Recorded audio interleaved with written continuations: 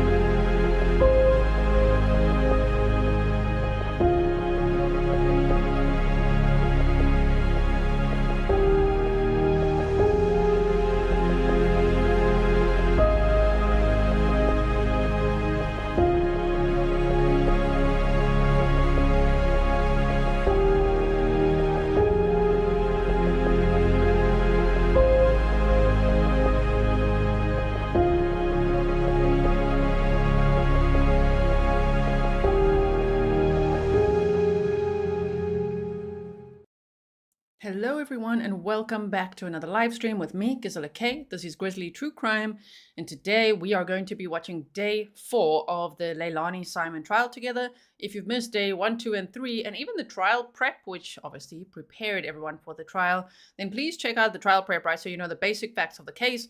And then on day 1, 2, and 3, everything is time-stamped for you, so if you just want to go check it out just to revisit what some of the witnesses said, or what Leilani had searched for on the internet, oh my goodness, it's all there in the pinned comments, in the description box, or you could just hover over the video. Welcome everyone, welcome to all the moderators. Thank you so much for everything you do. Welcome to all my patrons, members, subscribers, any locals in chat, and any family and friends of Quinton Simon. All right, everyone, so I'm not going to recap the case again. You can expand the description box and you can read a quick background check there if you don't know. And you can also find the link to the playlist so you can catch up there. Are we ready for day 4, everyone? Okay, so let me bring up the trial footage for us. Here we go. And I always link the source, which this is Law and Crime Court TV, WTOC. There's lots of media reporting on this case, or showing the trial footage, rather, I should say, the pool cameras. So I will always link that in the description box for you in case you don't like, you know, the stopping and the commentary and things like that, because that's what we do here. We make commentary, okay? Amanda, welcome. Also, before I get started, let me also tell you guys something exciting. I just recorded an episode with Peter Tragos, the lawyer you know. It'll be coming out on Monday, which today's date is October 17th. So I don't know what Monday's date is, but it's coming out on Monday. And we discussed this case quite a bit as well. So I hope you guys will check that out and show it some support on Monday. All right, so now let's get started.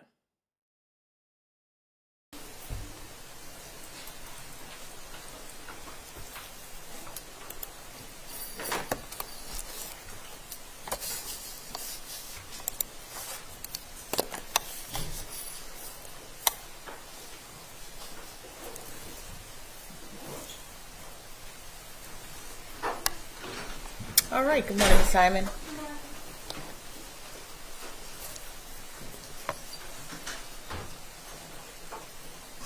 Okay. We're on the record in SPCR 2203.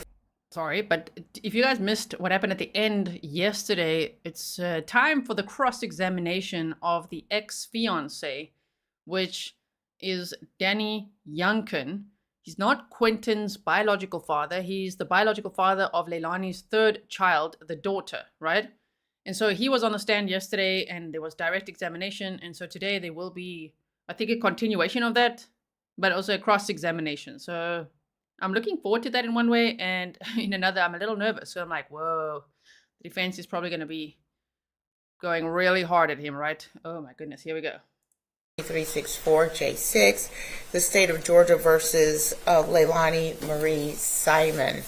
The state is represented by AUSA Tim Dean, ADA Jenny Parker, and seated with them is Detective Marion Lemons. Let the record reflect that Ms. Simon is present with her counsel, Martin Hilliard and Robert Purse. Turning to the state, is the state ready to proceed? State is ready, Your Honor. Thank you. Is the defense ready to proceed? Defense is ready, Judge. Where we left off, the state had concluded its direct examination of Daniel Youngkin. And Mr. Hilliard, you were going to begin with the cross-examination of Daniel Youngkin. I am, Judge, and I think I've got the technical issues worked out, but we'll have to wait and see. Technology is not my friend. All right. Are you ready to proceed with cross-examination? All right. Please call Daniel Youngkin.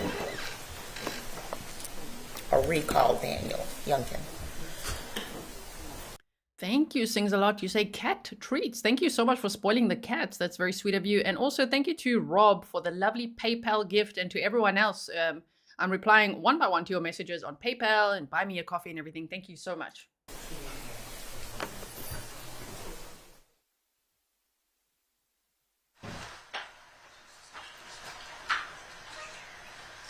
Well, before we bring Mr. Youngkin in, let's call in the jury. I always leave off the very important people here, so let's call in the jury. What? That's the second time they've done that. Oh my word! It's like, okay, bring in your witness. Well, the court reporter's like, we might want to call in the jury, and they're like, damn it, okay, yes, bring in the jury. So bring in the jury, and then they can continue with the witness, Daniel Youngkin. Now, I'm just going to put this out there already, okay, because I see some very terrible things being said in other chats. I don't know why people are like that. We're all adults, right? We want to hear what the witness says, and we're not going to pick apart his appearance, right? I think that, I would hope we're all on the same page with that. Please do not pick on any witness's appearance or demeanor, how they speak, anything like that. They are there also fighting for justice for Quinton. They're very important to be there on the stand, right? So we're going to listen to the information, and that's what's important. Thank you, Suzanne. You don't do that very often. Thank you, Mr. Purse.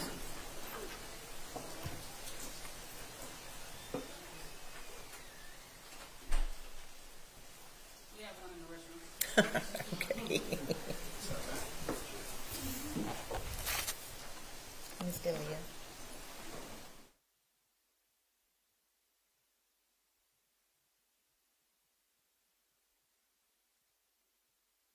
Yes, Rob says, we support the victims and their families here. Yes, we do.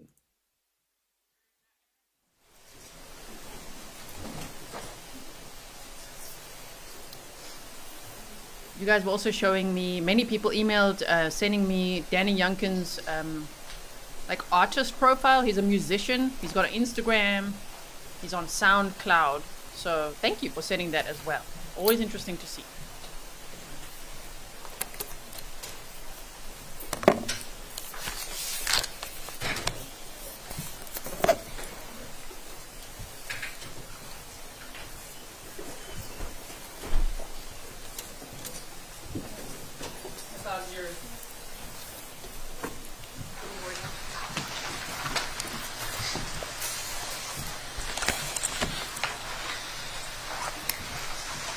All right, good morning, ladies and gentlemen. Please have a seat. Good morning. All right, and thank you so much for being here all together and ready to go and on time. I just want to confirm that you are able to comply with the court's instructions. Yes. Okay, no one did any research or discuss the case with anyone? No. All right. Did any of you view any media? No. Okay. Looks like everybody has responded in the appropriate way. Thank you very much. I'm going to now turn to Mr. Hilliard. Mr. Youngkin. Everybody put your snarky pants on. You know why? Because the defense attorney seems to have them on at all times. He's got snarky brows as well. So let's see. I hope he doesn't... I know he's got a job to do, but I hope he doesn't belittle Daniel Youngkin. I think he's been through a lot, and then have that condescending tone, because that doesn't always go that well. And I don't know how the jury will receive that either, right? You want the information and you want to make sure that you're defending your client, but be nice if you can, right? Call Mr. Youngkin.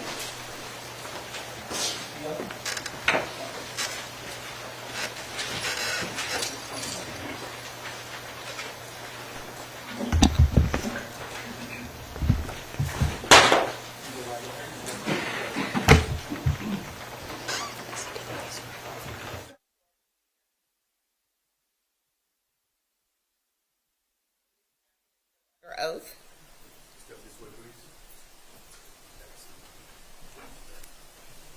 And Mr. Youngkin, just to be clear, you do understand that you are under oath. You were sworn in yesterday, and you remain under oath at this time for cross-examination. Yes, ma'am. All right, thank you. Mr. Hilliard. Good morning. How are you? Since yesterday, have you spoken with anyone about the case or your testimony? No. Thank you, sir. I'm going to approach, if I could, the witness of State's Exhibit 9 and have you look at it real quick. You could just briefly state what that is. The layout of the house Okay. on Buckhalter Road. And if you would, just explain to the jury where the front door is. Is that the room that y'all lived in and slept in?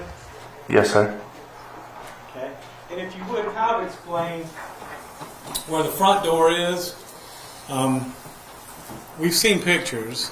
Give me 1 second. I might can give you a better picture.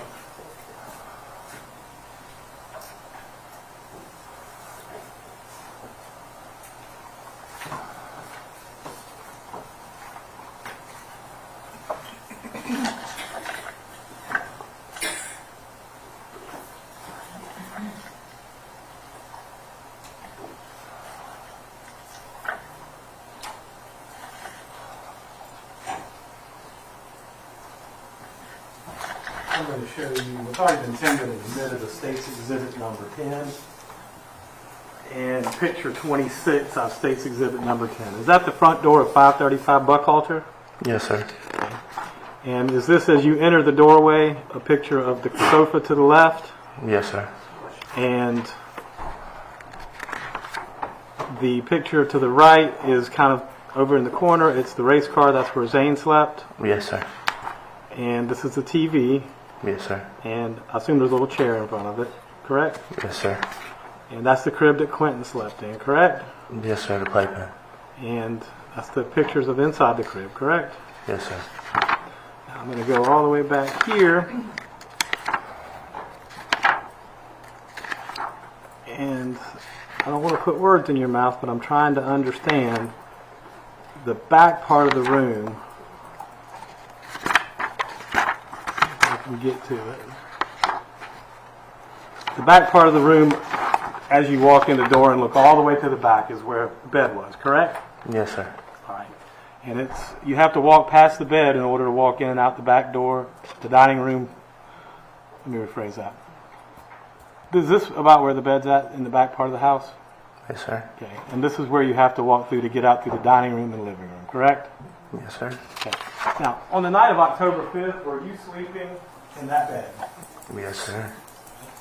And was Miss Simon sleeping in that bed with you? At some point. At some point. Okay. So, and again, not trying to put words in your mouth. The bed, in order to walk in and out the back dining room or living room door, you have to walk right by that bed, correct? Yes, sir. You have to walk by it. Oh, here we go. But it's very important. This information is important. For everyone that keeps asking, does he have custody of his daughter? Does he? We don't know. We do not know that. But I'm pretty sure the defense is going to grill him about that. So we will find out. Okay, let's check it out. And it's in the back part of the room away from the children, correct? Yes, sir. Towards the window in the corner. Okay.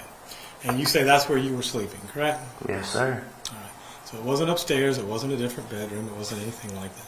No, sir. So, what time did you wake up on the morning of October 5th? I would believe around right before I sent the text message to Miss Michelle. Okay. And that would, and I'm not trying to put 5:18. So 5:15, correct? Yes, sir. All right. And then you texted Miss Michelle, correct? Yes, sir. Okay. And when you woke up and texted Miss Michelle, I assume you then left to go to work, correct? I got ready and left, yes, sir. All right. And what did you drive on the way to work? The Dodge Journey. And I'm going to show you some pictures. Mark the State's Exhibit 11. If you would look through State's Exhibit 11. Is that the Dodge Journey that you drove? Yes, sir. All right, so you left and you went to work, clocked in around 6:10, 6:15, correct? Yes, sir. Whatever time the clock has me at, yes, sir. All right. Did you make any stops along the way? No, sir. All right. You see in there a curveball, a fireball, and a natural light container, correct? As well as an orange vest or some sort of cover. Fireball, Sprite, another shot, orange vest, natural light. Yep. Just so you guys know, they're talking about October 5th of 2022, which is, it was the early morning hours of October 5th of 2022 that Leilani had driven out to the dumpster at the Azalea Mobile Home Park, and she had put Quinton Simon's body in the dumpster. And they later found partial remains in the landfill. Later, meaning November 18th of 2022, she was arrested on November 21st after they'd done all the DNA tests on those partial remains, right? And so they're talking about that morning because it's very important. And I'm sure the defense is going to pick him apart for his text to the babysitter. Because Danny woke up and he texted the babysitter saying, don't worry, you're not going to need a babysit today. And then he'd been trying to wake Leilani and he decided, whatever, if she's going to be at home, she's going to look after the kids. That's his reason for texting the babysitter. And then he went to work. He told police on the 911 call that he actually saw Quinton that morning, that he saw all the kids. But he admitted yesterday he didn't. He didn't see, he just thought, he assumed. All three kids are quiet, they're sleeping. He probably saw a pile of blankets as well. So, as I say, I'm sure the defense would be doing their job if they're going to pick that apart. Right? As much as we might not like it. That's what they have to do to say, well, did you know? Because they want to obviously prove, well, did he know about what Leilani did or not? Or was he involved? Or did he do something? Heather Feather says, my favorite YouTuber, appreciate your kindness and no ads during your streams. Thank you so much. I don't know if many people realize that. Yeah, I don't have ads on the stream, especially these long trial days. That would be horrible. So thank you. And were those yours? Yes, sir. Okay. And when did you deposit them there? To be honest, I don't know. But they're yours. Yeah. Okay. And I'm going to assume on October 5th, police seized the van, correct? Yeah, it was in the parking, in the driveway. Just trying to set up. Okay. But were those fair and accurate pictures of the van that morning? Yes, sir. So do you know what time you left the house? Not precisely. Okay. And where exactly is the warehouse you work at? Port Wentworth. Okay. So that time of morning, what's the drive like?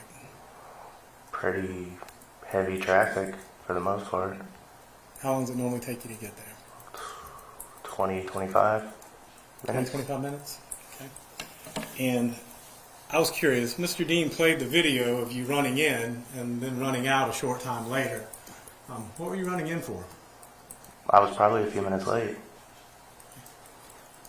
You're already 10 or 15 minutes late though, weren't you? I don't know to be precise. Whatever.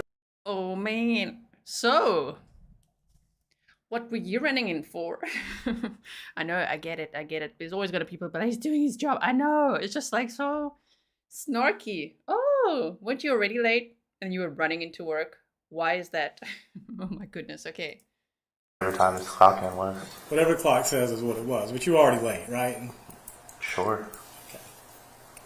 Now, you said that you and Miss Simon met in 2020, correct? Somewhere along those lines. Okay. And that was in Dunn, North Carolina? In person, yeah. Right. And that was where you were at, right? Yes, sir. Okay. And she traveled up there. Y'all lived together for a minute, correct? Absolutely. How old are you, Mr. Youngkin? And today?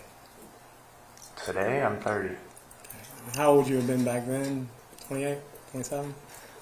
27, 26. Okay. In 2020, you'd have been 26, correct? Yeah. Okay. In October of 2022, probably 28, 27, something like that? Yeah. All right. So, when did you move back to Savannah? I moved to Savannah. I didn't move back to Savannah. Well, when did you move to Savannah then? 4 or 5 months into her pregnancy. All right. So when was Sky born? Then what year? What month? June 5th. 20. Sorry, I'm muting. Oh no, you already said a few things. Yes, sir. Again, February, March of 2022, you moved down. Do you know what? This defense attorney has some nerve asking for the birth date. When was she born? Which month? Which year? And now it's like, and then the defense attorney said June and the day. Where he had filed a motion that we saw yesterday, right? I think it was yesterday, where he said he doesn't want the state he wants to protect the children and make sure that the state doesn't mention the month and the day and the year that the children are born. Then why in the hell is the defense attorney himself doing that? Makes me mad. Okay, anyway, carry on. Down here, maybe. Sounds about right. Okay. And you lived at 535 Buckholzer, correct? Yes, sir. And that was Billy and Thomas's house, right? Yes, sir. Did you pay any rent while you lived there? Yes, sir. Okay. And you paid it to Billy and Thomas? Cash app it to Billy. Okay. And you lived there, and again, I'm just trying to recount it. When you first moved in, it was Joe that lived there, right? Yes, sir. We lived upstairs. All right. And it was you. Thank you, Lou Bear Grylls. Just so for anyone watching the replay or whatever, it's cross-examination. The defense is asking. My little banner was incorrect there for a second. It said state asked. I forgot to add defense asked. So, Lou Bear Grylls said, the banner says it's state asked, but I think it should be defense. Yes, it should. Thank you so much. And Zane and Quinton and Leilani and Billy and Thomas and Joe, right? Before Sky was born, yeah. Right. And then Sky was born. And then if I just remember correctly, then Joe moved out and Paul moved in, correct? Somewhere along those lines, yeah. So around the summer of 2022, that's an accurate picture of who was residing in the house, right? Yes, sir. Okay. Now,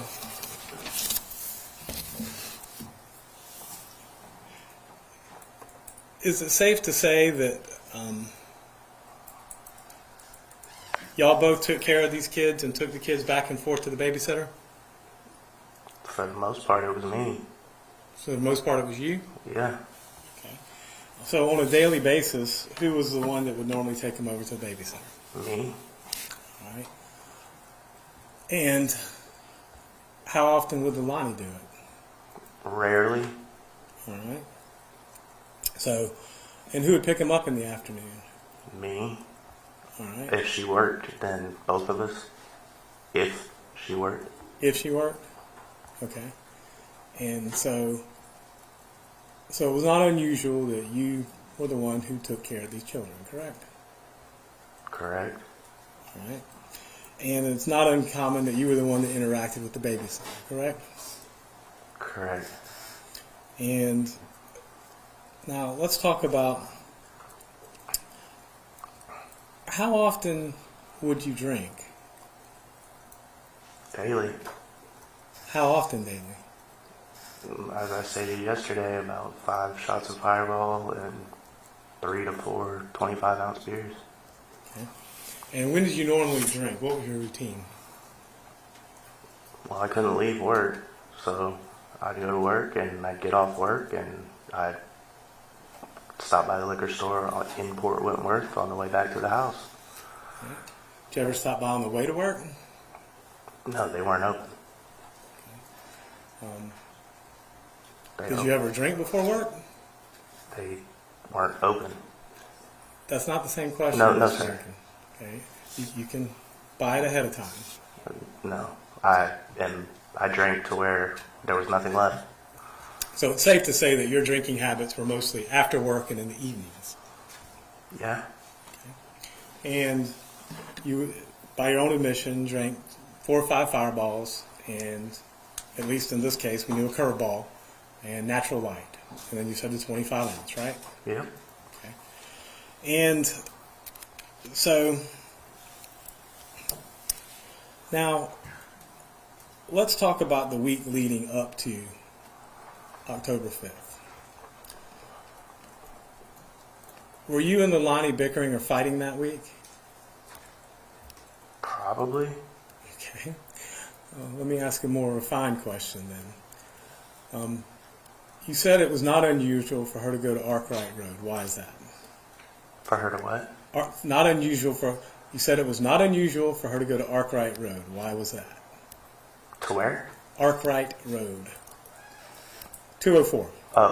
No, not unusual. Okay. Well, let me ask you this. After she had her wisdom teeth out on October 4th, did y'all go by 204 on the way home? Possibly. Possibly? Or I don't remember. You don't remember? No. All right. Well, do you recall saying that you did? I said it was a possibility, or we probably did. I mean, I know I told you I went by the liquor store while she was at the dentist's office. So I had already drank at that point. Well, what kind of drinker are you? Are you a blackout drinker or a pass-out drinker? Neither. Okay. So you just said you didn't remember. You'd already been by the liquor store. I was wondering what going by the liquor store would have to do with affecting your memory. I just don't have great memory. I used to do a lot of drugs. All right. What kind of drugs did you used to do, Mr. Youngkin? Cocaine and marijuana. Okay. And let me ask this. In the weeks, days, and hours leading up to October 5th, were you doing cocaine, marijuana, and alcohol? Not marijuana, but cocaine and alcohol, yes sir. Okay. And when were you doing cocaine and alcohol? After work. On a daily basis? Yeah. Okay. So, matter of fact, if you didn't drink and drug, it would have been unusual. Correct? Yeah. All right. Now, when you did drink and drug, where did you normally do it at? In the house. Where at in the house? On a dresser that was next to the bed. All right. So you would do it in the room where the kids were. Unfortunately. Okay.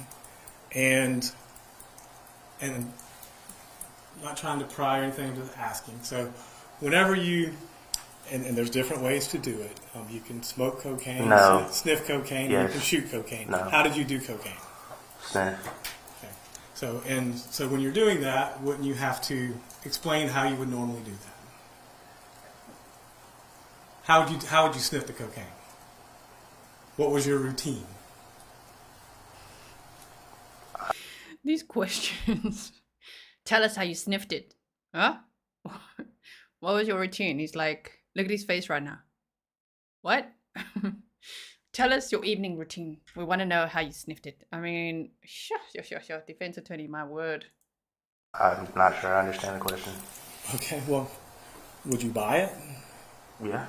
Or would you send Leilani to buy it? I would buy it, or she would go buy it. I don't get Okay. it. And did you have a dresser? You said the dresser that you put it on was in the bedroom. Yeah. Okay. Would you leave it on the dresser? Would you put it on a plate? What would you do with it?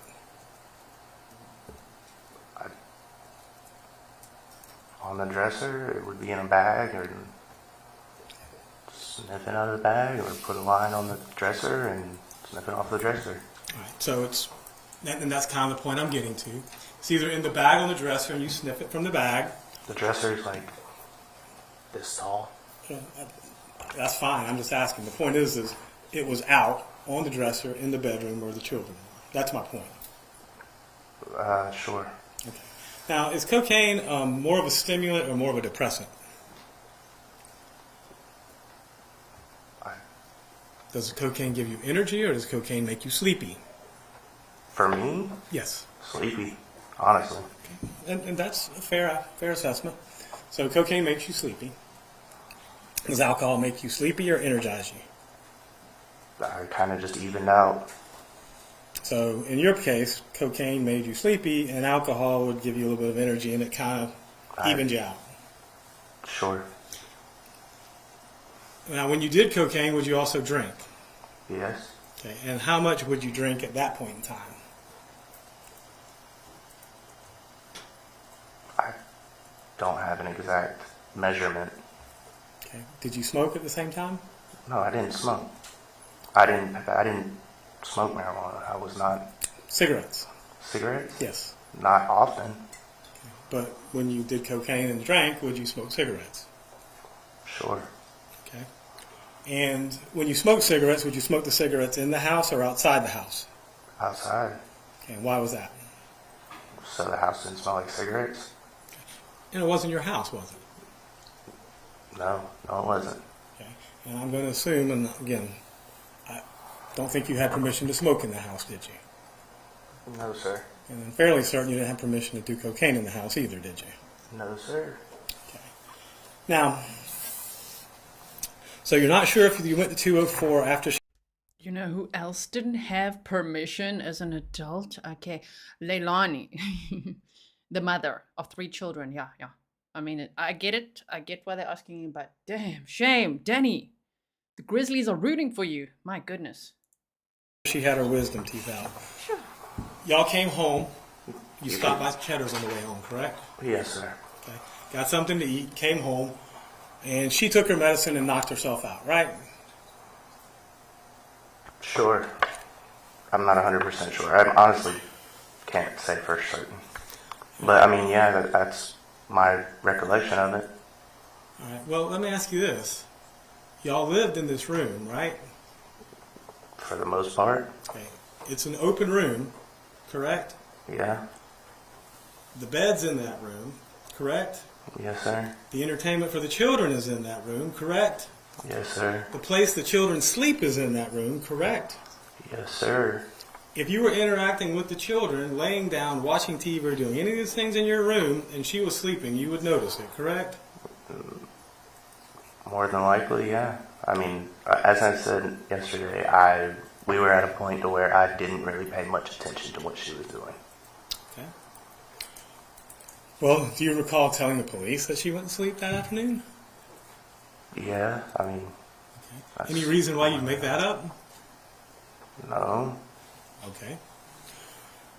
So, what time did she wake up that afternoon? I don't remember. All right. How did the kids get back from Michelle's that afternoon? I believe we both went and picked them up So, and what time was that? around 4:30 or 5. All right.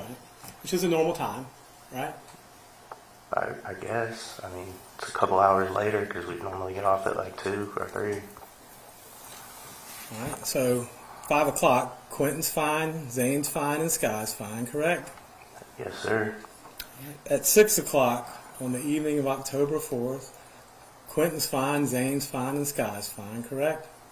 Yes, sir. What are you and Leilani doing at that point in time? I don't remember.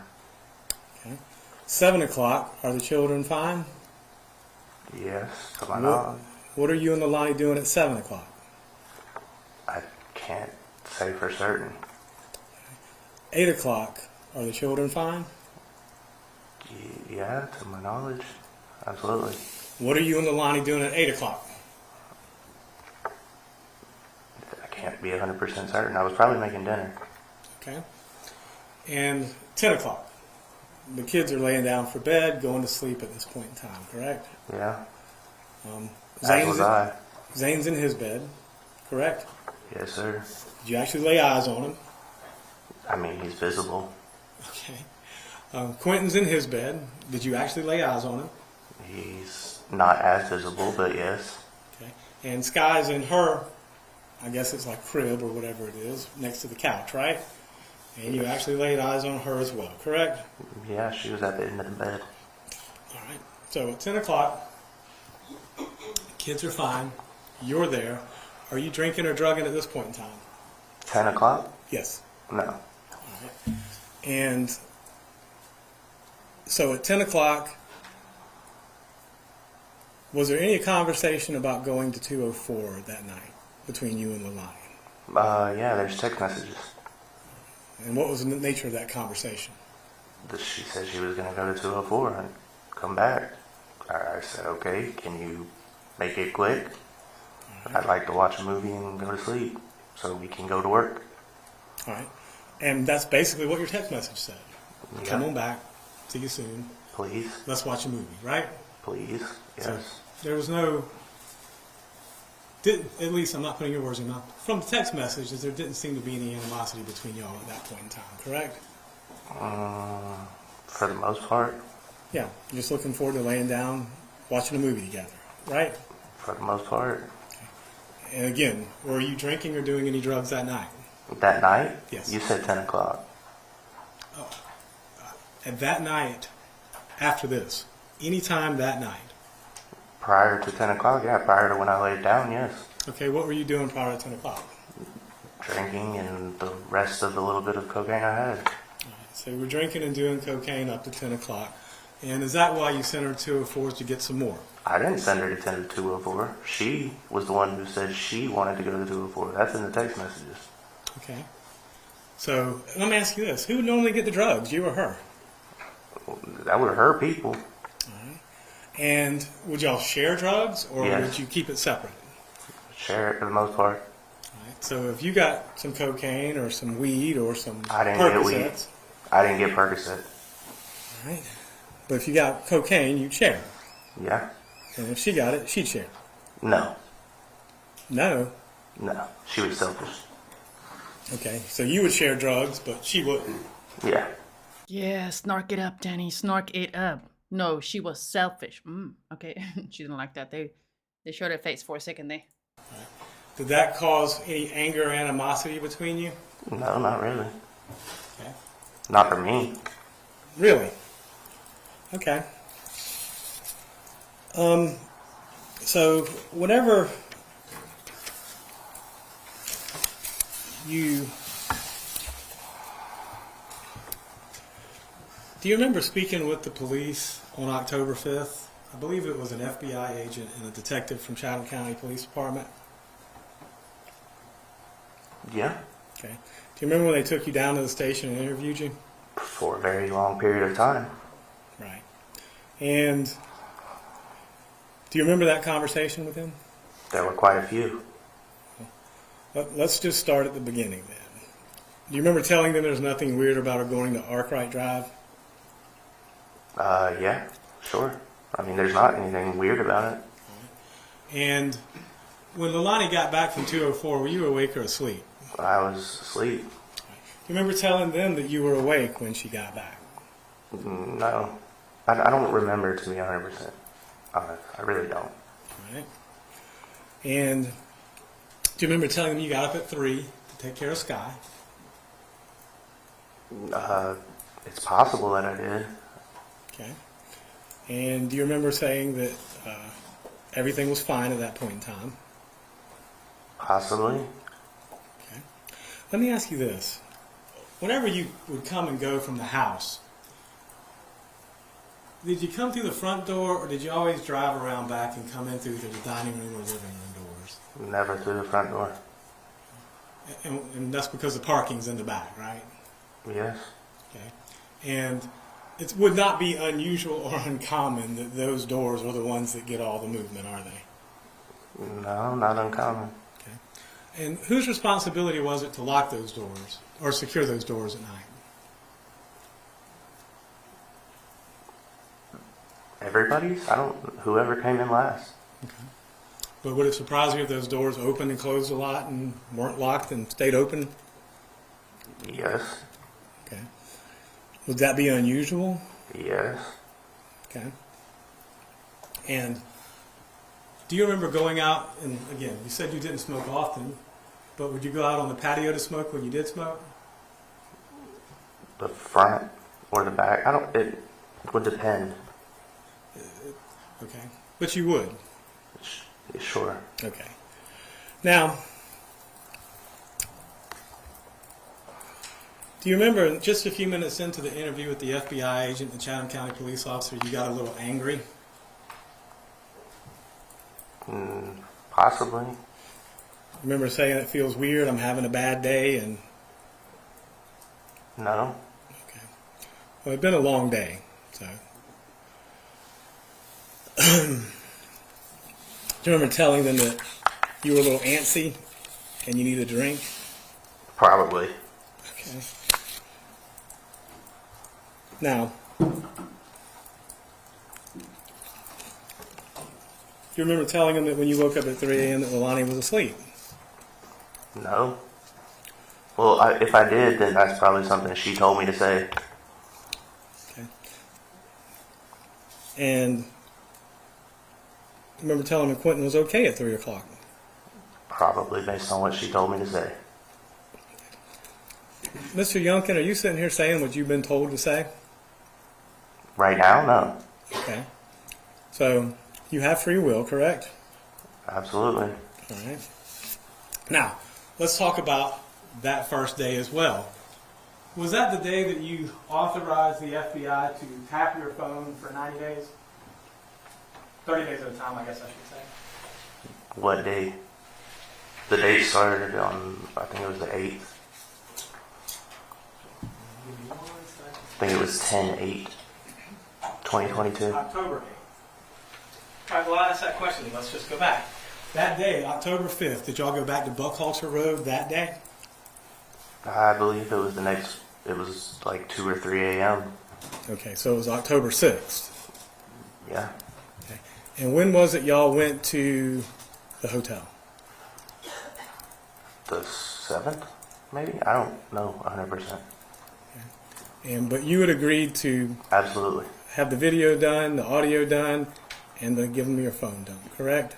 The phone happened later, but yes, I did. Okay. And you say the phone happened later. They didn't dump it that day, October 5th? What do you mean? Oh, permission? Extracted. I thought you were talking about the 30 days at a time. No.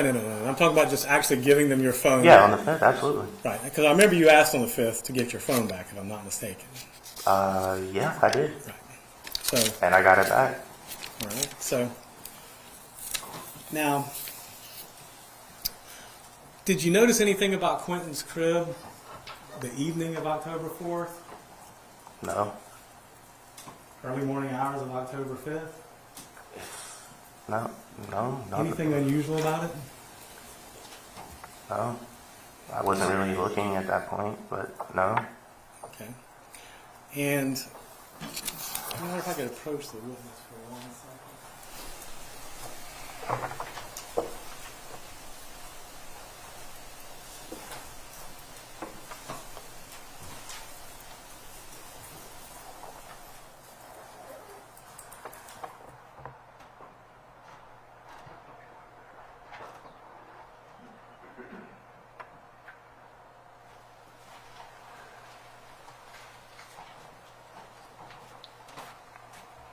If you would look through that real quick.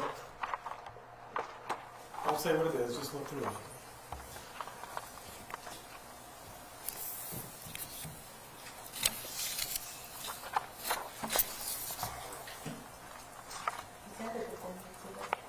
It depends. Okay.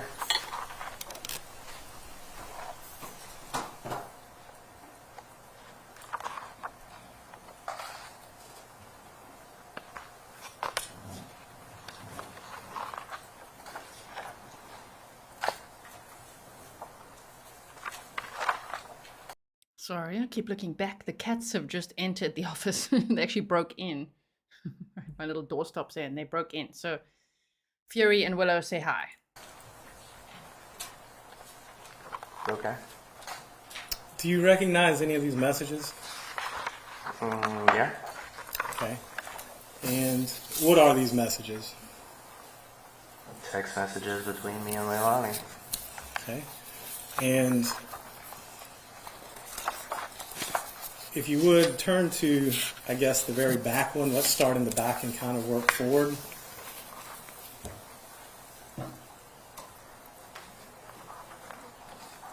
You see the one from September 30th at 8:04?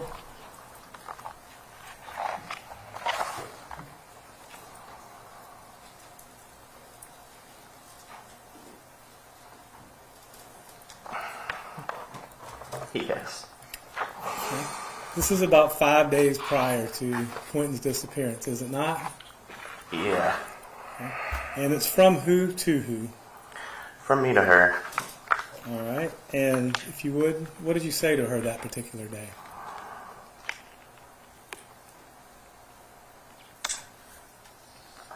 Like, I'm always supposed to deal with your asshole moods and the mean-ass kids when you get mad and dip and take shit from me. What particular shit are you talking about here, Mr. Youngkin? Money, drugs. And which mean-ass kids are you referring to here, Mr. Youngkin? All three.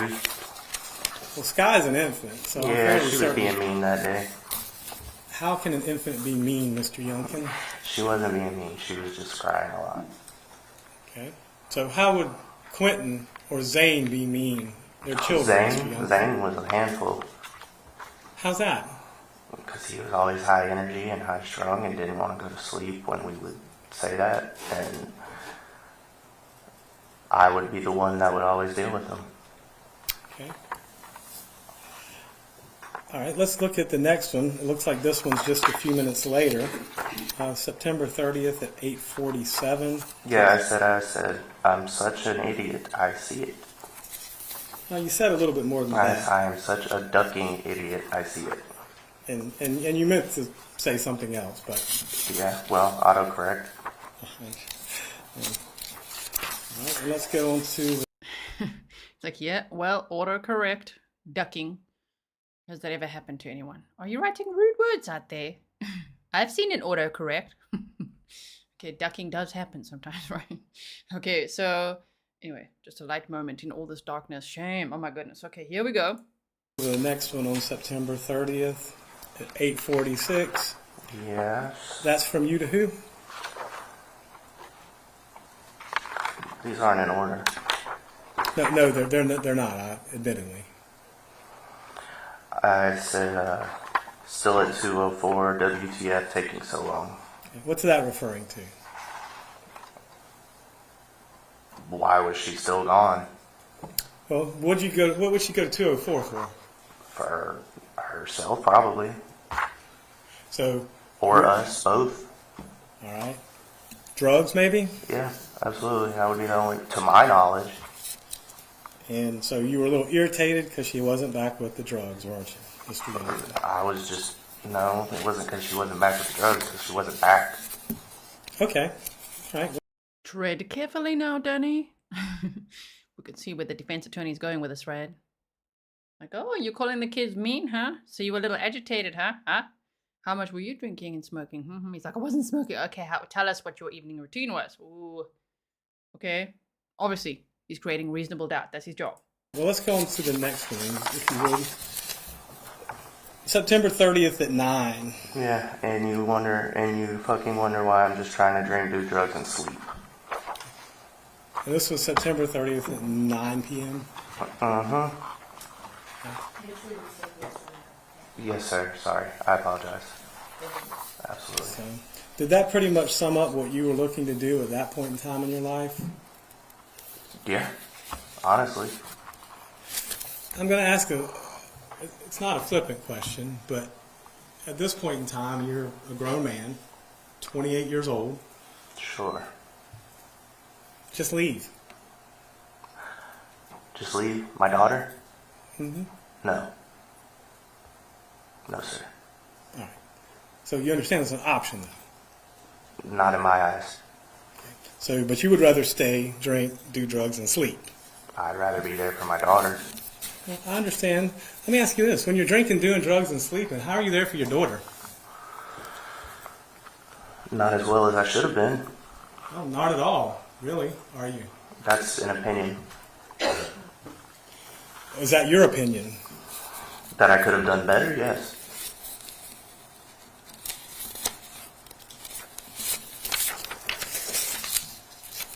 Now, that's all the ones for September 30th.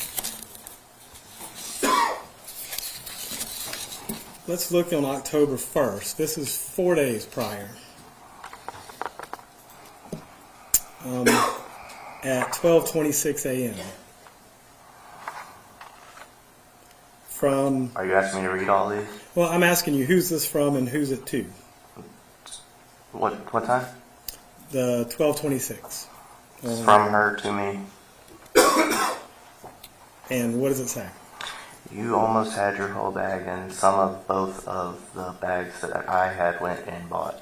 What bags is she referring to? Cocaine, which was inaccurate. So you went through both bags as well. That's inaccurate.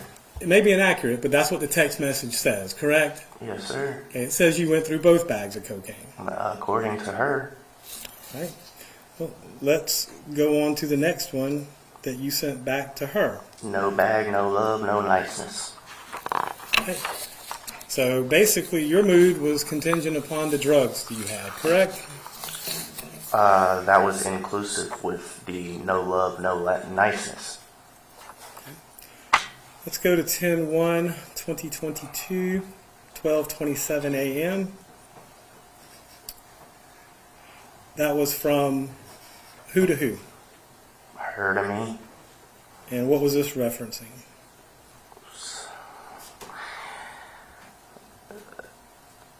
Then expected. That's not in order.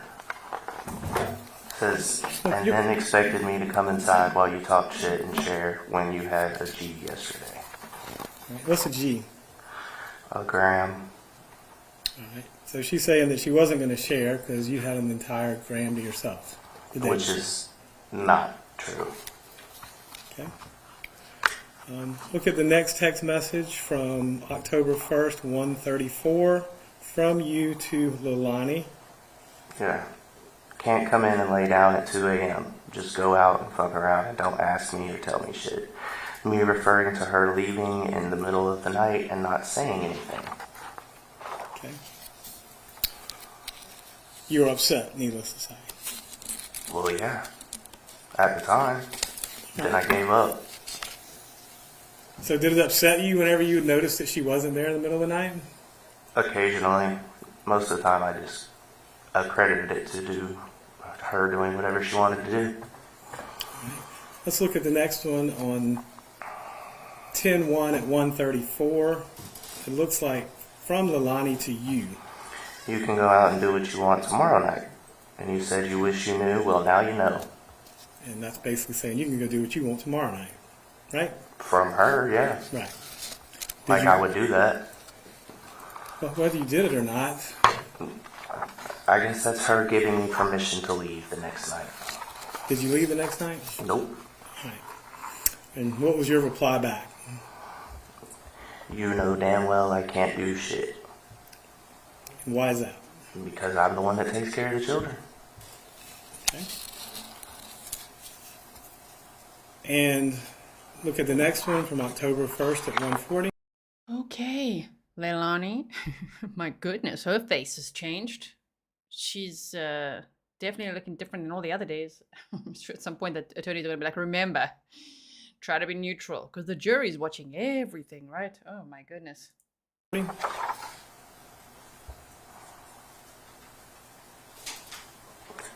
I said, it's not in order, but yeah.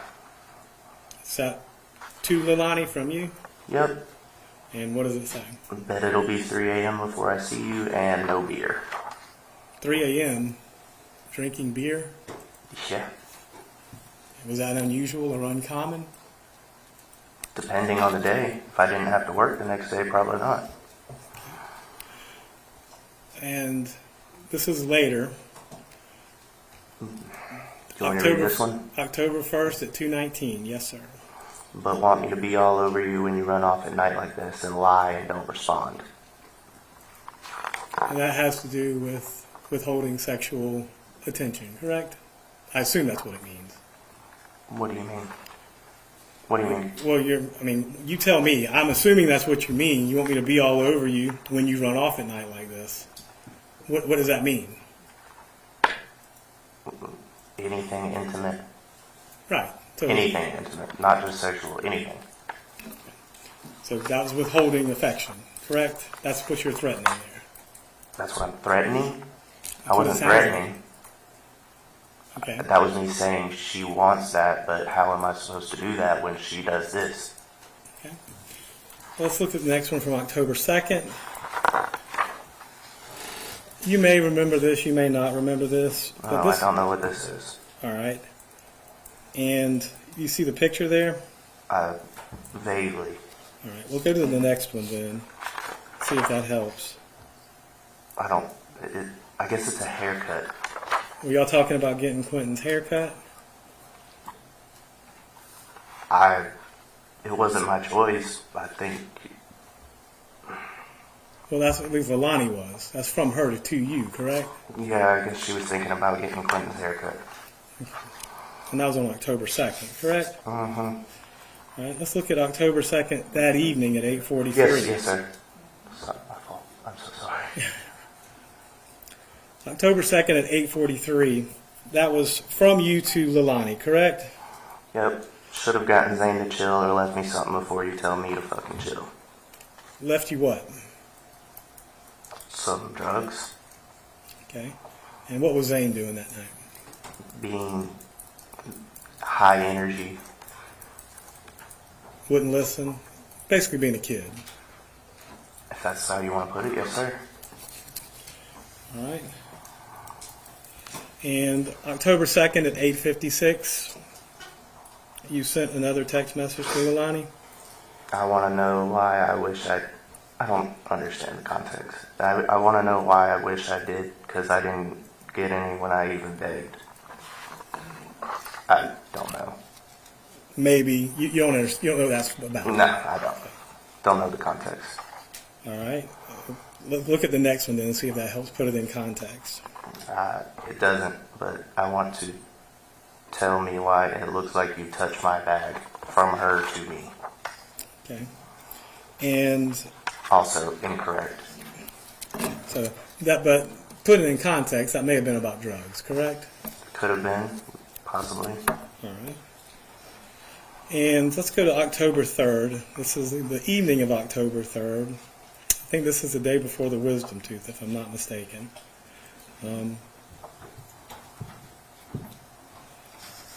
This is 11:34 p.m. and it's from Leilani to you. And what does she say to you?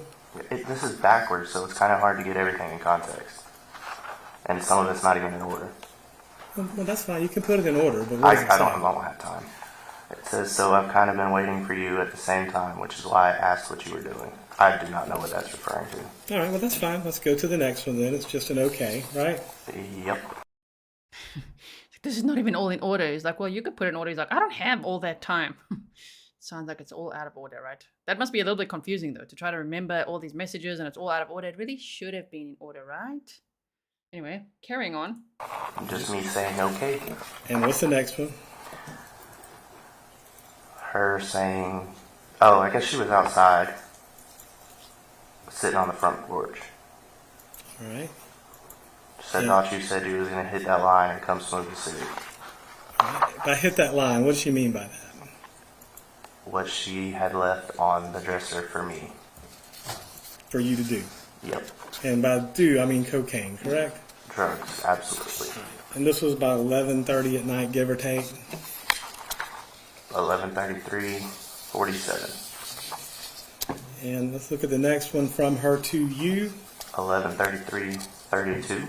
Yeah.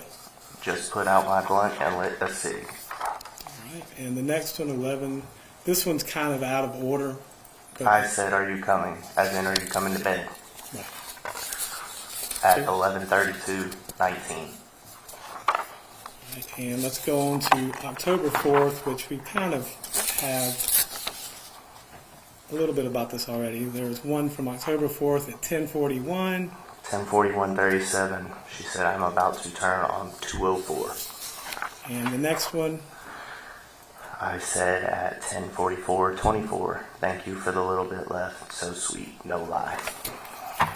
and what little bit left were you referring to? Whatever she left me on the dresser. Drugs. Yep. All right, so at least at that point in time, on the night of October 4th, you were at home with the children, under the influence, while she's out getting more drugs, correct? Yes. Okay. At any point, did you ever tell them this? Yes. When?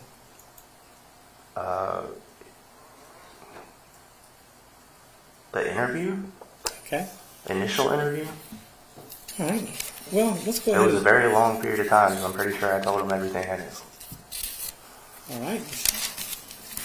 That being Or said, could remember. you were doing cocaine at least at 11 o'clock at night on October 4th. And drinking. 10:45. 10:45. 10:45. And I probably did that and then fell asleep, Because cocaine makes you sleepy. as we've stated. Okay. And you were drinking as well. Probably the last beer I had left. But when you went to sleep, Quinton was fine, Zane was fine, and Scott was fine, correct? Yes, sir. At around 10:45, 11 o'clock. So, do you know what time Leilani got back that night? Nope. Do you remember telling the police that you were awake when she got in? Probably initially. Okay. But you changed your story, didn't you? Possibly. I don't know. Okay. Well, if I I stated said, based on memory and what I was recalling at the time. well, if you say A is true and it turns out that B is true, they both can't be true, can they? Depending. Well, either you saw her and you were awake, or you were asleep when she got in. Yeah, very true. Right. Now, you got up at 3 a.m. to feed Sky, like you always did, you said, Probably initially, that's probably what I said. and you told them Quinton was fine, Zane was fine, and Sky was fine, correct? Initially, I believe so. Okay. And you also said you, of your own accord, called the babysitter and said the kids were staying home. I texted her at 5:20 and Sorry. said the kids will be with her. That's important to the timeline. If he says that he got up at 3 a.m. to feed Sky, well, obviously then Leilani wasn't doing that. But if at that point he told the police that all three kids were fine, obviously not, because Leilani had already been to the dumpster to put Quinton's body in it. Okay, that's why the defense attorney is going so hard on this timeline, because he's trying to actually say Danny did something, right? That's what he's implying, because he's saying that Danny was under the influence at 10:45. Leilani went out to her dealer, and then she came back. And then Danny says he was asleep, but then he says he got up at around 3 a.m. to feed Sky, and all three kids were fine. And then he also said the same at 5:20. It was actually 5:18 a.m. I think, when he texted the babysitter to say, "We wanted you to babysit today." And that initially, when I covered the case, there's a playlist for you guys if you want to see it from the very beginning when Quinton was reported as a missing child, right? We covered all of that in all the press conferences and followed this case very closely. We were all wondering about that, like, why would the boyfriend or the fiance at the time say to the babysitter at that time, "Don't worry, you don't need to babysit today"? But that was all cleared up yesterday. Although I think the defense attorney is doing a good job with what he's doing, his role in the trial. So, yeah, just so you know, just a reminder, October 5th, 2022, at around 1 a.m. is when Leilani was out at the dumpster. So if he says he got up at 3 and saw, all the kids were fine, it would be an assumption. He admitted yesterday he assumed they were all fine because they were all quiet and sleeping. Anyway, so let's see where this hits. Texted and said the kids were going to stay home with Leilani, right? Yes. Did you discuss this with Leilani? She wouldn't wake up. But that was something that I had done in the past, because if she wasn't going to get up and go to work and I was going to go to work, and why am I paying for the babysitter? So, for you were a little bit angry she wouldn't wake up and go to work, right? No, not really. I was just going to get my job done. Mr. Youngkin, I have a few... I may sound irritated at the moment, but no. Right. Now, He's a very honest guy. I might sound irritated at the moment, not that day. It makes sense actually when he says, "Why must I pay for the babysitter?" Because at that point, Leilani was also supposed to be getting up to go to work. The two of them would have worked at a warehouse. I wonder if they got up and went to work, who would be at the house besides Paul, Leilani's brother?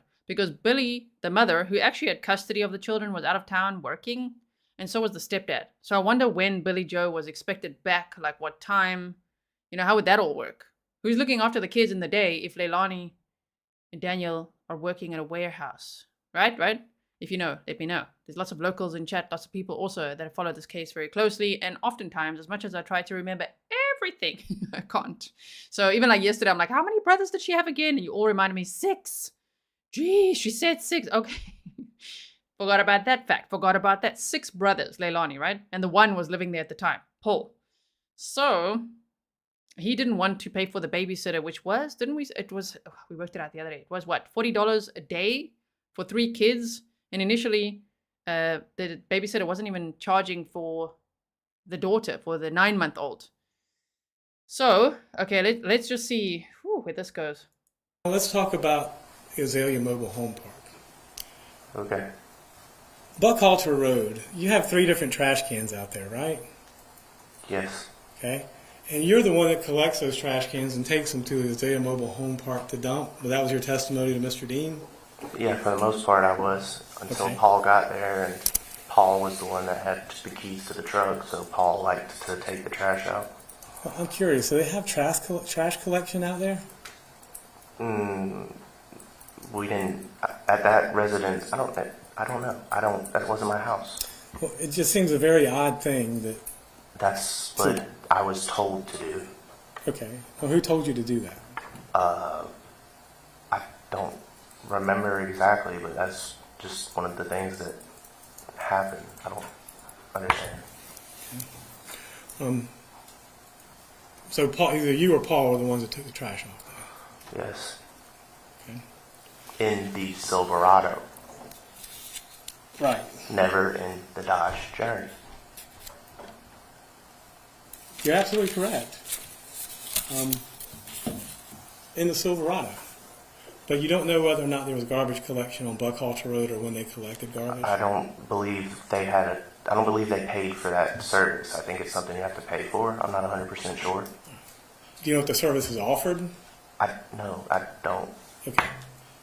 Well, have you ever see garbage trucks up and down the road? It So wasn't it's my okay house. if you don't. Yeah, it's okay if you don't, but I mean, No, it wasn't my house. okay. You didn't pay attention to it, is what you're saying. No, I just did what I was instructed. Now, but you did agree to have the hotel room wired for 3 days, correct? Yeah, and my cell phone. When did you leave Savannah after this? I believe it was the day that I signed the paper for my cell phone to be tapped. You left Savannah that day? I believe so. Okay. And that's when you moved away from Savannah? I went and stayed in Atlanta for a weekend, and then I moved back with my parents. So whatever day is on that particular item, that was the day you left Savannah? I believe so. If not, it was the next day. Do you have custody of Sky? No, I wasn't even legitimized, Do you have? and I was threatened multiple times that my daughter would be taken away from me by Leilani. Okay. Well, let me ask you this. Do you have custody of Sky now? No, I don't. Who does? Objection, Your Honor. What's What is the wrong? relevance? What's wrong? That's all the questions I got. I know that Billy Joe, Leilani's mother, was fighting for custody of the 2 kids. That was in April of this year. I wonder if she got custody. Does anyone know? I don't know. I don't know if the kids are with, what is it called? DCFS or CPS? Could be. Maybe that's why he doesn't want to answer. That seems like more realistic, right? I don't know if Billy Joe would have custody because she left the kids with Leilani when she wasn't supposed to. So if Billy Joe is awarded custody, that would be an interesting turn of events, right? Thank you, Evan Leah, for the blue hearts for Quinton. He was last seen wearing a light blue Sesame Street shirt, as reported, when he was reported missing, right? Yeah, Rob says Leilani has a say what look. She's got a very, very angry face on. Okay, so let's keep going. Just a moment. Mr. Dean may have some further questions for you. Sorry. I do have some regrets, Your Honor, but I need a break. Okay. So I suspect I'll be there. I'm sorry. Yeah, it's a good time to take a break. Let's take a 15-minute break, ladies and gentlemen. It's 10:02. Let's be back about 10:20. We're in recess. Jury's exiting. Okay, we'll teleport right through this. Are you ready? Here we go, everyone. Buckle up.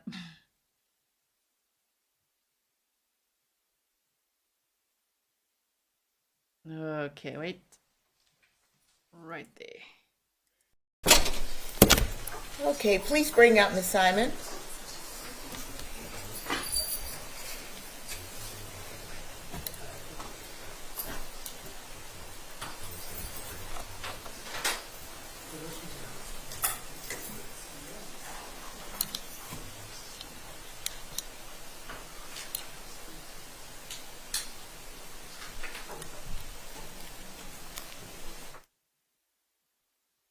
Michelle Dunn says, gee, do your teleporting. We did it. We went through that break in no time. Welcome, Dorazilla. Pumpkin Porter says, I always felt Billy Joe should be charged. She knew she wasn't supposed to leave those two older kids with her. Well, yes. She really wasn't. She had custody of the two boys, so. And Miss Simon has rejoined her counsel at that table. We're back from break. Is there anything that we need to take up before bringing in the jury? No, Your Honor. Okay, and Mr. Hilliard, you ready to proceed? We are, Judge. Okay, please bring in the jury. Just a moment. Can I get the witness back on the stand before we bring the jury in? Yes. Okay, witness back on the stand before they bring in the jury. Daniel Youngkin.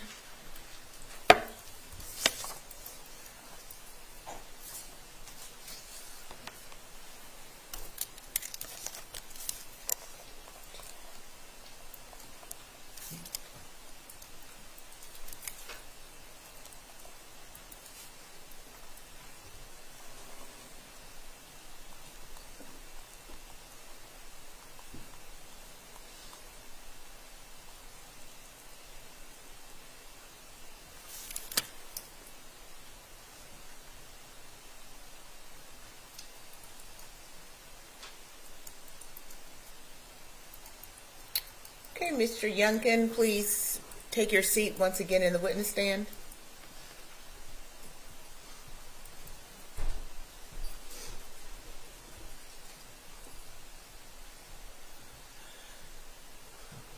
All right, Mr. Youngkin, you understand that you remain under oath? Yes, sir. Let's bring out the jury. Okay, so now they're going to bring out, I was going to say, what are they going to say before the jury's there? You guys are saying, what's so funny, Leilani?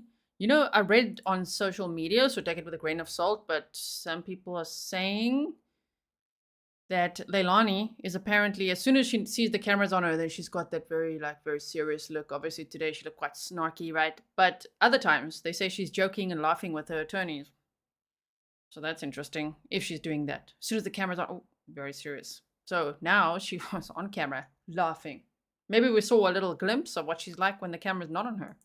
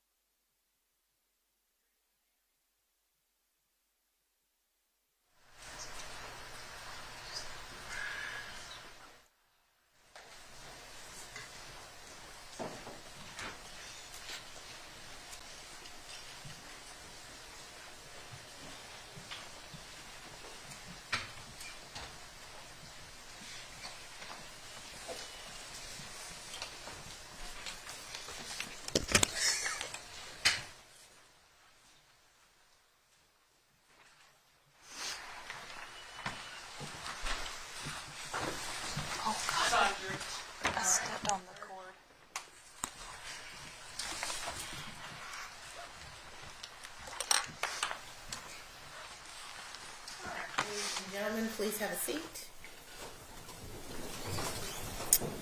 And jurors, were you able to continue to comply with the court's instructions?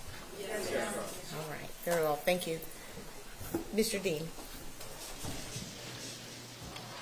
Danny, I think you were asked some questions on cross-examination about where you all kept cocaine. Yes, sir. Can you tell me again where you kept it? There was a dresser across from the bed that was like 4 feet tall, 5 feet tall. Was there also a dresser next to the bed? Yes, sir. Which one was taller? The one across from the bed. And are you saying that's the one that you all kept the cocaine in? Yes, sir. Why that dresser and not the other one? Because it was taller and less. It was. They couldn't reach it. The kids couldn't reach it. I'd like to show you a picture and ask if you can just explain to us which piece of furniture you're talking about, okay? Yes, sir.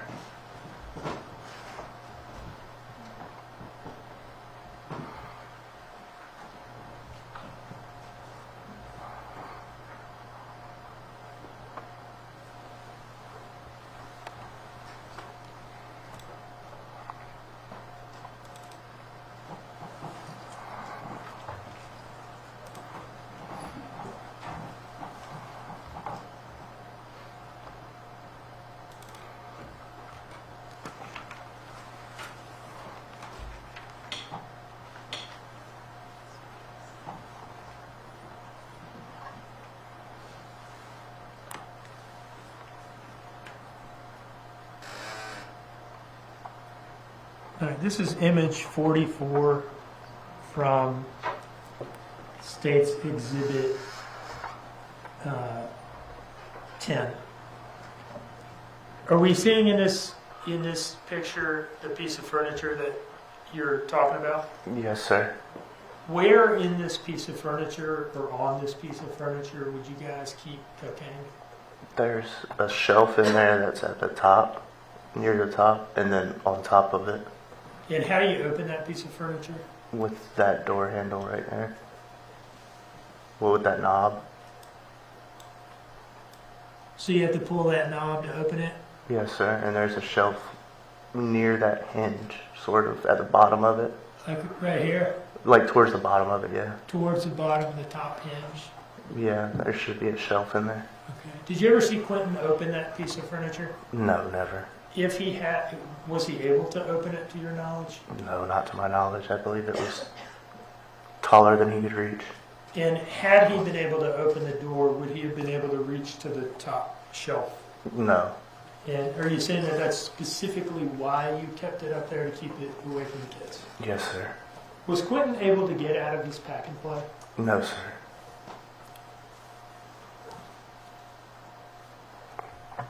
How much were y'all paying for cocaine at this time? Quite a little bit, actually. What do you mean by that? 20 to 40 a bag. And how much is a bag? Like how much are we talking about in the bag? 0.3, 0.5, something like that. 0.3 or 0.5? Of a gram. Okay, so less than a gram. Yes. And how much money is that, did you say?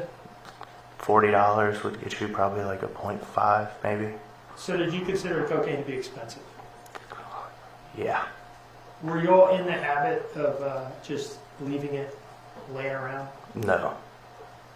Once you bought cocaine, would you be careful to take care of it and safeguard it? Yeah. As much as possible.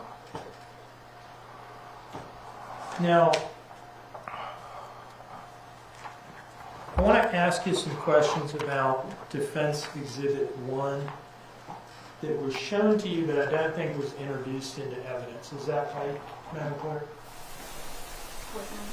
Was Defense Exhibit 1 introduced into evidence formally? Yes. It was? That's one? Or That defense defense one? exhibit. Oh, no, it was not. I've marked it the copy that I was given, it states Exhibit 87. Danny, you've identified these as text messages that you sent to the defendant over a period of time. Yes, sir. Your Honor, I would introduce this as states 87. Yes. No objection. I was going to wait till the detective just cross-mark it as the fifth one, if that's okay. It states 87. I'm good with that, Jim. Okay, that's fine. Great.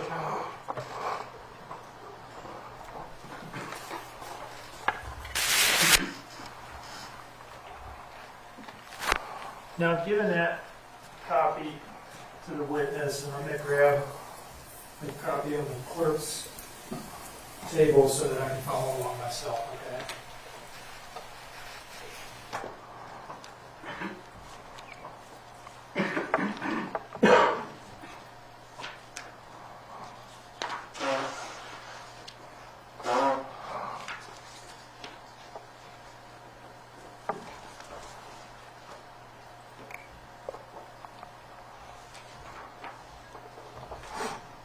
Danny, what's the date and time of the message that you're looking at on the page that I've turned to?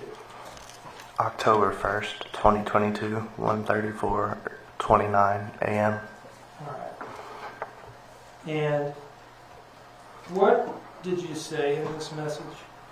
I said, can't come in and lay down at 2 a.m. Just go out and fuck around and don't ask me or tell me shit.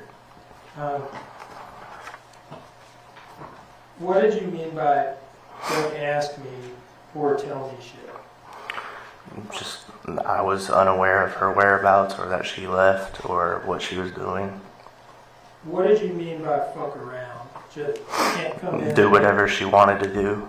Did you know what she was doing? No, I didn't ever ask. And that was at 1:34 a.m.? Yes, sir. Can you flip to the page in front of that?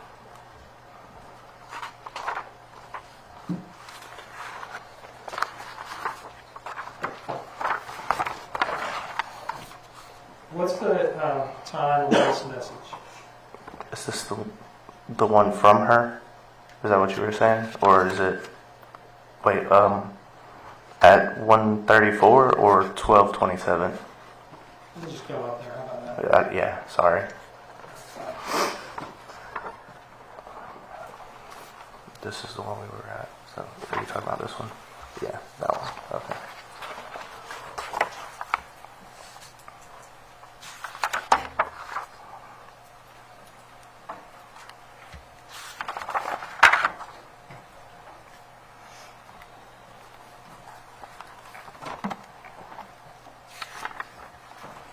Now, I've flipped forward a couple pages. What is the date and time of this message?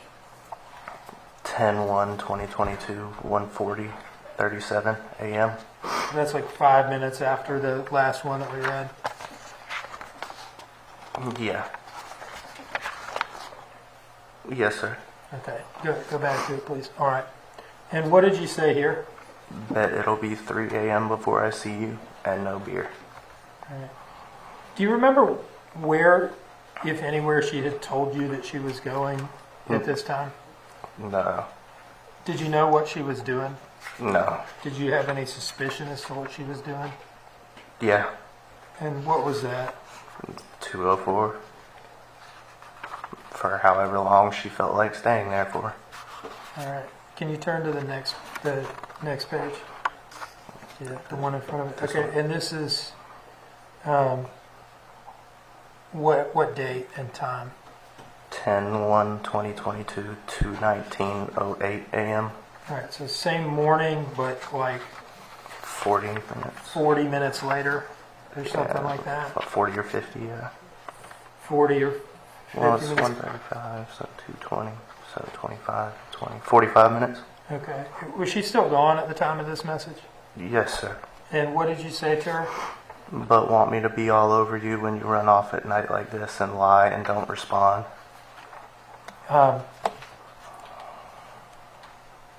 And you thought she was at 2:04. Yeah. Right. And that's where y'all would get drugs from. Yes, sir. I can take that back.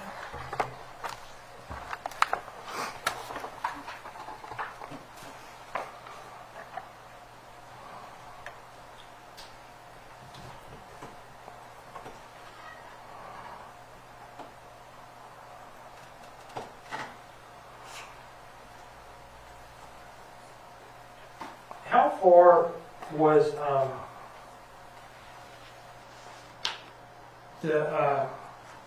let me ask you this. When we say 204 and an Arkwright Lane, are we talking about the same place? Yes, sir.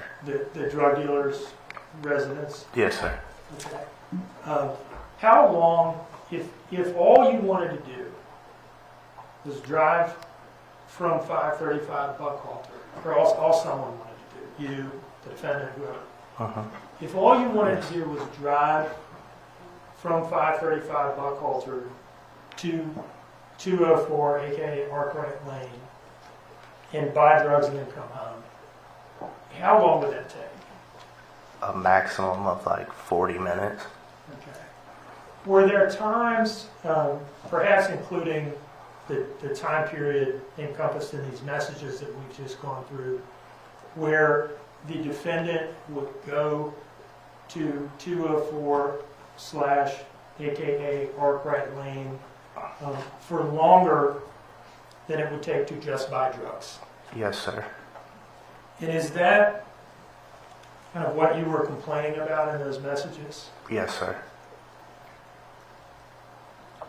And Mr. Hilliard asked you about those messages or some messages like them. Were you upset that she wasn't home with the drugs yet? Do you remember him asking you that? Yes. And you responded, no, I was just annoyed that she wasn't home yet, that she was still out. Yes, sir. Is that accurate? Yes, sir.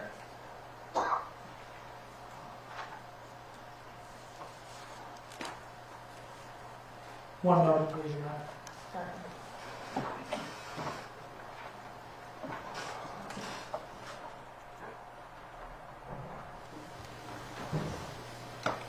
All right, I'd like to approach with what I've marked as State's Exhibit 86, Your Honor.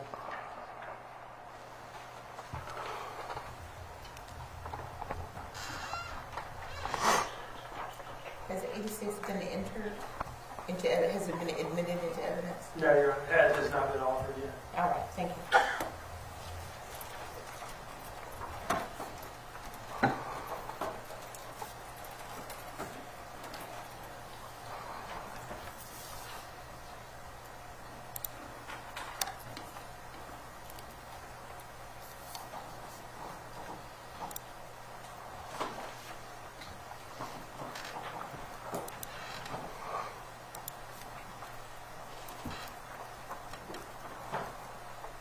I've handed the witness what I've marked as State's Exhibit 86. Sir, if you could look through that, take as long as you need, and then let me know when you're ready to talk about that document, okay?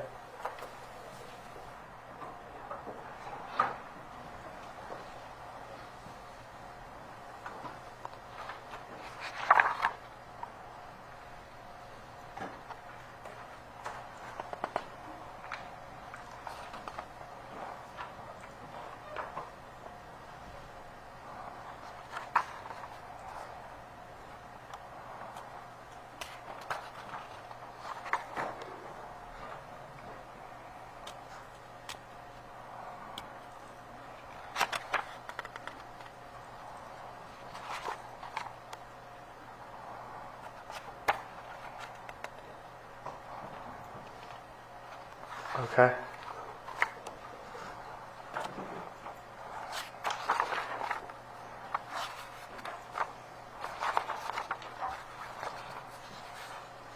Do you recognize that, Danny?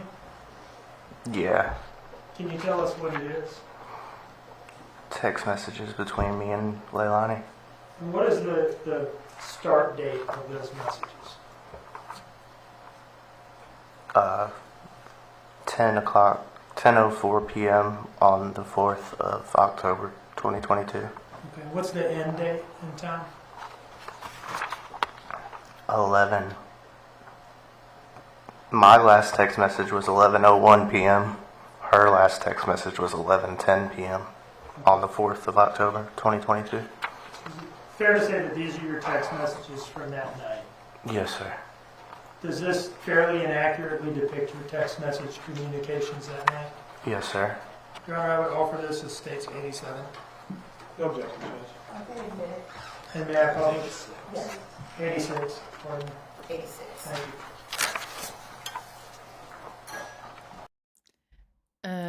Diana said, I keep seeing the grandma got 10 days in jail. When and for what? It was for contempt of court, and I think it's because there was a gag order at the time. Like, she wasn't supposed to be talking to the media, and I think it's because she spoke to a YouTuber, I think, if I remember correctly. Something like that. She got 10 days in jail, and that's it. She hasn't been charged with anything else. We all wonder, why not? If she had custody of the children and should not have left them in the care of her daughter, Leilani. But she was out of town. She left the kids with Leilani. So, yes, I know we all have the question, why was the grandmother not charged, which would be Leilani's mother? We'll have to see. I think, she'll most likely be a witness at this trial. So who knows what's been happening behind the scenes, right? That Mickey said, much respect for Danny opening up his life to be scrutinized, standing up to help Quinton. I hope he heals. Me too. Thank you so much for that. Okay, here we go.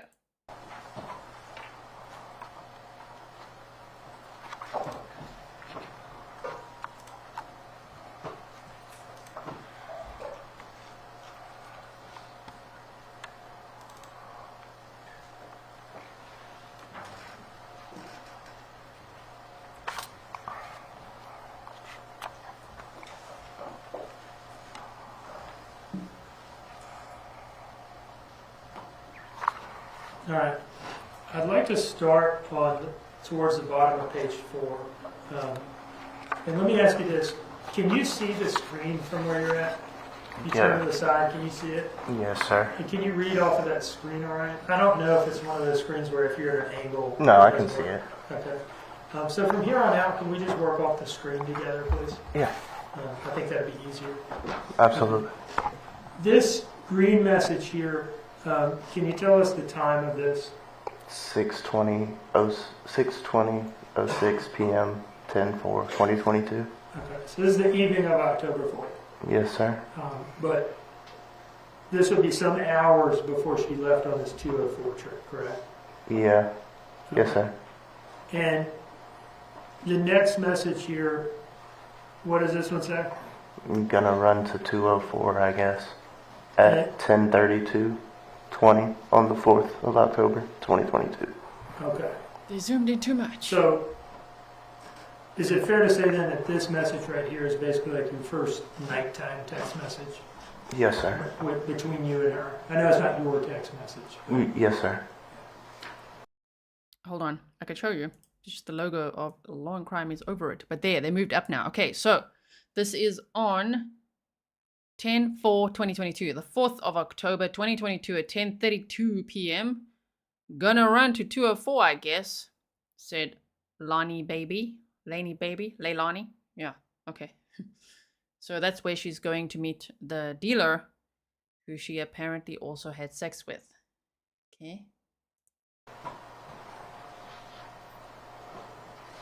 Scrolling down, what time did you respond to that? 10:32:41, so 20 seconds later. Okay. And what did you say? Oh, ... okay. Now- Space ... Can I take from those two messages, well, the fact that she texts you, gonna run to 204, I guess. Can I take away from that she was already gone from the house at the time she sent that message to you? Yeah, it was either that or she was sitting on the front porch. Okay. I'm not 100% sure, to be honest. And your response, oh, okay. Why did you respond that way? Because I was already laying down and ready to go to bed for the next morning to go to work at 6. Were you surprised that she was Yes. all of a sudden going to 204 at this time of night? Yes, sir. Okay. Considering that we had work and that she had just gotten her tooth pulled earlier that day.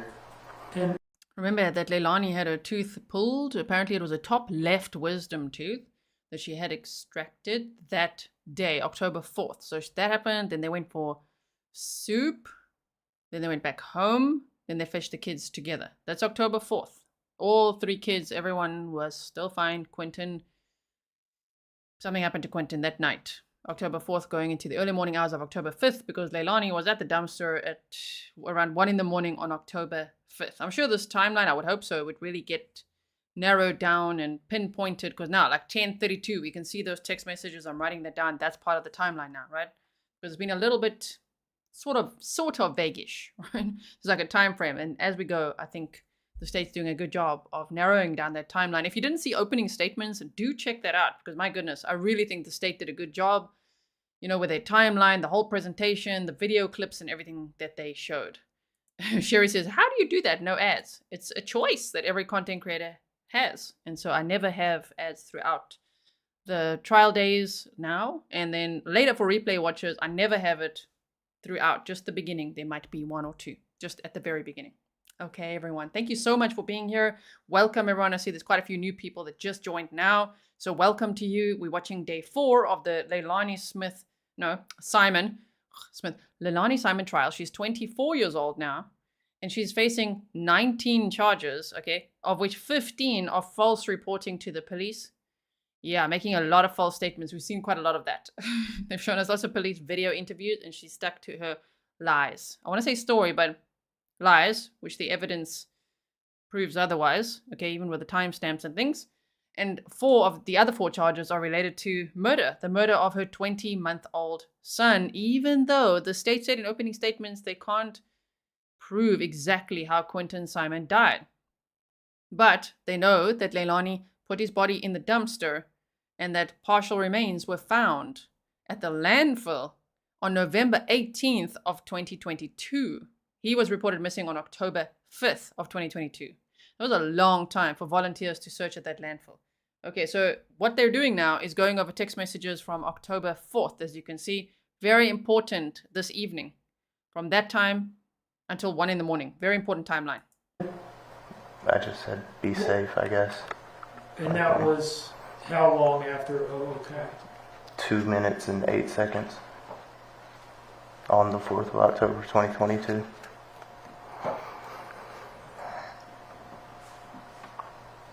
Now, what time was the next message?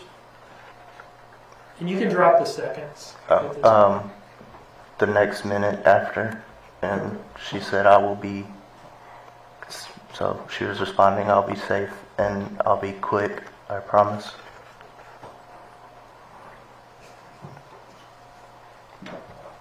And what did you say to that? I hope so. And that was like the same minute? 21 seconds left. Yes, sir. And what did you say next? 3 minutes later, Paul showed up and is going to bed. And can I presume that the defendant was still gone at this point? Yes, sir. What did she say to that? Wow. Okay. And then what did you say? He said something about telling you he was on the way and then you leaving and him getting threatened to get ran over. Can you just kind of explain to us what, it sounds like that's a reference to some... Yeah, I think he had like an incident on the road on the way back to the house or something. And then, what's her next message to you? At 10:41, she said, I'm about to turn onto 204. And I said, okay, at the same minute. And what's the next message? She said, no, he said in a little bit. What is that a reference to? I believe it's in reference to Paul. I'm honestly not 100% sure. And then your next message, maybe that'll clarify. That's what I said. Oh yeah, I remember it. Sorry. Can you first read the message and tell us what this particular part of the exchange means? That's what I said, you said, he said. But he said something about it was something about no, it was I'm on the way or something. Was there, let me just ask you this, does this exchange refer to some sort of like miscommunication between the defendant and Paul about when exactly Paul was going to get home? Yeah, that's what I'm gathering from it. Yes, sir. And then, I'm just, I'll zoom in again for us so we can see nice and close. I just want to make sure that we can obviously see the text messages. Luckily, they scroll up, right, every now and then so we can see. Rachel said, people need to remember that he drank, so he probably slept pretty hard. I would say that's why he didn't hear anything. And the thing is, we don't know what there was to hear because we don't know exactly how Quinton died. That's what the state said. So, you know, I'm just going to speculate for a second. Trigger warning. Could it have been an overdose? Could it have been smothering? How did he die? What happened to him, right? And the reason I say that, it's interesting because the indictment, okay, with the 19 charges says, one of the murder charges says, assaulted Quinton with an object. But I'm still waiting to hear in this trial, well, where's the evidence of that? You know, because there's 15 out of the 19 charges are for false reporting to the police. So the other charges are related to the death of Quinton Simon. And one of those charges talks about this assaulting with an object. But what object? What? We don't know, right? And how does the state know? And I want to see what evidence they bring in for that. That's going to be interesting. We haven't heard that yet. So my point is, what if there was nothing to hear? What if she, I don't know, gave him, I don't know. What if we just don't know how he died. So that's also what I'm saying, kind of actually in defense of Danny, when people are like, wait, why didn't you hear anything? Well, what was there to hear? We don't know. We'll hopefully we'll hear details in this trial. At 1044 at the top of page 7 of this document, what did you say? Thank you for the little bit left. So sweet, no lie. And what were you referring to here? She left a little bit of coke on the top of the dresser for me. Was it in a bag or not in a bag or what? I think it was a little line left out. How much was it? 0.05 gram. Was it the last, I'm going off of the text of the message here, was it the last of what y'all had in the house at that point? Yeah. Okay. And did you use it? Yes. I think, well, let me ask you this. Earlier, I think Mr. Hilliard may have asked you, were you drugging and drinking at that time? And I think you said no. Was that an intentional misrepresentation? No, it was not. Do you remember coming up to Savannah maybe a month or so ago and sitting down to talk to me in preparation for this trial? Yes, sir. And do you remember our going through all these messages together? Yeah, I do now. And do you remember my specifically asking you what that text message meant? Yes, I do. Do you remember freely admitting to me at that time? That Yes, there I was do. Reference to a little bit of cocaine. Yes, I do.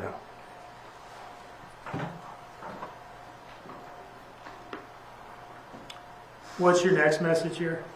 I just noticed it. Paul asked if soda was free to drink because of kids only on Hawaiian Punch. Sounds like I'm sleepily texting. Why do you say that? Because I barely understand what I'm saying. Now, was this the point in the night where Paul was getting something to eat or drink in the kitchen? Yes, sir. And how did she respond to that? Yeah, just tell him not to be excessive with it. And what did you say? Gotcha. Now, this next message, what time are we at here? 10:45. And read to us what you say to her. I love you. Please come back so we can crash together. Number of R's on the end of together there. 4. What are you wanting to do at this point? Go to sleep.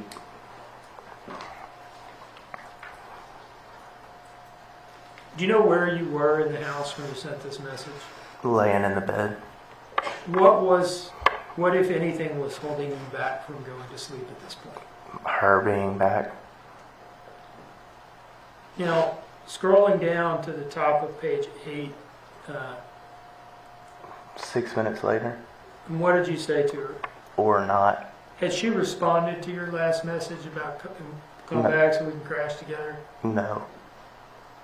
So you say or not, and what does she say? I love you. And what does she say next? and I'm about to be walking to the car. And what time was that message sent? 10:51. In your response? 1 minute later, I said, "Oh, okay." And your next message? I guess I'm gonna eat this food and stay up for a few. So I guess I was sleepy. Do you know what food you were referring to? I believe it was the spaghetti. What were you doing at this point in time? Laying down in the bed and trying to wait on her. As far as you were concerned, was the day pretty much over at this point? Yes, sir. I still see a lot of people are saying, well, why did she do it? Why? We don't know the exact reason why, but what we do know is that she did some internet searches on October 1st of 2022, which was just 3 days before Quinton died. If he died on October 4th in the evening, if it went into October 5th early morning, well, 3.5, 4 days, right? And she had her Google search is time stamped from day 3. So if you go to the pinned comment, you look at the description box, or you can hover over the video. I literally timestamped that internet search, and it was her. I also posted it on X if you guys do follow me there. It was about, and let me just find it quickly, okay? Is it common for a mother to have resentment or even anger towards her child because of the father or another reason? That is what she searched on the internet, on Safari. I would normally say that's what she Googled. She was on Safari asking, is it common for a mother to have resentment or even anger towards her child because of the father or another reason? And if you pair that all up with what she told the babysitter, that she had no connection to Quinton, Z was her favorite, the 4-year-old, and then she had this 9-month-old daughter. She told the babysitter she had no connection to Quinton, and then she's researching that on the internet. Oh my goodness. I mean, that says a lot. That's why we say it reminds us of Tisha a little bit. Remember her searches? Wow. Also remember, this man was 28 years old at the time. And I mean, Leilani had met him on social media. She then traveled to North Carolina, I think it was, to go and meet up with him. So she kind of was, I don't know how else to word, like hunting him, right? She was hunting him. And so she stayed for one night, is what he said. Anyway, at some point, she got pregnant and told him and all of that. And then she asked him to come and stay there. But imagine him walking into that situation. There's like Billy Joe wow, she can also be quite aggressive, right? Okay. So there's Billy Joe and the stepdad, Thomas, and then Leilani is there, and there's like these 2 other kids there, He's suddenly a dad of 3, like instant dad of 3. I think they said he only lived in that house for about 6 months. Can you imagine? That must have been so hectic, and he's trying to work, he's trying to make money. He just gave up his whole life where he was, which I think was in North Carolina. So it must have been really, really hectic, Okay, so carrying on, sorry. And what was your next message and when? 10:56. I said, I no want to be tired or you be tired either. They. And that was how long after the last message where you said, I guess I'm going to try to stay up for a few minutes? 4 minutes. You're still wanting to go to bed at this point? Absolutely. Just wanting her to come home so you can do that? Yes, sir. How did she respond to that? I know, maybe. And what did you say? I know you don't feel great. I don't know how you're still up. And I wanted to watch a movie. Sad moment. And what time did you send that message? 1 minute later, exactly. How are you feeling at this point? Sad and tired. Did she respond to that message? No. What's the next message? 4 minutes later, I said, moi. What does that mean? I don't mean to embarrass you, I just don't know. A kiss. Knows. All right, it's a text message representation of a kissing noise. Yeah. Okay. And when did you send that message? 4 minutes later. What time of night? 11:01. All right, 11:01 p.m. on the 4th. Yes, sir. Did she respond to that message immediately? No, it was 9 minutes later. And what did she say? The same thing. Is that the last text message you sent to anybody that night? Yeah, I believe. All right. And at the time that you sent this message at 11:01 and didn't get a response, what were you doing? I believe I went to sleep. Okay. So, if there has been maybe some lack of clarity at times as to whether you were Awake or asleep. or going to sleep when she gets home from 204, could that be because you're sort of in the process of going to bed at that point? Yes, sir. Based on my text messages and spelling, I can see that as well.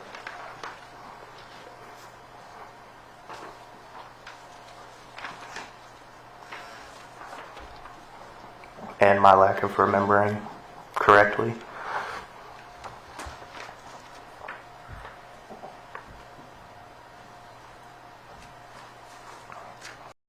Yes, Suzanne said LS, so I'm going to say Leilani was angry at Bubba, who is Quinton's bio dad.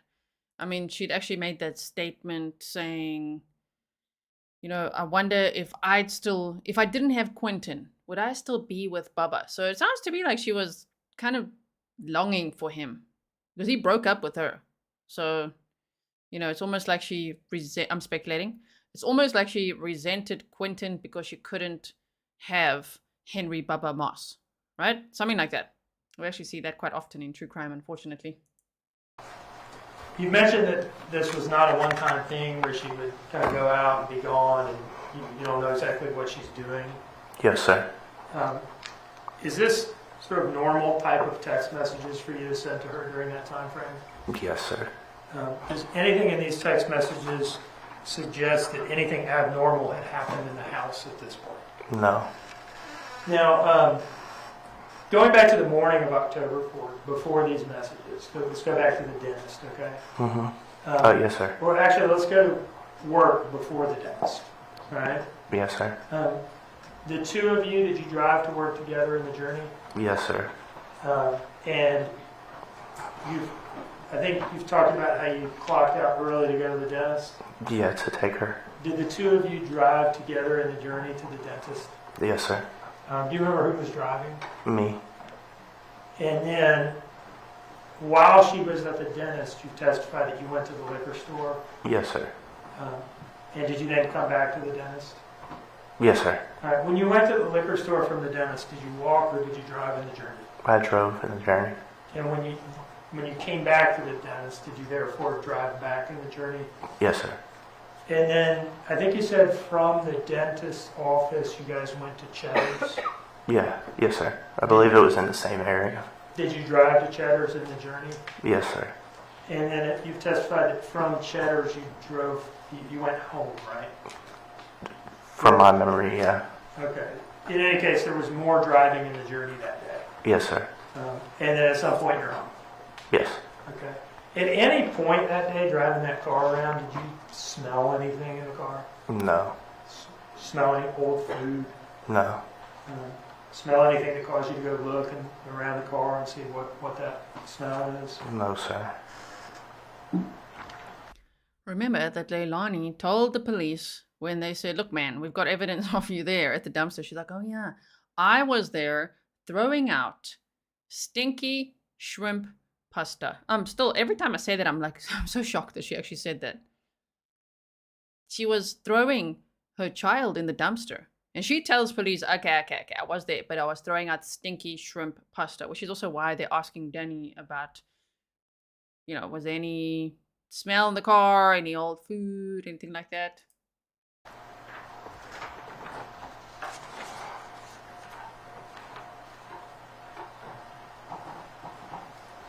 One moment, please.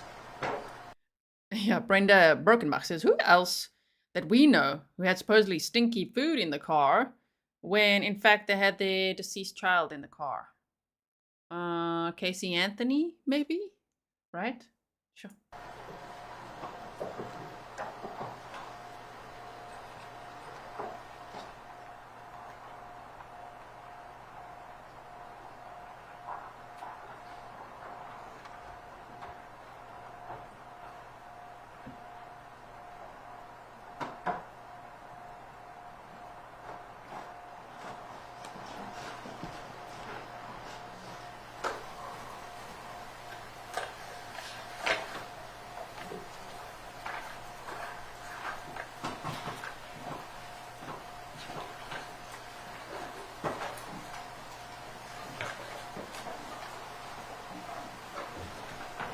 Cornel says Montgomery. So I'm showing you image 33 of State's Exhibit 10.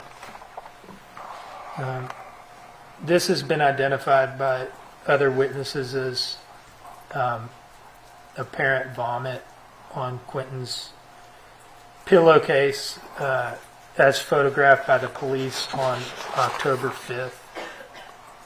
Have you now gotten a look at that? Yes, sir.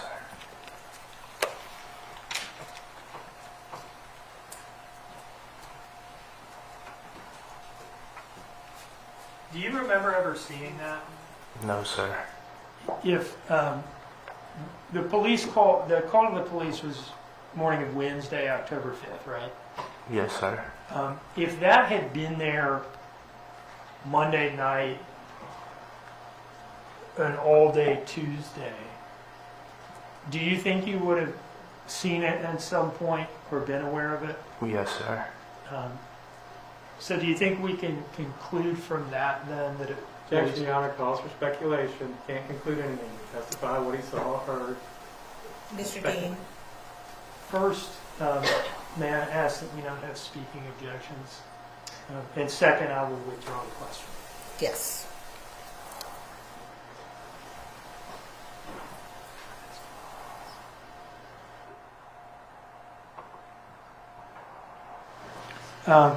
Do you have any recollection of an incident involving an accidental explosion of a package of rice cereal in the back of the Dodge Journey?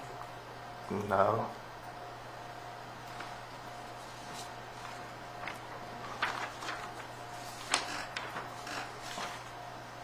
And that was a car you drove pretty much every day?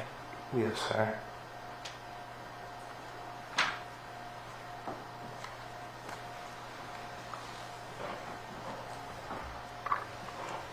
No further questions, Your Honor.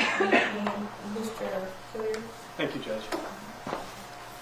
Mr. Youngkin, it's your testimony that you slept in that room the entire evening of October 4th until the early morning hours of October 5th, correct? Yes, sir. The same room that Quinton, Zane, and Sky were in, correct? It's two rooms together, but Are there any walls that divide it? no. It's wide open, correct? Yes. You testified that you saw the kids okay, and you told them you saw the kids okay when you left at 5:30 that morning, correct? I was mistaken. Well, you're mistaken now, but you weren't then. The first time you spoke was on October 5th, wasn't it, Mr. Youngkin? Objection, Your Honor. I was mistaken then. Mr. Youngkin, just a moment. Your objection? Two objections. One, asked and answered previously. Two, beyond the scope of recross examination. I'm going to allow Mr. Hilliard to ask those questions. I really won't, Judge. It's not that big of a deal. Mr. Youngkin, you testified on redirect a minute ago that you were a responsible cocaine addict and you only put the cocaine on top of the test tube. I didn't correct? say I was responsible. Okay. Well, you put it in a place that only the kids couldn't get it. Well, let me ask you this. You also testified a few minutes later, didn't you, that you couldn't read your own text messages because you weren't making sense. You were either tired or intoxicated, correct? Yes or no? I was tired. Well, that's your explanation, but you're also intoxicated. You admitted to doing cocaine and alcohol that evening, correct? That's a matter of opinion. Now, you were asked whether or not you saw this pillow, right? Mr. Dean just asked you about that. He asked me if I had seen it prior to the 5th. Yes. Right. Let me ask you this. At any point in time on October 5th, did you ever speak to anyone about an overwhelming smell of vomit emanating from the crib? No. Did you smell vomit? No. Were you sleeping in that room all night? Yes. Okay, you woke up, correct? Got ready for work and left that morning, correct? Yes. Did you ever mention that you smelled vomit? No, I was asleep. Call the question like that. All right, Mr. Dean. And sadly, maybe it smelled like vomit all the time. You know? He's making it about that day, I understand that, but like, damn. It could have just been how the house smelled, right? Anything further? No, Your Honor. Mr. Youngkin, you are excused, sir. Is there any reason to retain this witness? Let me ask that. Under subpoena. May I have one moment on that question, Your Honor?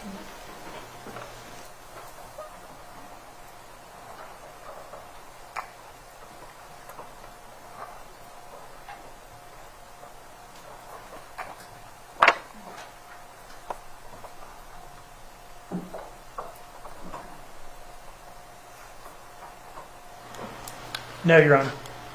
No, Your Honor. Thank you. Mr. Youngkin, you're excused, sir. Thank You're welcome.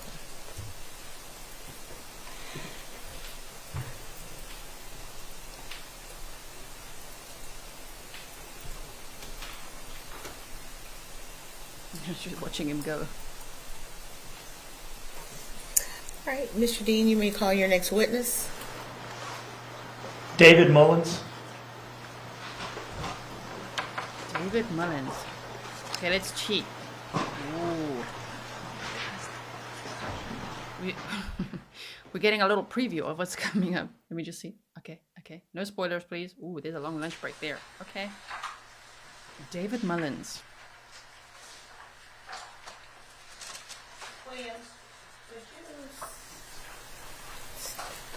David Mullins. He's on his way. All right.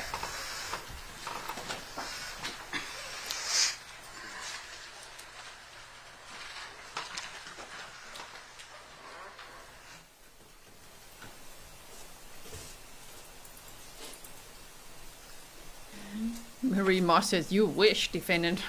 Right?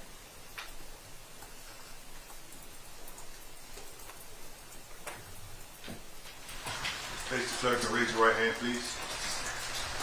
The evidence you shall give the court and the jury of the trial of this issue shall be the truth, the whole truth, and nothing but the truth, so help you God.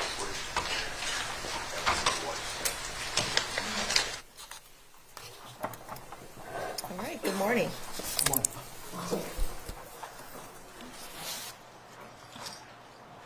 You are ready.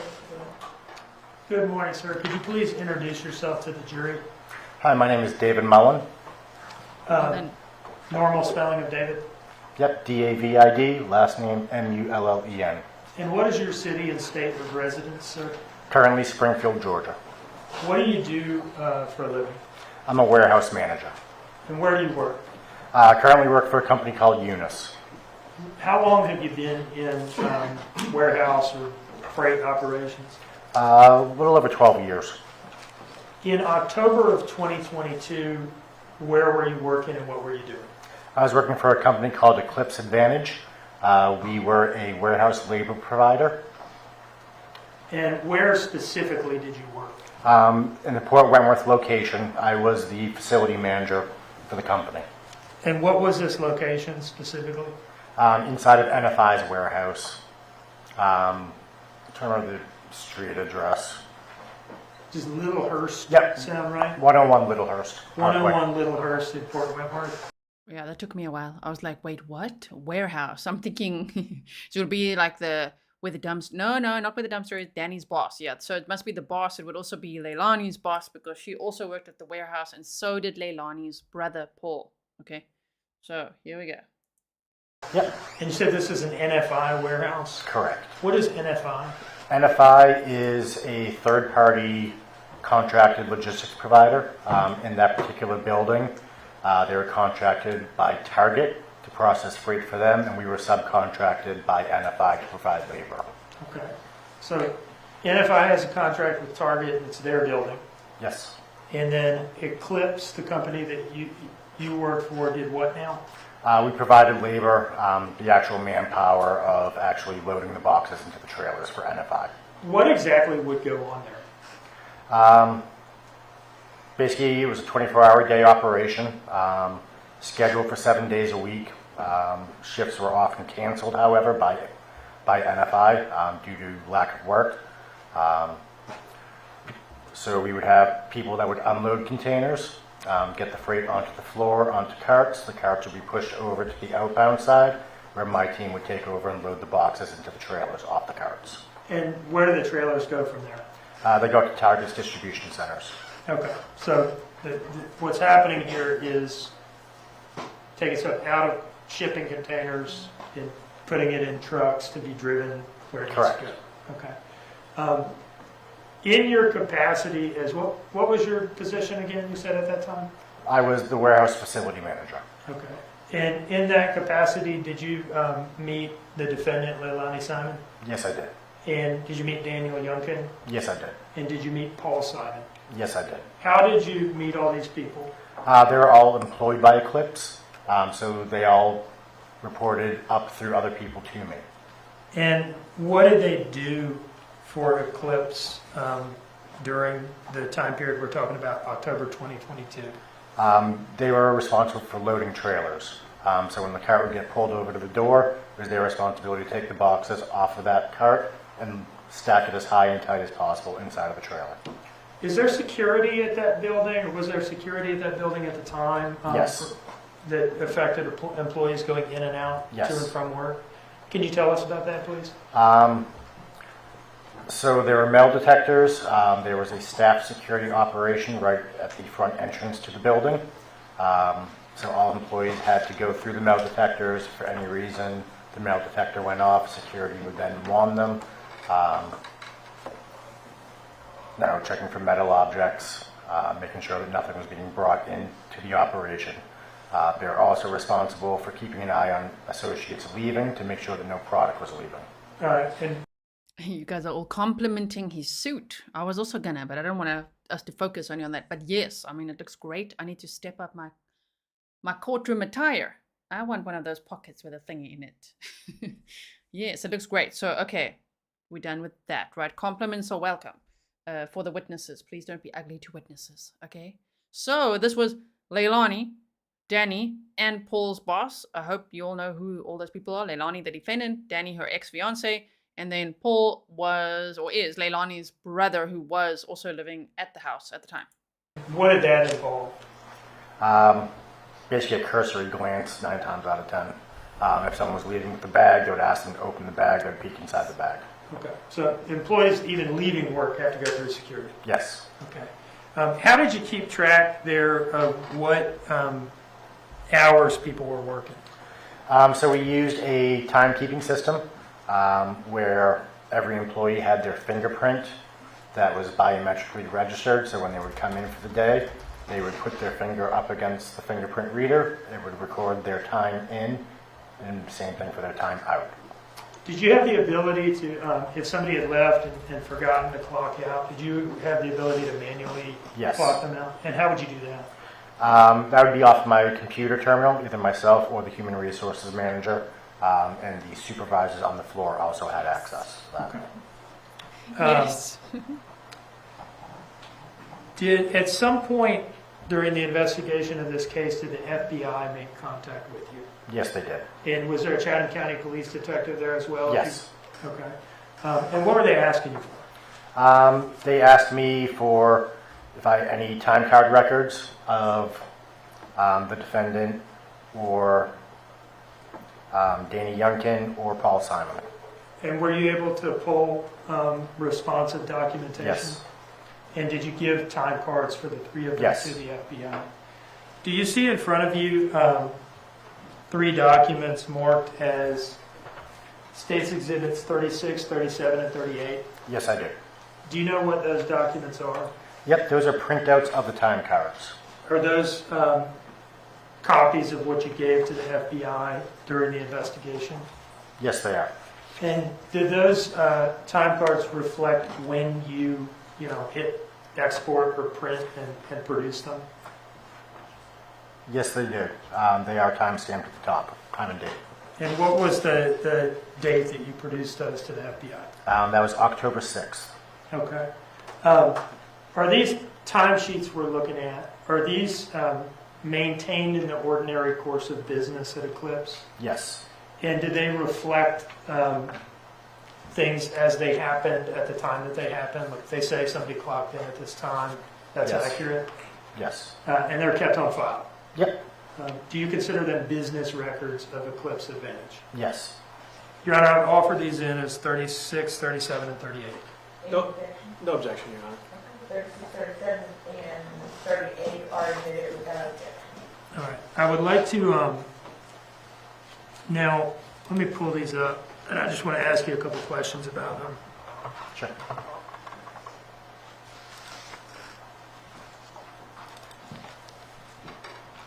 Yes, Blue Giraffe says the FBI came in quick. I mean, there was no evidence of Quinton being abducted, but Leilani kept running with that story and then saying, well, it was Quinton's bio-dad that must have come in and abducted him, and just nothing made sense already from the beginning. Yeah, but the FBI was on this case very quick, right? So Quinton was reported missing on October 5th of 2022, and by November 18th of 2022, they found partial remains in a landfill. And on November 21st of 2022 is when Leilani was arrested and charged with murder and all the other charges. And she's been in the Chatham County jail ever since. She was held on no bond. So a lot of people are still asking, did she bail out? Or no. She's been in that jail ever since and complaining about it, saying that she doesn't have enough coloring pencils, that they have dinner too early and that she's hungry later, that the lights are on all the time, that she doesn't feel, entertained enough. Oh my word, like so many things. We went over that on day 1. So if you missed that, go check it out. All right, so that's here.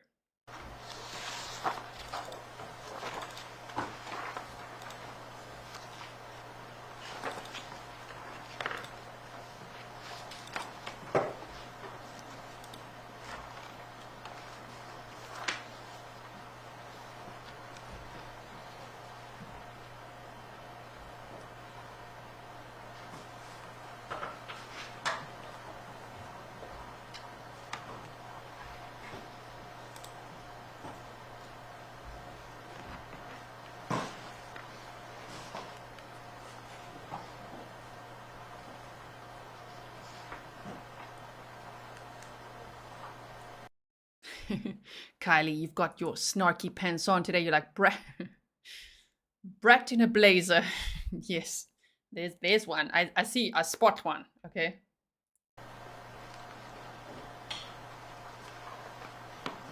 All right, this is State's Exhibit 36. Whose time card is this? That is Leilani Simon's. And can we see here the date and time that you produced this document? Yep, October 6, 2022 at 3:54 p.m. Okay, so that date and time reflects when you printed it out or something? Correct. If it was produced on Thursday, October 6, 2022, can I take it then that on the last page at the bottom, that is the day represented by this Thursday here? Yes. Okay. And that would make this Wednesday above it Yes. October 5th? Yep. Okay, and then the Tuesday above that, October 4th? Correct. Okay. Now, this column over here, what does this reflect? That was the scheduled time that was input by one of the regional managers. Okay, so we're talking about the second, just so the record's clear, I should be a little better about this. We're talking about the second column from the left? Yes. Okay. And let me actually back out and just have you talk about these columns generally. Sorry, I'm jumping around a little bit. Yep, certainly. Leftmost column says date. Everybody get your microscopes out. Yep. Pretty self-explanatory. Yes. Next column says schedule, and you just talked about that, right? Correct. What does the next column mean? That is a system notated absence. And the next column? That is their pay code. So if an employee who typically would work on first shift works on second shift, you would see a pay code update there. And the next column? That is the amount of time. And then I think the next few columns are the ones that we're most concerned with. I see in, out, transfer, in, out, transfer. Can you tell us what those things refer to? Yep, so that is the actual punches. So for example, looking at what is on the screen, that very first in punch you see, where it says 6:09, that was the clocked in time for that particular day. Okay. And then the next column would be the clock out time or Correct. punch out time? Okay. Let's go back down now with that background to Tuesday, October 5th. And again, we're in the defendant's timesheet right now, correct? Yes. What does this reflect in terms of what she was scheduled to work that day? She was scheduled to work from 6 a.m. to 2 p.m. And what does it reflect in terms of when she actually clocked in? She clocked in at 6:08, which then flagged for a supervisor to approve. That was approved. That's what that check mark is. The approval basically just means it was acknowledged that the employee was not on time or did not punch within the 5-minute parameters before or after their scheduled punch. And then what does the next column over reflect? That would be the out punch for the day, which was 7:57 in the morning. So that's pretty early, right? Yes. Do you remember why? She had a toothache. So her and Danny one of the two of them had texted my work phone and said that she had a toothache. It was reported to the supervisor on the floor. The supervisor agreed to let them leave for her to go and get the tooth looked at. Now, what does her time card reflect in terms of Wednesday, October 5th? She did not come into work.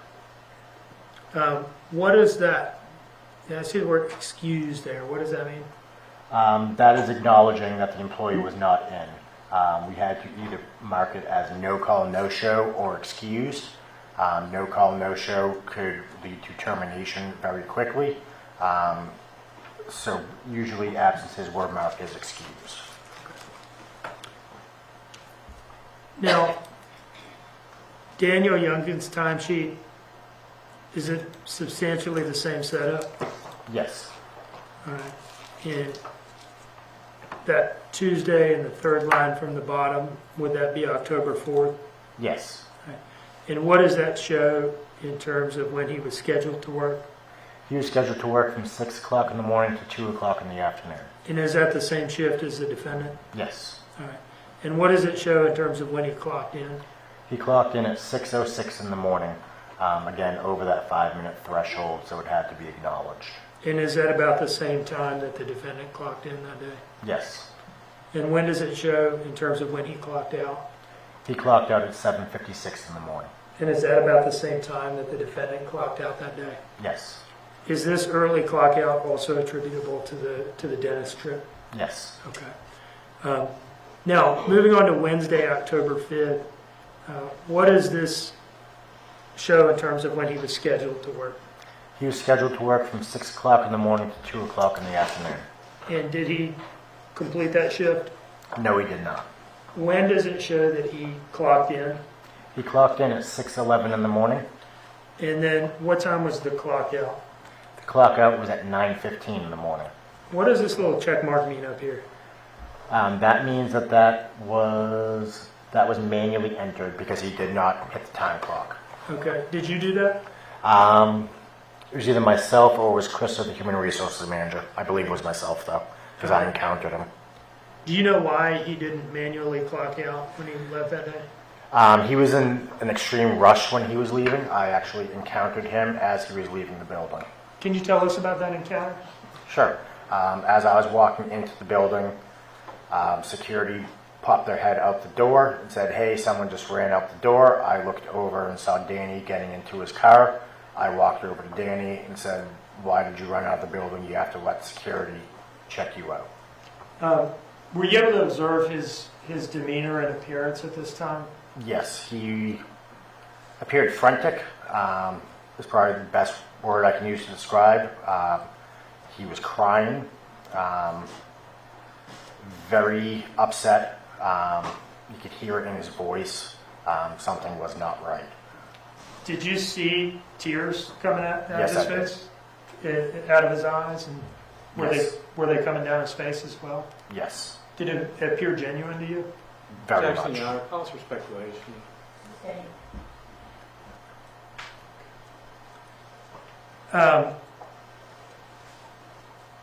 Did either Danny or the defendant ever come back to work in Eclipse after No. Danny's departure on October 5th? No. Did he leave anything at work that day when he ran out and you saw him frantic in the parking lot? Yes, he did. He had left a jacket with a pack of cigarettes in it down on the dock. And did you return that to him? Yes, I did. One of the leads had turned it into the office.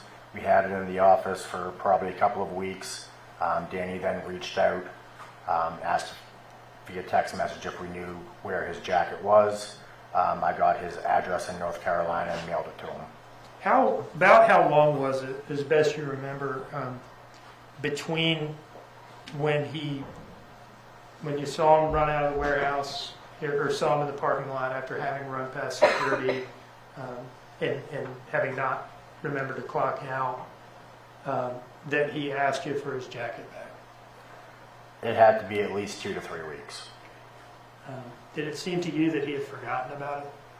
Objection, Your Honor. Calls for speculation. Withdraw. Let me ask you about Paul Simon's timesheet. States Exhibit 38, okay? Yep.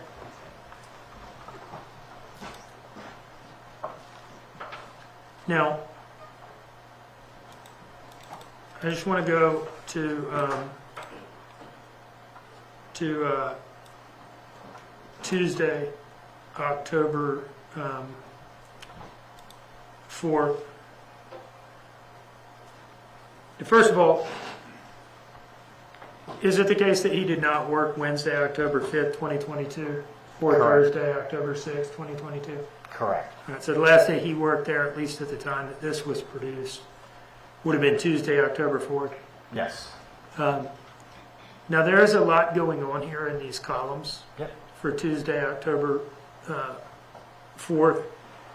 Can you, first of all, tell us, was he scheduled to work this day? In the system, no, but he was on the schedule for the day. Okay, and can you tell us what these entries indicate in terms of what happened with his clock ins and clock outs that day? Yep. So he came in early that day. He came in at 11:58. Would that be AM? Correct. Sorry. Okay, so just before noon. Correct. All right, and what's the next thing that happened? The next thing you see is 2 o'clock in the afternoon. That was the end of first shift, so we had to allocate his hours from shift to shift. So in that next column where you see transfer, you see WG1 / unload. WG1 stood for work group 1, so first shift. And what's the next entry? That is a clock back in at 2:01.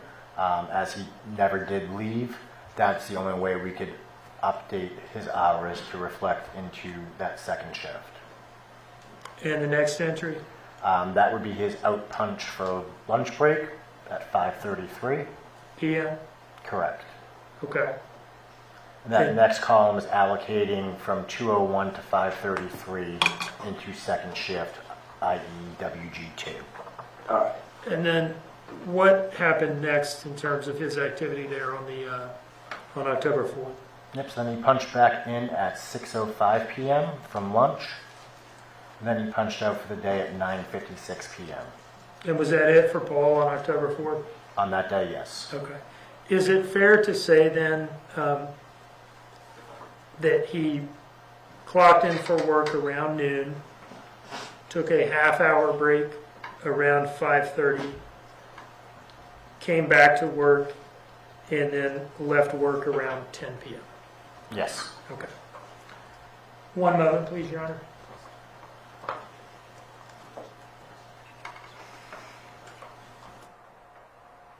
No further questions. Just a few. Good morning, Mr. Mullen. My name is Martin Hilliard. How are you, sir? Good. So you were the direct supervisor for Paul Simon, Leilani Simon, and Danny Youngkin back in October of 2022, correct? I was the dotted line supervisor. Were you the one that they mostly interacted with regards to clocking in, checking out, getting excused, things like that? Myself or the supervisors. Well, I guess, let me just jump to this. Did you know Miss Simon back then? Yes. Interact with her? Yes. Did you know Mr. Paul Simon at that point? Yes, I did. By looking at them? Yep. Did you know Mr. Danny Youngkin by interacting with them? Yes. So if you passed them on the street, you'd know who they were, correct? Yes. I didn't see this on the sheets, but the regular shift was from 6 to 2 Yes. for Mr. Youngkin and Miss Simon, correct? Yes. And the regular shift for Paul Simon, I think, was like 2 to 10. Yes. Okay. Those are the general shifts they worked. What was your shift usually? My shift was typically more of a mid shift. So I would get in typically between 8 a.m. or 9 a.m. and I'd work over into that second shift so I could interact with both shifts. So you could kind of bridge the gap. You would, Yes. you know, Leilani and Danny would get there a little bit before you, and they would leave a little bit before you left. And generally speaking, Paul would get there a little bit before you left every day. Yes. So and how often would you say you interacted with them? Typically, at least once every 2 days. Again, my responsibility is more running the business. They would have a lot of interaction with the daily floor leadership. Okay. And you said if they were more than 5 minutes late, they had to get a supervisor to check their timesheet and to approve it, correct? Yes. So it sounds like there was, any time that you were late, and I guess it didn't matter if you were clocking in, going to lunch, or whatever, the supervisor would have to approve that, and that's what those little check marks Yes. were. Did y'all have any policy about smoke breaks or anything like that? No firm policy. If the team was standing around waiting for work, they could go have a cigarette. To do that, they had to leave the floor, go through a security checkpoint, but still stay within the premises of the building. Okay, so was it like a designated area that they would Yes. have to go to? And is that where all the employees and supervisors had to go to smoke? Yes. All right. And did you ever see Miss Simon out there smoking? Yes. Mr. Simon? Yes. Mr. Youngkin? Yes. Okay. And I'm not trying. I'm an ex-smoker. But did you smoke with him as well? Yes. Okay. And how often would you see them out there? And I'm not, would you see them once a week, once a day? I mean, That's usually where I interact with them the most, honestly. So once every 2 days. so On average. that's where you'd see them all was out there smoking, correct? Okay. And you said you returned Mr. Youngkin's jacket to him, Yes. and in the jacket was a pack of cigarettes? Yes. And what type of cigarettes did Mr. Youngkin smoke? I don't recall. I want to say, I'm not positive, but I want to say it was like Marlboro menthol or something. And you smoked with him on more than one occasion in the Yes. smoke break, I guess the smoke break area? Yep. Thank you. That's all the questions I have. Thank you, Mr. Mullen. Thank you. Thank you. Anything further, Mr. Dean?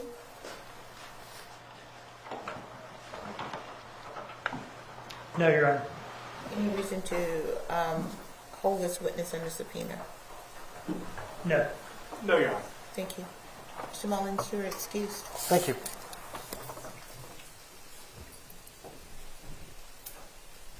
Okay, are they going to take a little comfort break or not? Maybe. It looks like it. So we'll teleport in a moment. Chris Minshall said, you know what makes Grizzly True Crime a step above the rest? It's G and all of you. It's a positive community and that's refreshing. Thank you so much. But you know what I want to say? You know what makes this community so great as well? The mods.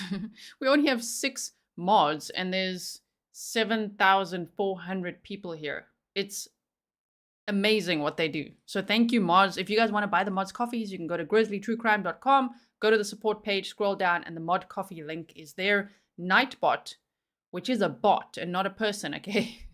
Love you, Nightbot. Nightbot shares all the links that the mods actually activate. So Nightbot sometimes shares the coffee link as well, if you guys want to find those. Thank you, mods, for everything you do. I know it's very long days with the trial, and it's very hard work because, my goodness, 7,400 people is a lot. Thank you all for being here. Now let's see. I think they're going to take a little comfort break. I cheated. Look, I looked a little bit.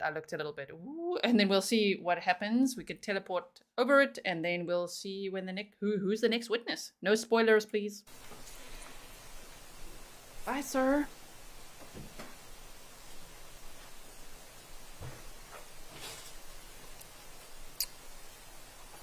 Mr. Dean, your next witness.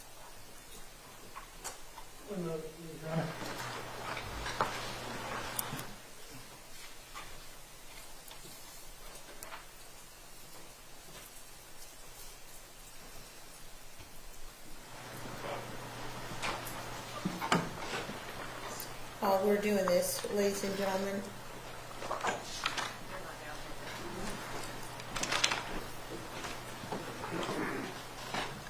Your Honor, we're waiting on a couple witnesses to come downstairs, but we're, other than that, ready to Do you want to proceed. stand up and take a little stretch break? Yay, stretching. You need a break. All right. Let's take a 15-minute break. Okay, bye, everyone. I'm just kidding. We're so excited for stretching with Judge Tammy Stokes. Bob Murray said the smoke break because they found butts? Yeah, I don't know. Thank you for the sticker.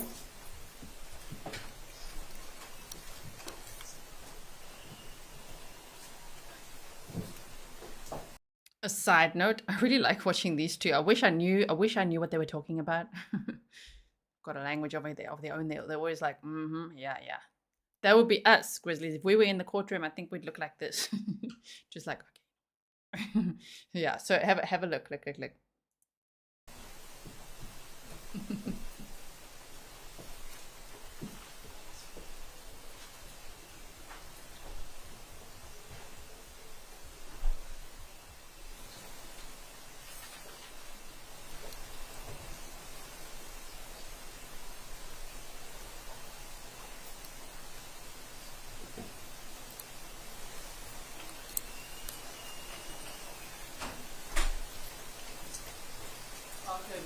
Thank you.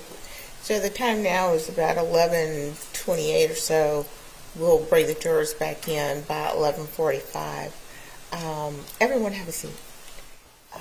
Mr. Dean, the next witnesses you have, there are a couple of witnesses. Are they relatively short witnesses? And I know that's relative.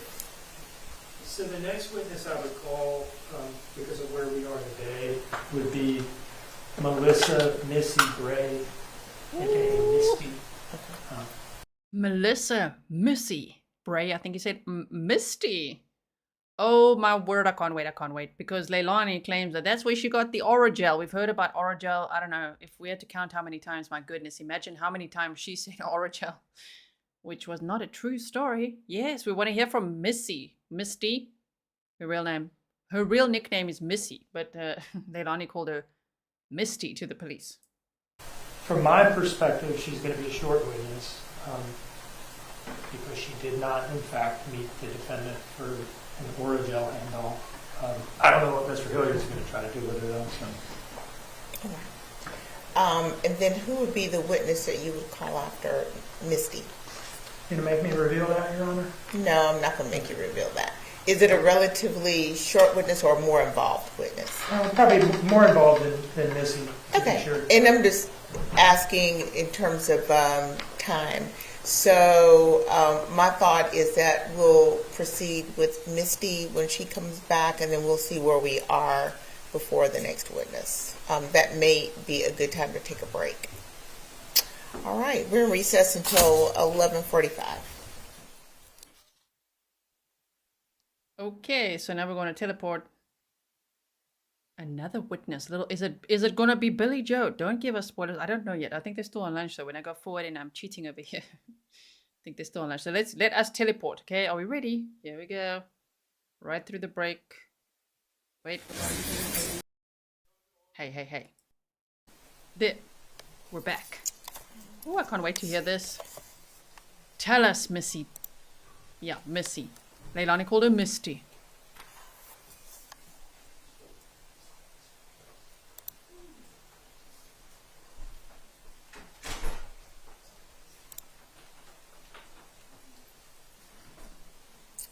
Okay, let the record reflect that Ms. Simon has rejoined her counsel at counsel's table. The state is present at their table as well. Anything we need to take up before bringing in the jury? Nothing I can think of, Your Honor. All right, thank you. Please bring in the jury.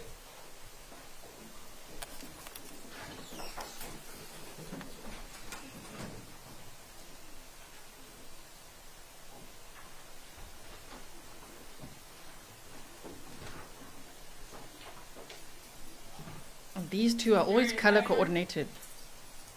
They're wearing his red glasses, red tie. Yesterday was pink, pinkish. Let's see, do they say anything to each other?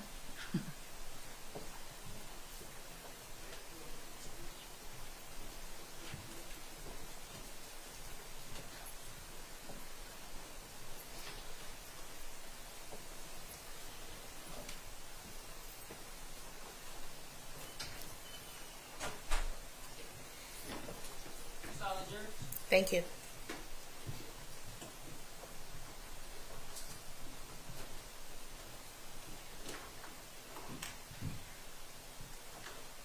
All right, ladies and gentlemen, please have a seat. Please have a seat. And were you able to comply with the court's instructions not to do research or discuss the case? Yes. All right, very good. Mr. Dean, you may call your next witness. Melissa Bray.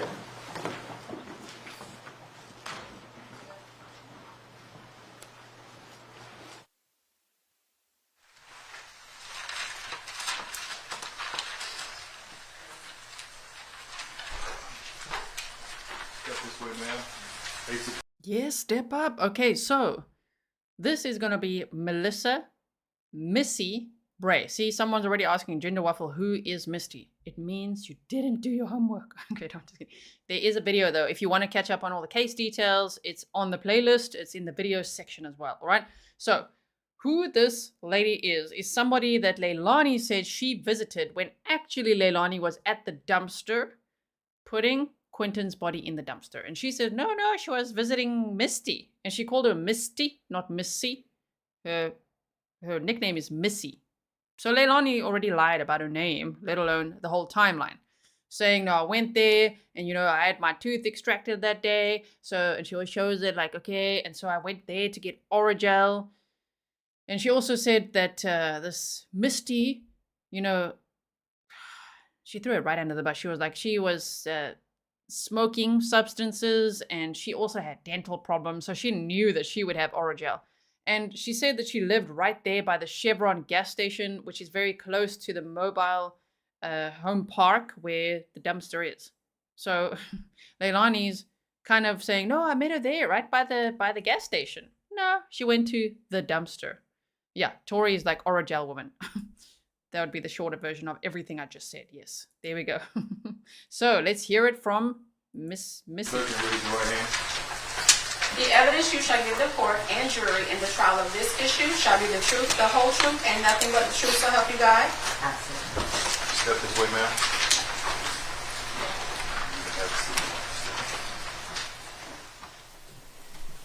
All right, good morning. Mr. Dean. Hello. Could you please introduce yourself to the jury?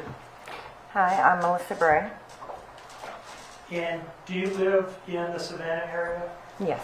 Where do you live? Not the street address, but the general area. Off of Highway 17, Ogeechee Road, in Azalea. I'm going to ask you, I can hear you, but I'm not sure that everybody can. Okay. So could you just, closer to the microphone would be good. Is that good? Yeah, Yep. That's much better. Thank you. Can you repeat your answer to that last question? What general area do you live in? Highway 17. And you mentioned Ogeechee Road. Yes, Ogeechee Road. And then I think you said Azalea as well. Azalea Trailer Park. Now, how long have you lived there for? I have lived there for about 4, maybe going on 5 years. And in those 4, maybe going on 5 years, have you lived in the same residence at Azalea the whole time? Yes. Do you, or at some point, did you know the defendant, Miss Simon? I met her at my job. And what job was that? At the job that I used to have, which was Bojangles. Was she working there as well? Yes. And is that how you met her? Yes. Roughly, how long did y'all work together at the same Bojangles? Probably around 3 or 4 months, if that.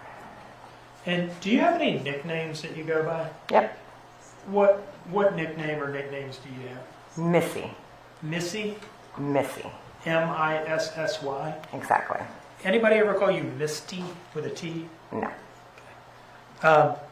Do you remember a time where an FBI agent came out to your house at Azalea to talk to you about when was the last time you had had contact with the defendant?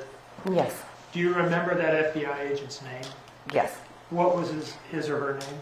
Brad Snyder. Okay. And where did y'all meet and talk? He came to my house. All right. Where at your house did y'all interact? In my parking lot, in the driveway.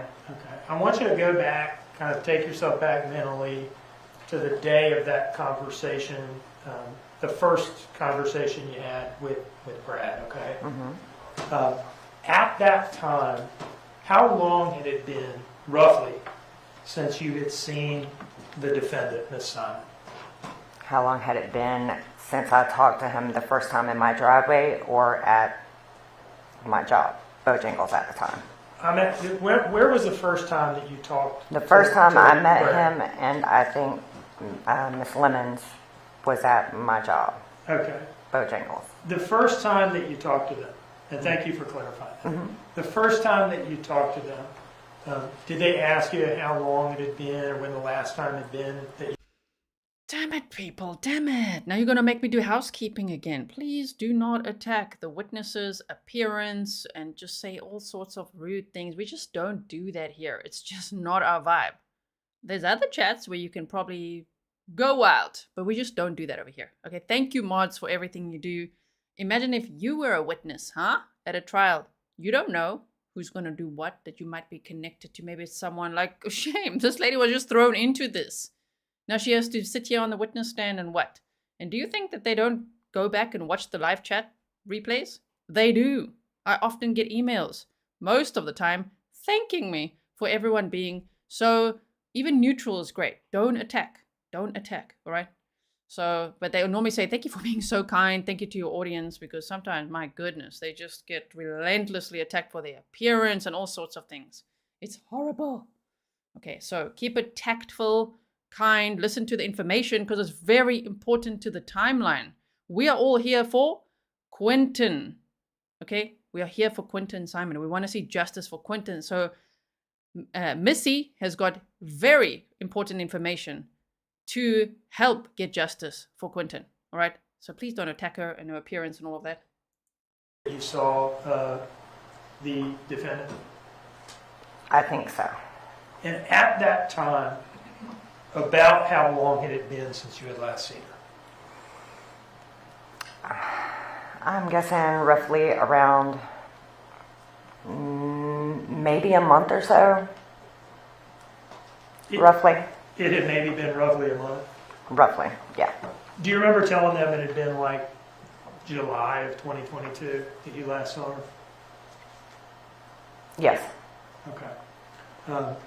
And were you telling them the truth at that time? Was that accurate? Yes. Okay. And that was closer in time than we are now, right? Right. Okay. What were the circumstances of your last contact with the defendant? First of all, was the time that you were telling them about then, is that the last time you ever had contact with her? I mean, in other words, have you had any contact with her since the police began talking to you? No. Okay. So then that was the last time you had had any contact with her? Yes. All right. Now, what were the circumstances of that last contact with the defendant? Why did you all have contact with each other? Because she came to my house around 12 midnight or 1 o'clock in the morning, asking if we had any money, me and my husband, for gas, because her vehicle stalled on that back road behind me. I can't remember the name of the road right now. And we didn't have any money but I was going to go to my stepfather's and, not my stepfather's, my father-in-law, and ask for one of his gas cans to see if he had gas in it, and if he didn't, if we could take it up to the Inmark to put gas in it. And right now you're describing something that occurred in like July of 2022? Yes. Okay. So what happened with the gas can? We got the gas can from our property manager's yard because we had called her to ask her instead. And she said, yes, there should be one right there in the yard. Went and got it. And me, Leilani, and my husband walked up to Inmark to go get the gas. And what happened to the gas can from that point? Of course, when we got there, she said that someone was coming to get her, to take her back, to put gas in her vehicle that was on that road. So me and my husband, we left, okay? And I told her that I needed the gas can back. Sometime after that, did you send her some text messages asking for the gas can back? Yes, I did. Did you get a response to those text messages? I did not get a response at all until actually, no, I did not get a response at all. Okay, so let me just ask you about that. Was that those text messages to the defendant asking to get the gas can back? Did you ever have any in-person contact with her after that? No. Okay, and again, this all happened in like July of 2022. Mm-hmm. Okay. I would like to approach with what I've marked as, well, let me ask you this. Did you show those text messages to Brad, the FBI agent? Yes, I did. Okay, he got a look at them? Yes, he did. And did they support what you were saying? Yes, they did. Your Honor, I'd like. Yes, Kathleen says we call that shawl a pashmina in South Africa. And you said you love them and have a few. I also like pashminas. I'd like to approach with what I've marked as State's Exhibit 35.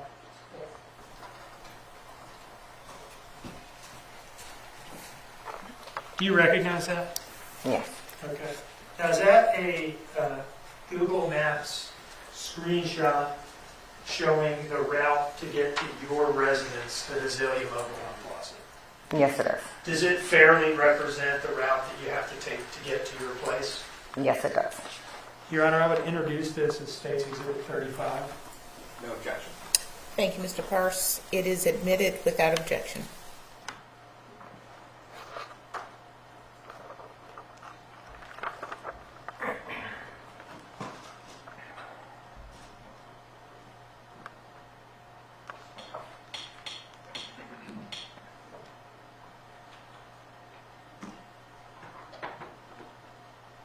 All right. Do you see that main road at the top there that I'm highlighting with the little arrow? Mm-hmm. Is that Ogeechee Road? Ma'am, you can say yes or no. Oh, The yes. court reporter's taking everything down. Okay. Yes. And that red arrow coming off of Ogeechee Road, does that reflect the turn that you make to get into Azalea? Yes. Okay. And is that right next to the Chevron? Yes, it is. Okay. Now, this second arrow here, does this represent a right turn that you have to make to get to your house? Yes, it does. Do you live on a dead end? Yes, I do. Is that lower red arrow showing that right turn there, does that take you onto your dead end? The lower red arrow? Yes. This arrow here? Mm-hmm. All right. So that's a right turn takes you onto the dead end street that you live on, correct? Yes. Okay. Is there any other way to get to your house by car? No. One moment, please, Your Honor.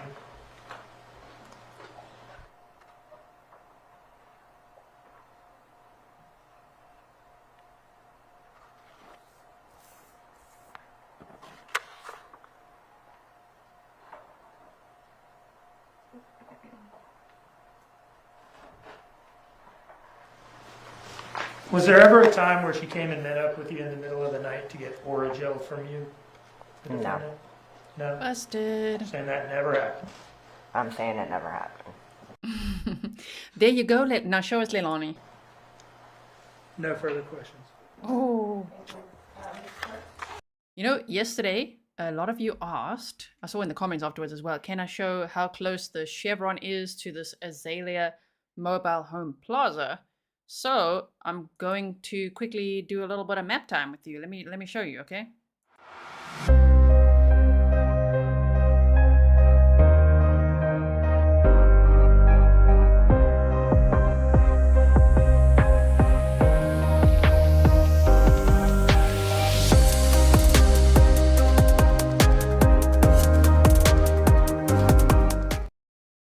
If you're brand new here, yes, we do love map time, okay? So we just want to, know where everything is, how close is it to the house. So if we look, Leilani lived on Buckhalter Road. And if we look from where that is to the mobile home plaza, it's 2.7 miles, which is only 6 minutes or so away, right? So now if we zoom in here, okay, so Leilani lied, as we just saw Missy say, that she had gone to see Missy to get oragel. Missy just said, no. No, she did not. Okay, that was such a great moment. I'm going to watch that on replay later. Okay, but here's the chevron. Okay, if I zoom in here, it says Chevron Savannah. Here's this road. Ooh, I don't know how to say it exactly now. We've heard it a few times, but I don't want to mess it up. This road, okay. So Leilani claims to have turned in here and gone to this chevron and even said that, Missy had walked there to meet her and all of that. Right. Meanwhile, she had gone into this mobile home plaza to the dumpster. Okay. And that was at around 1 a.m. or so. So I hope that helps you see, just how close that all was. That's why it was so easy for her to say, no, I was visiting. That's why she's sticking to that story. I was busy visiting Missy just to get oragel because my tooth was just hurting so much. So that's why. Yeah, right. Okay, so back to the trial. Here we go. Okay.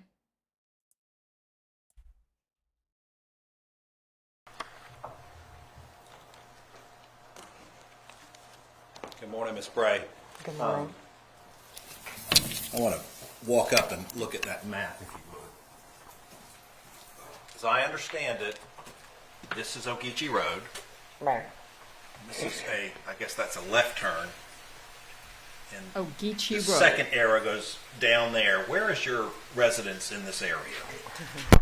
I am, let's see. Do you mind showing me up there so everybody could see? Sure. I should be probably somewhere either this or up underneath these trees. Okay, thank you. And is that a Chevron station that you mentioned? Yes. That, for the record, is that looks like a big square to me. Yes. And you live in the Azalea Mobile Home Park. Yes, sir. And you talked about knowing Leilani Simon. Do you know Daniel Youngkin? No, I do not.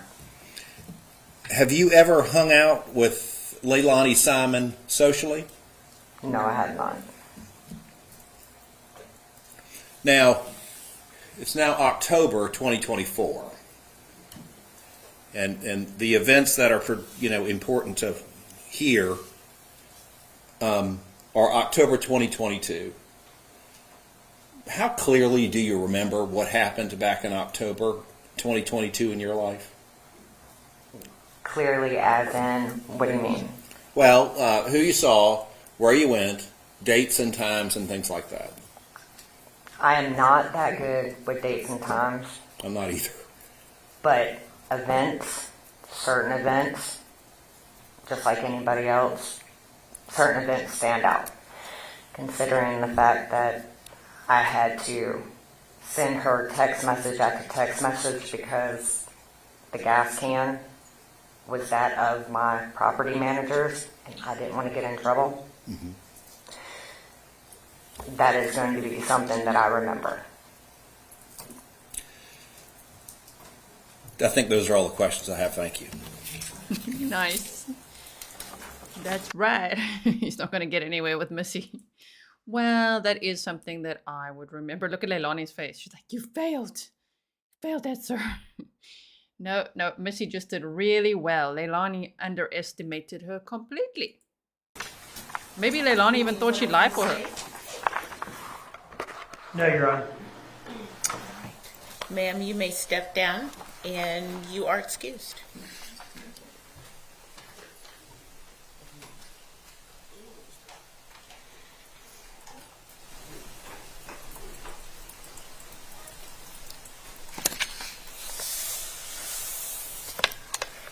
Okay. Mr. Dean, is your other witness ready? Maybe, Your Honor, this is going to be a longer witness. I would ask that we take our break now. If the court's okay with that. Okay, as we discussed. This is going to be at the time that we take the lunch break, ladies and gentlemen. So I am going to excuse you for lunch. I'm going to ask you to comply with the court's instructions. Do not discuss the case with anyone. Don't allow anyone to discuss it around you. Please don't do any research. Okay. The time now is 12:04. Let's meet back and begin again at 1:15. All right, you're excused. Jury's exiting.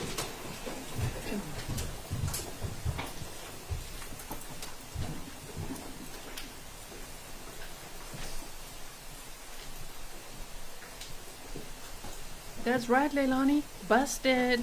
You lied. Leilani.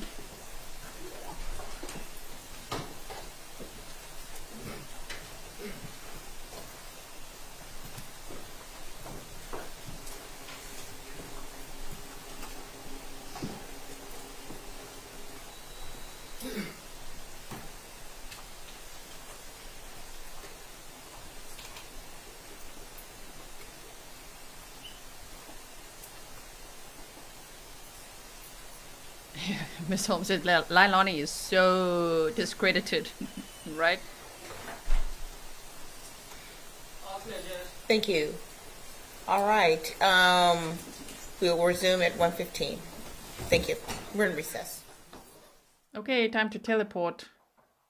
Looks like they had a really long lunch. Go forward. Then what? See, big. This is why it's great to actually delay the start, because what happened here? Look here. Okay, wait. Going forward. There. Is there anything we need to take up before? Let's just go from here. Okay, yeah, you guys are like, her goose is cooked. So for someone, if anyone missed it, Melissa Bray, whose nickname is Missy, who Leilani called Misty to the police, said that she never saw Leilani that night. She never gave her oragel. In fact, she was trying to get hold of her to get that gas can back. And Leilani wasn't replying. Is there anything we need to take up before bringing in the jurors? Yes, All right. Mr. Dean?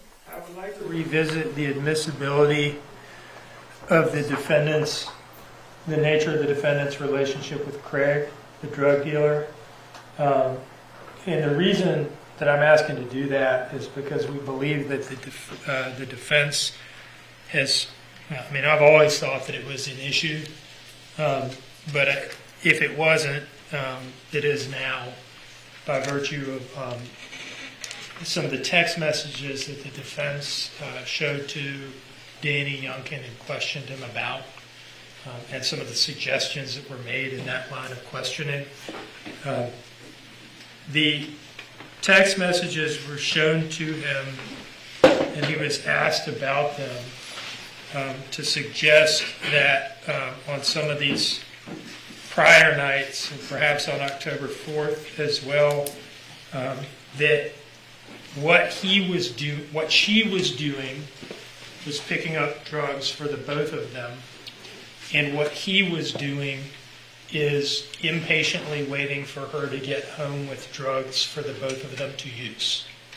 That was the clear suggestion. As to the October 1st text messages and some of the October 4th text messages. Now, I think they did this in part because they kind of misread what these text messages.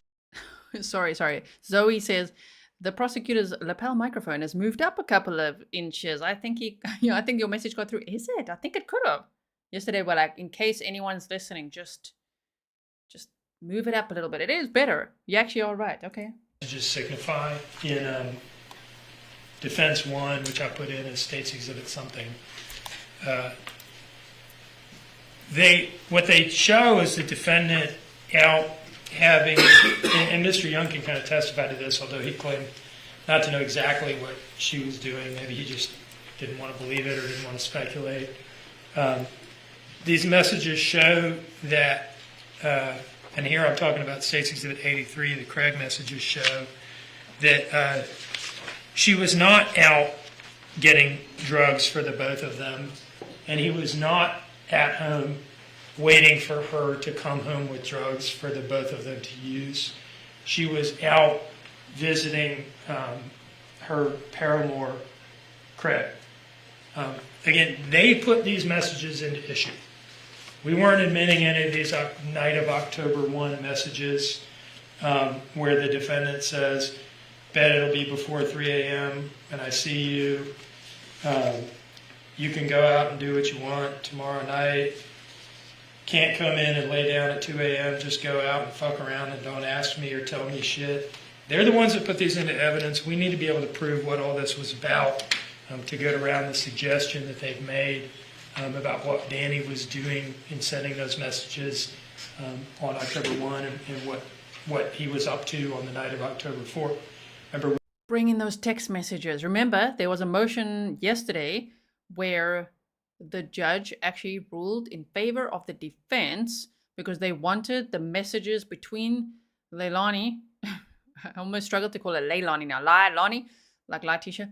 Okay, they wanted the text messages between Leilani and the dealer to be suppressed, for the jury not to hear those. And we were a little bit grateful there for a second because it sounds like it was very sexual in nature. Okay. And so now you see the defense has opened the door for the state to be like, you know what? No, we'd like to have those text messages in for context, seeing as they brought up that, you know, Danny's waiting at home for these substances, which isn't really the case.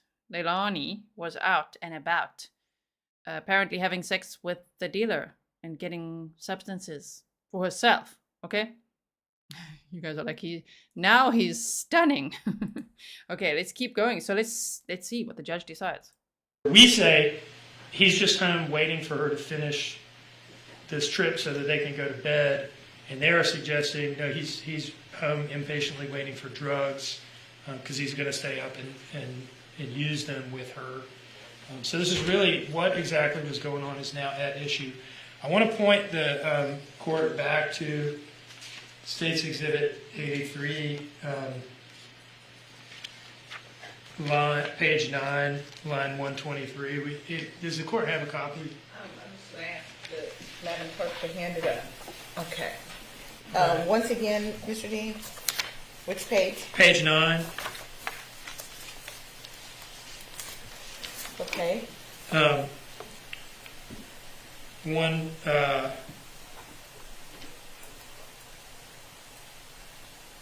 123.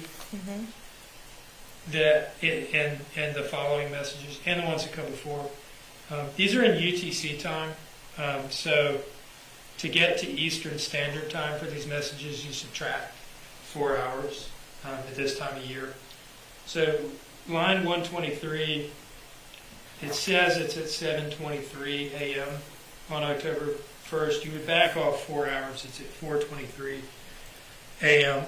on October 1st, in which she's referring to this sexual encounter that just happened between them. So that is what was going on between them in the early morning hours of October 1st, 2022, when Danny was sending these messages to her, urging her to come home. Yes, I think now we're ready for the messages. Before it was like, oh, no. It sounded very hectic, but bring it in. Let's see what the judge decides. Mama Bear says, I guarantee the prosecutors that people watching your channel, G, your coverage and commentary are appreciated by them. Thank you. You know, in many trials that I've covered, they do contact me afterwards. Yep. So I'm sure they do have people watching, actually. You know, so that's nice to know. So that they could go to sleep, as he testified to. We think it's very likely that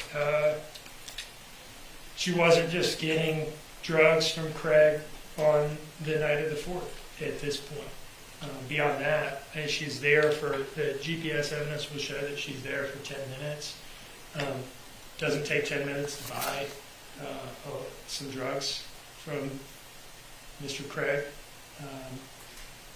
And so, in any case, I think they've thrown it into issue.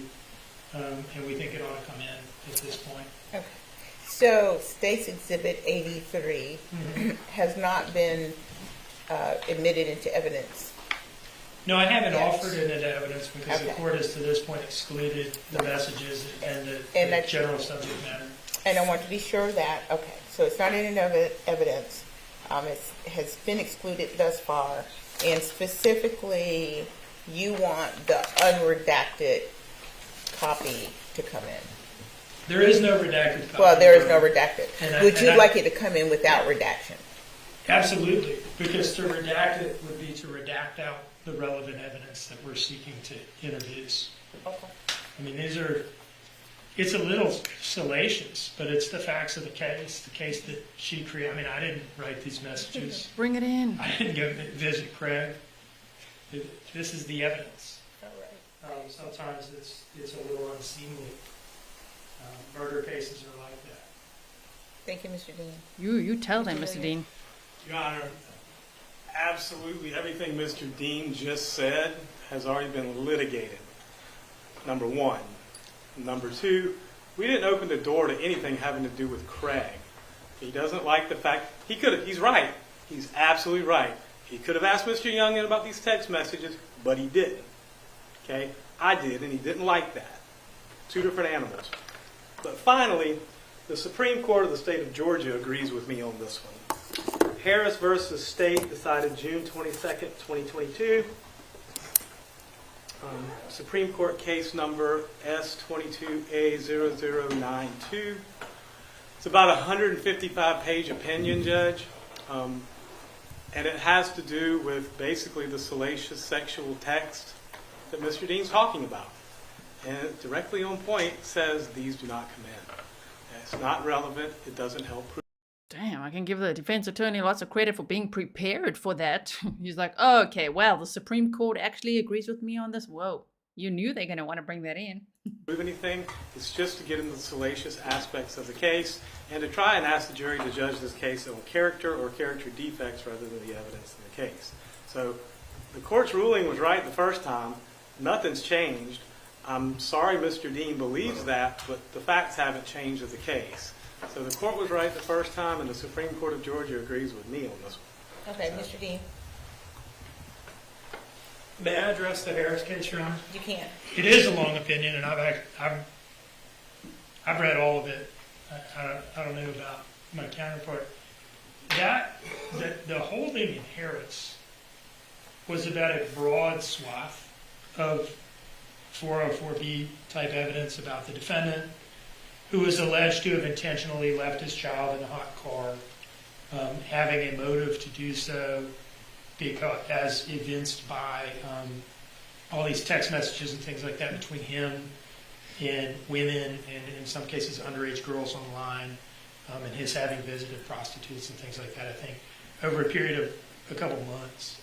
Now, the holding in which the Georgia Supreme Court said it was an abuse of discretion to allow some of that evidence in, it was as to some of it. As to the older evidence further in time away from the crime, and the opinion, I think the opinion actually supports us. Because where they start from is, look, a lot of this stuff was admissible. some of the more recent things closer in time to the crime. But the state went overboard here, and the trial court allowed them to do it. If you read that opinion and you kind of compare the timing and nature and volume of the evidence that we're seeking to get in here to what the state did in Harris, the court will see very clearly that we are well on the right side of the line here. And there is, especially there never was any chance that this would happen, especially now. There is no reviewing court, certainly not the Georgia Supreme Court, that would find an abuse of discretion for allowing this evidence in at this point when the defendant has introduced text messages from Daniel Youngkin to her in which he's urging her to come home. What he was urging her to come home from, whether he understands it or not, is from the relationship, the infidelity that was keeping her out and awake all night and affecting his ability to sleep. And they put these in, and they've suggested, and even point blank asked and insinuated, that he's impatiently waiting for her to bring drugs home because he wants to use the drugs. We need to be able to prove that no, she was out banging the drug dealer, and he just wanted her to come home so they could go to sleep together. That is where we were at right now. Right. And this evidence should come in at this point. I feel very strongly about that. Okay. Mr. Hilliard, I'm going to step away from the bench and take... Sorry, I had to give a tiny applause. That, I think it was well stated. Now, what's the judge going to decide? Don't give us spoilers. Oh, my word. At this point, I say let it in. I think it's going to be important, right? Also, I think it was the prosecutor that initially didn't want cameras in the courtroom, and Judge Tammy Stokes changed her mind on that last week before the trial started, saying, okay, well, now there are going to be cameras in the courtroom. So that was great, because otherwise we would not have seen any of this. And for whatever reason, he didn't want the cameras in the courtroom. I think he's doing so great. I hope that he can see that we're all like, you're doing great, buddy, right? Here we go. Look at what we have, but I'm going to allow you to go ahead. I was going to say, Judge, I don't see the drug dealer on the witness list. I don't know what Mr. Dean's talking about. He's talking about his interpretation of something his witness has already testified to. He can make that argument in closing, unless he wants to bring in Mr. Weston or whoever they are and put them on the witness stand. So what he's actually talking about is his interpretation of something, which is for argument's sake. I understand. And I'm going to step away because I have a feeling we can go on for a while. And I'm going to take a look at the case and take it under advisement for a few minutes. Let's figure 15, 20 minutes at this point, and then I'll come back out. All right. We're in recess. Oh, my. Whew, okay.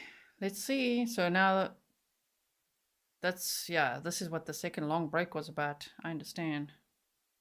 And it was much longer than 15 minutes, it seemed like, but let's go back. We're teleporting now.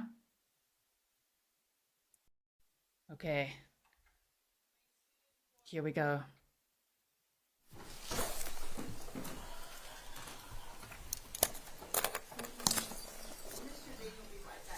Oh, okay.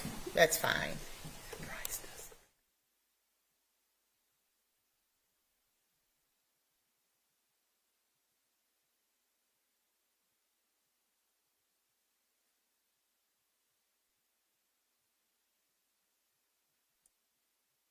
Okay, I don't want to miss anything. Let's go forward a little. Oh, wow. Okay.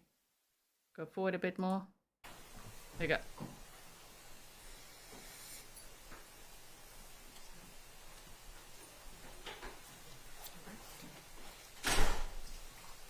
We are now back on the record in SPCR 22-03364J6, the State of Georgia versus Leilani Marie Simon. Ms. Simon is present in court with her counsel.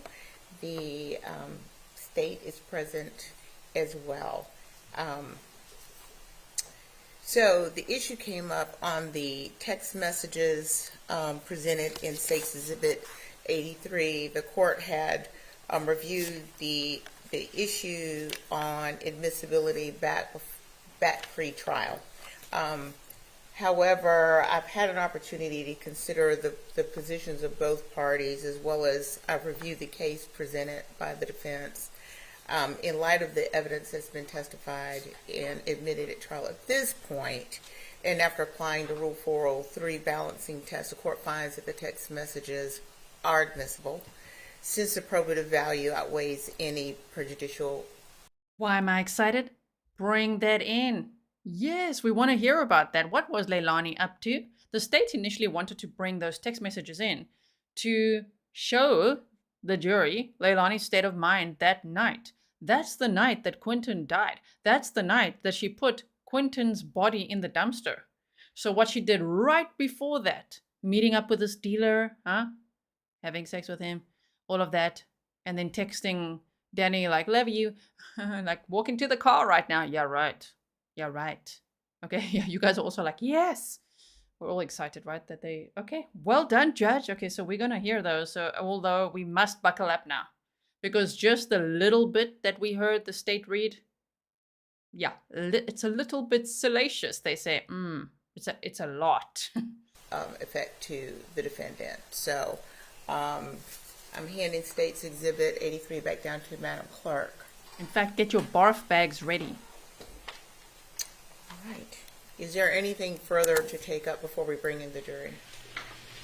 Just so I don't have to keep popping up, Judge, just note for the record my objection, and I won't keep popping up whenever we get to that point, if that's okay. Thank you. He says he's going to keep popping up. There will be a lot of objections when they get to that point. So, okay, let's see who's next. All right. Mr. Dean? We're ready, Ron. Okay. Please bring in the jury.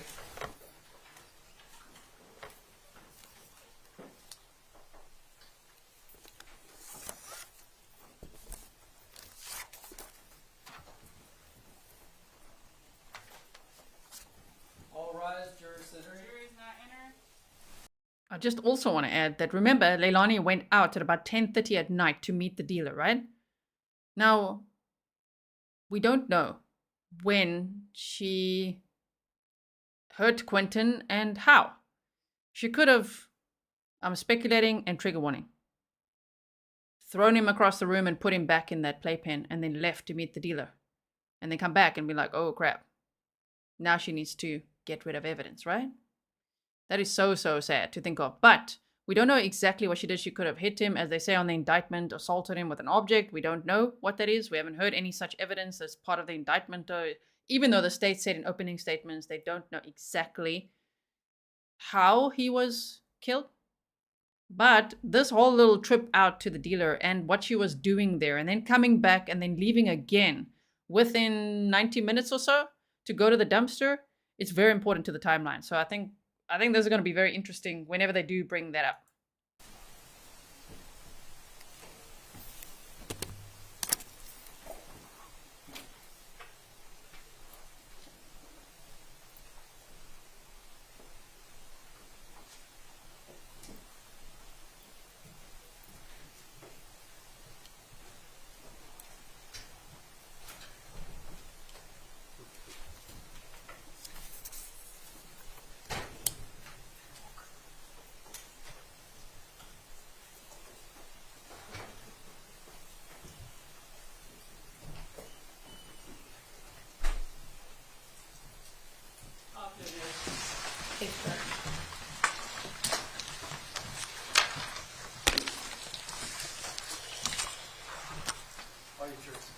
Thank you.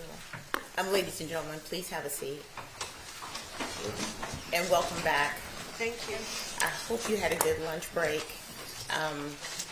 We planned to start back a little bit earlier. We had to take up some issues out of your presence. We are going to resume now. Were you able to comply with the court's instructions not to discuss the case? Yes, Your Honor. Has anyone done any research? Your Honor. All right. Well, let's get ready to begin. The state may call its next witness. Dr. Amanda Puentes.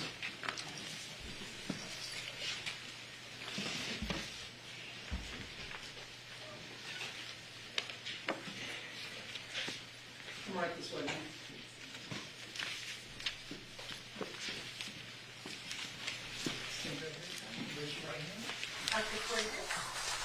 The evidence you shall give the court and the jury of the trial of this issue shall be the truth, the whole truth, and nothing but the truth, so help you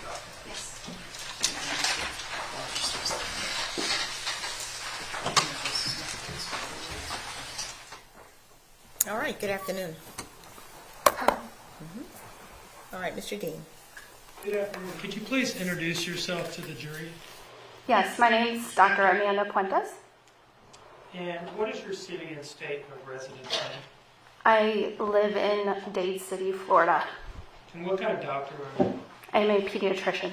Where is Dade City? It is about 26 miles northeast of Tampa, Florida.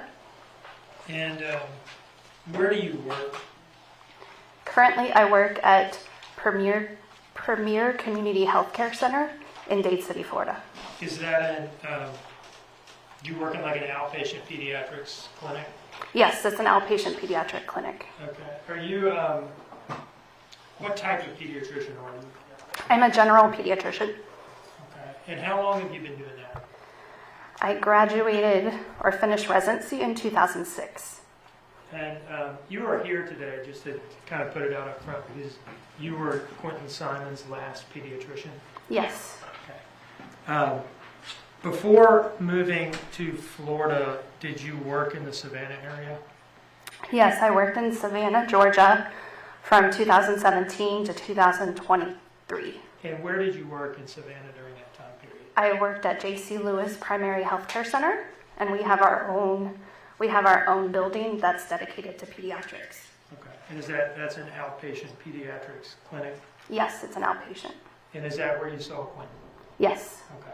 Let me go back now to education, training, and experience. Can you tell us about your undergraduate education?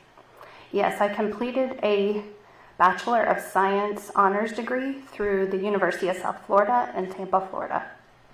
And did you go immediately to medical school, or did you work after undergrad, or what? I was able to start medical school right after I graduated with my undergrad in 1999. I'm sorry. Where did you go to medical school? At the University of South Florida Medical School as well, in Tampa, Florida. And when did you finish up medical school? In the year 2003. Now, after graduating from medical school in 2003, did you do a residency? Yes, I did a pediatric residency program in the University of Nebraska, Omaha, and Creighton University. Dual program in Omaha, Nebraska. What is a residency? A residency allows a doctor to kind of more specialize, or the first step to specialize in a certain area. So you have pediatrics, you have internal medicine, which is primarily adult medicine, you have surgery, for example.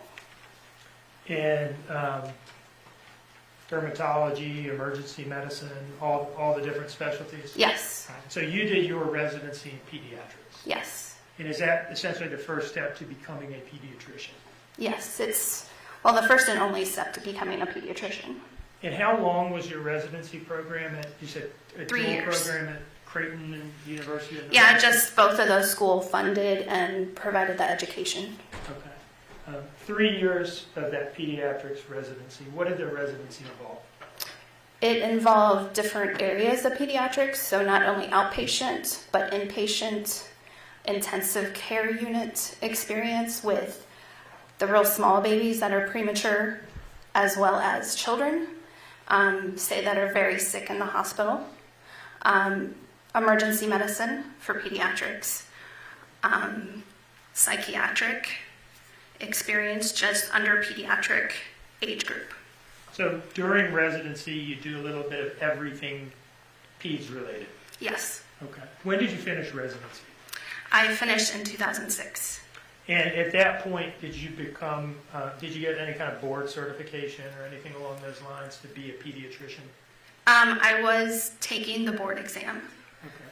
And do you hold any certifications or remember? I'm a board certified pediatrician. And how long have you been? Since 2022. All right. Since finishing residency, have you worked as a pediatrician uninterrupted through Yes. today? Okay. And so how many years would that be total? So that would be 18 years. I'm sorry to ask you to do that. Going on 18 years. Okay. Your Honor, at this time, I would offer Dr. Puentes as an expert in pediatrics. No objection, Your Honor. All right. Okay. I'd like to turn now to your involvement with Quinton. Okay. Can you tell us where, when, and under what circumstances you saw him? So I saw him as a new patient in February of 2022. He came in for a 12-month well visit, although technically he was 13 months. And what is a well visit? So a well visit is a physical exam type visit that we go over safety in the household, developmental questioning to see where a child and make sure a child is developing normally, as well as administering vaccines if the parent would like their child to get the shots. Is it fair to refer to a well child visit as essentially like a normal checkup?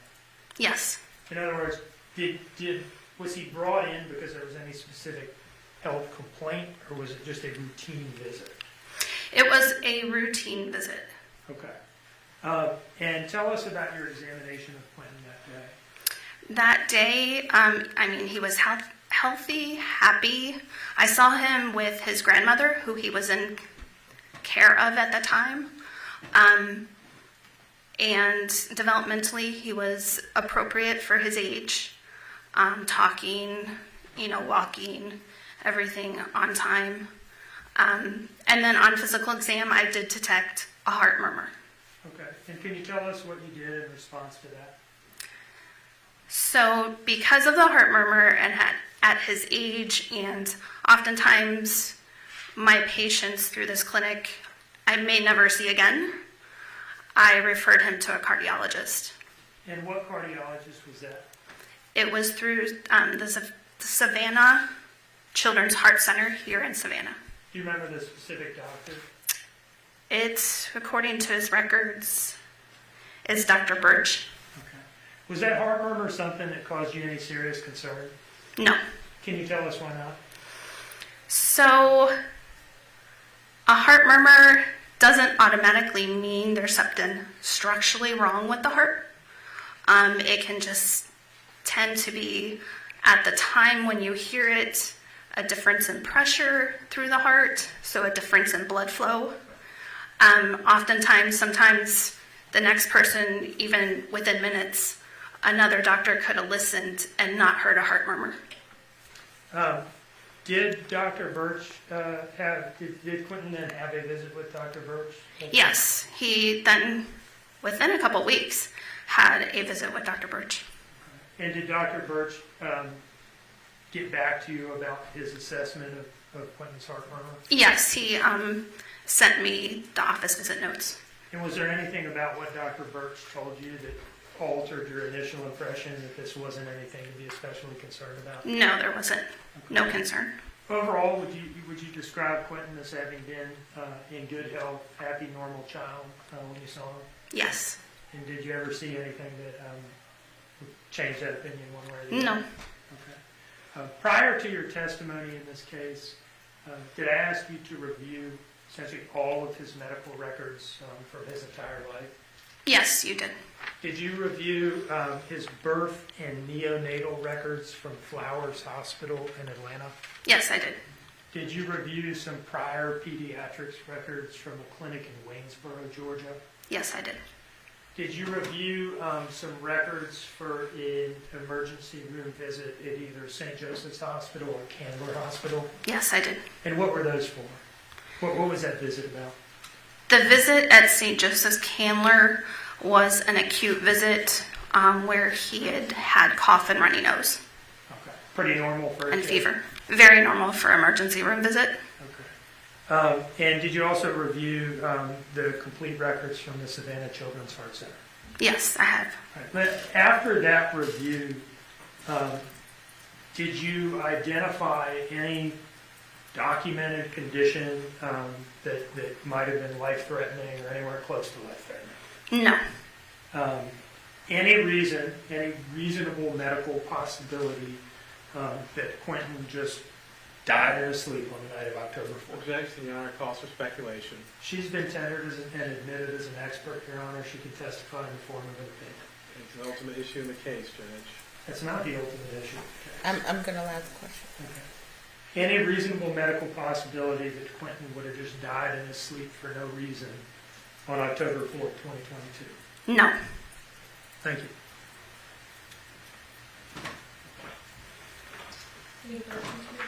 Yes.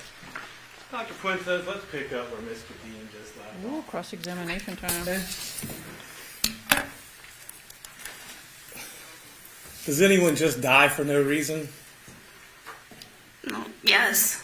Okay. Who? What would be the no reason that could occur where someone would die for no reason? There's reports of adults, elderly, that will get a sudden arrhythmia and lead to sudden death. But wouldn't the arrhythmia then be the reason for the death? Yes. Okay, so it's a nonsensical question, isn't it? There's always some reason for a death, correct? If it can be proven. Correct. What if it can't be proven? What if you don't know the manner, method, time? Does it mean someone's less dead?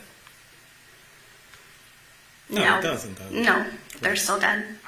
Okay, so, but since you're a pediatrician, you're board certified, correct? Yes. And since Mr. Dean asked the question, I'll ask the question and take it a little bit further. Do you ever do postmortems on children? No. Okay. Have you ever done postmortems on children? No.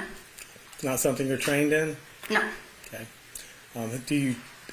The manner that you treat children, is it usually the health and wellness checks? Or have you ever done like emergency room visits or treatment? A little bit of both, because some of the acute care can be involved enough to even call the ambulance to come to the office. Okay. So, and whenever those children are in your treatment, okay, have any of those children died? No. Okay. So, when you did treat them, it was usually something that required some sort of immediate intervention, correct? Yes. And you got it for them, correct? Yes. And then they recovered, correct? Yes. Okay. So let's talk about Quinton Simon in particular. You said you reviewed all of his wellness records and all of his medical records, correct? Yes. So the heart murmur was of concern and note, but you referred him to the heart center and treatment was followed up on, correct? Yes. And Dr. Burch, I believe it was, didn't seem to be concerned and neither did you, right? Exactly. Okay. So with regards to the Wayne County records, anything of note there? No. Okay. And I think you said you also reviewed the birth and neonatal records from Atlanta, correct? Yes. Anything of note there? No. Okay. Did you see anything in the birth or neonatal records that would raise your hackles or be of any concern to you for this child's health or well-being? No.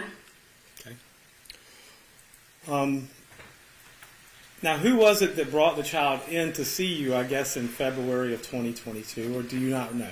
No, his grandmother did, along with what Grandma referred to as a nanny. All right. And that was in February, correct? Yes, 2022. And you also had a June 6th visit as well, or was that a different doctor? That was the emergency room visit. Okay, but that wasn't you. No, that wasn't me. But again, you reviewed those records, and again, nothing of any note or concern beyond, I guess it was a cough and runny nose, you said? Yes, no concern. Okay. And you're a mandated reporter, aren't you? Yes. Okay. Can you explain to the jury what that means? So I'm obligated to report a suspicion of child abuse or neglect. Any concerns, I'm supposed to report it to law enforcement.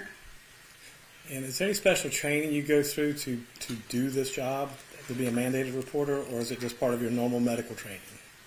It is, I guess, tutorials, a few hours of explaining mandated reporter, cases that it would come up or that might lead you to be suspicious in order to report, and then also how to report. At any point in time, did you report any suspected abuse or neglect on Quinton Simon? No. That's all the questions I got.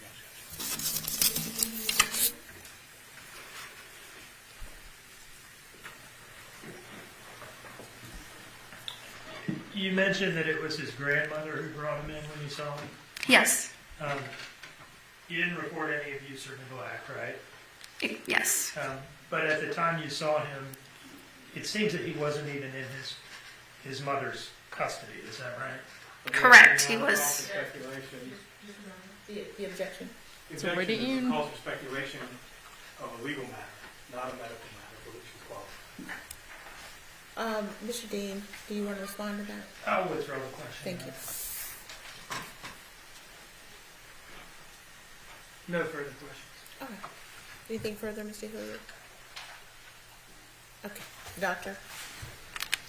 Thank you. You're excused.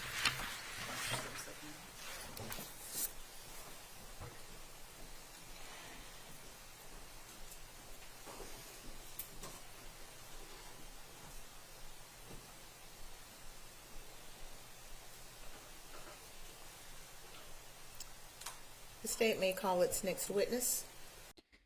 You know, just thinking of of the defense's best case for reasonable doubt. If they thought, well, maybe he was alive, well, she still put him in the dumpster. You know what I mean? So even if that's the worst case scenario, my word, I hope that's not the case. I don't think so. But imagine that she would still be responsible for his death, therefore murder. So I don't know. Do you think they were successful, the defense, at creating reasonable doubt there? I don't think so. Shame. That poor doctor. Her voice got a little shaky when she was talking about Quinton there. And also, when they said that Billy Joe was there with the nanny, I wonder if that was the babysitter, as you guys say. That was probably Michelle, Diana, McCarta. Interesting. Dr. Kenneth Burch.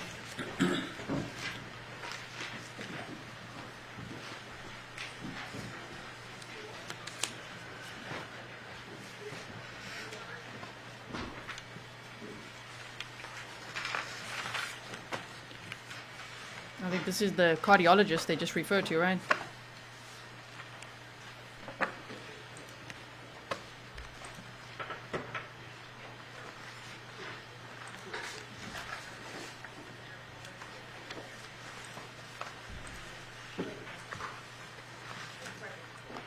Dr. Burch, if you would just come forward.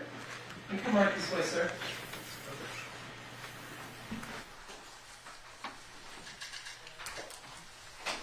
Stand right here for me and raise your right hand.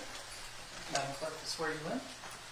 The evidence you shall give the court and jury in the trial of this issue shall be the truth, the whole truth, and nothing but the truth, so help you God? Yes. You come right this way. Watch your steps. Step in. You can adjust this microphone and speak clearly into it. All right, good afternoon.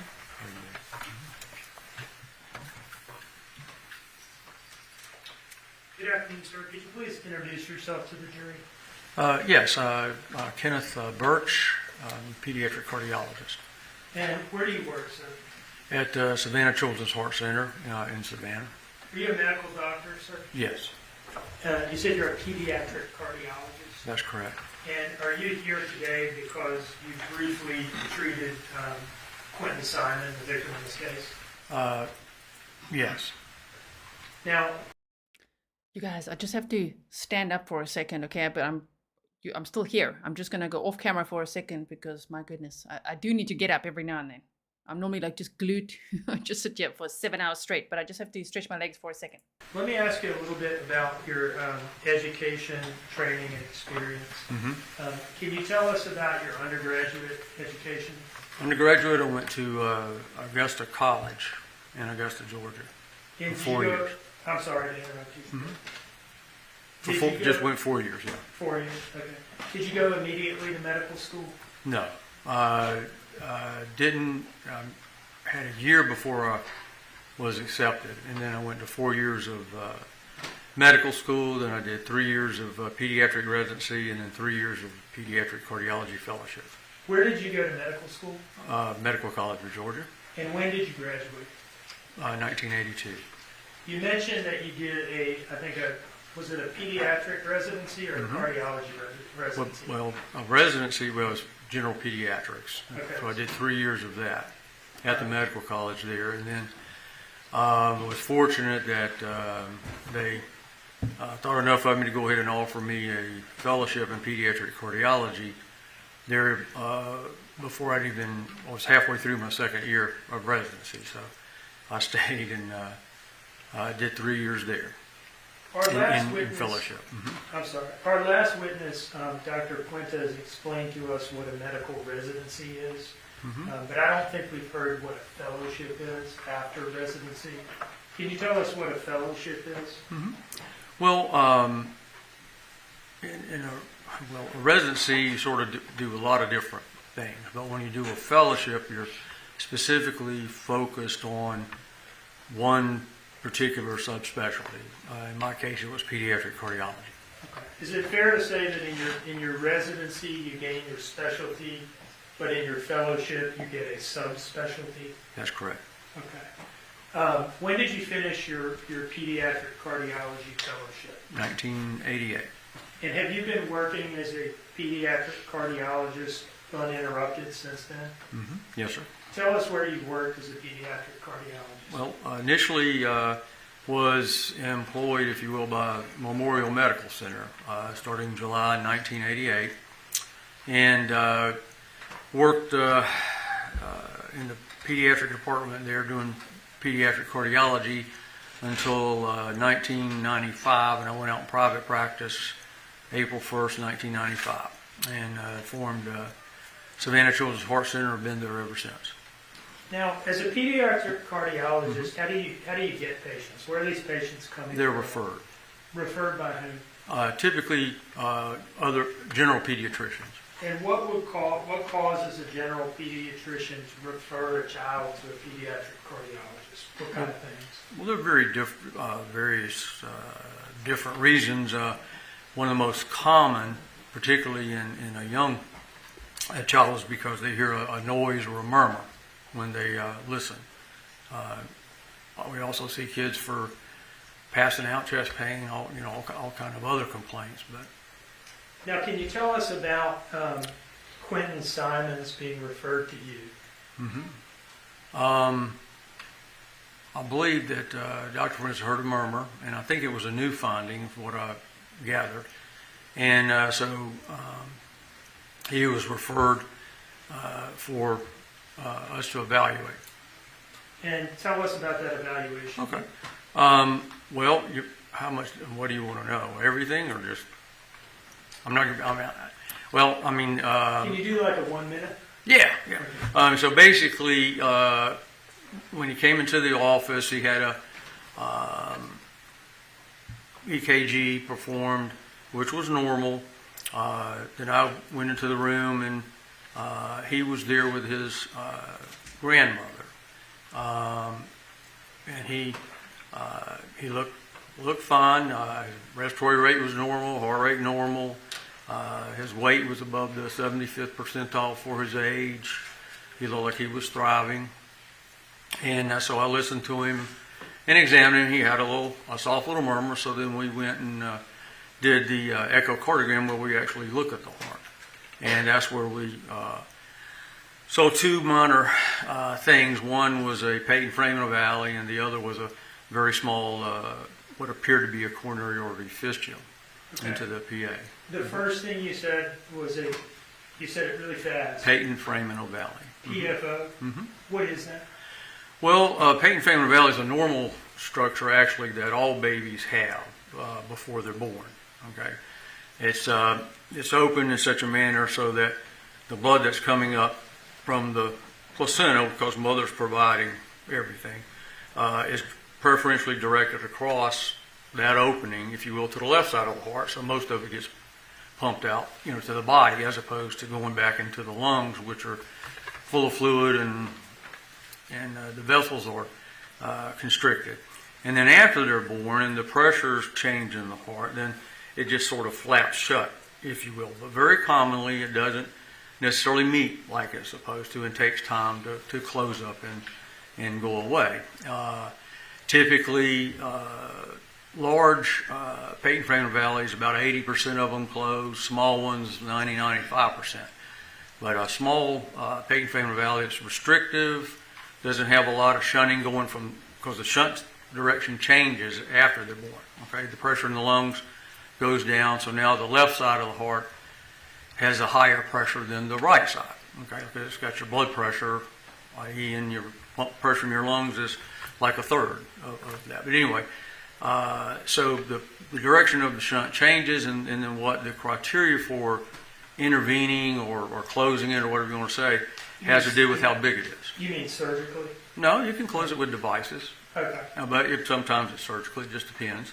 But if it's small and restrictive, and the right side of the heart is normal, you leave them alone, because you're actually probably going to do more harm than good, closing it, if you will.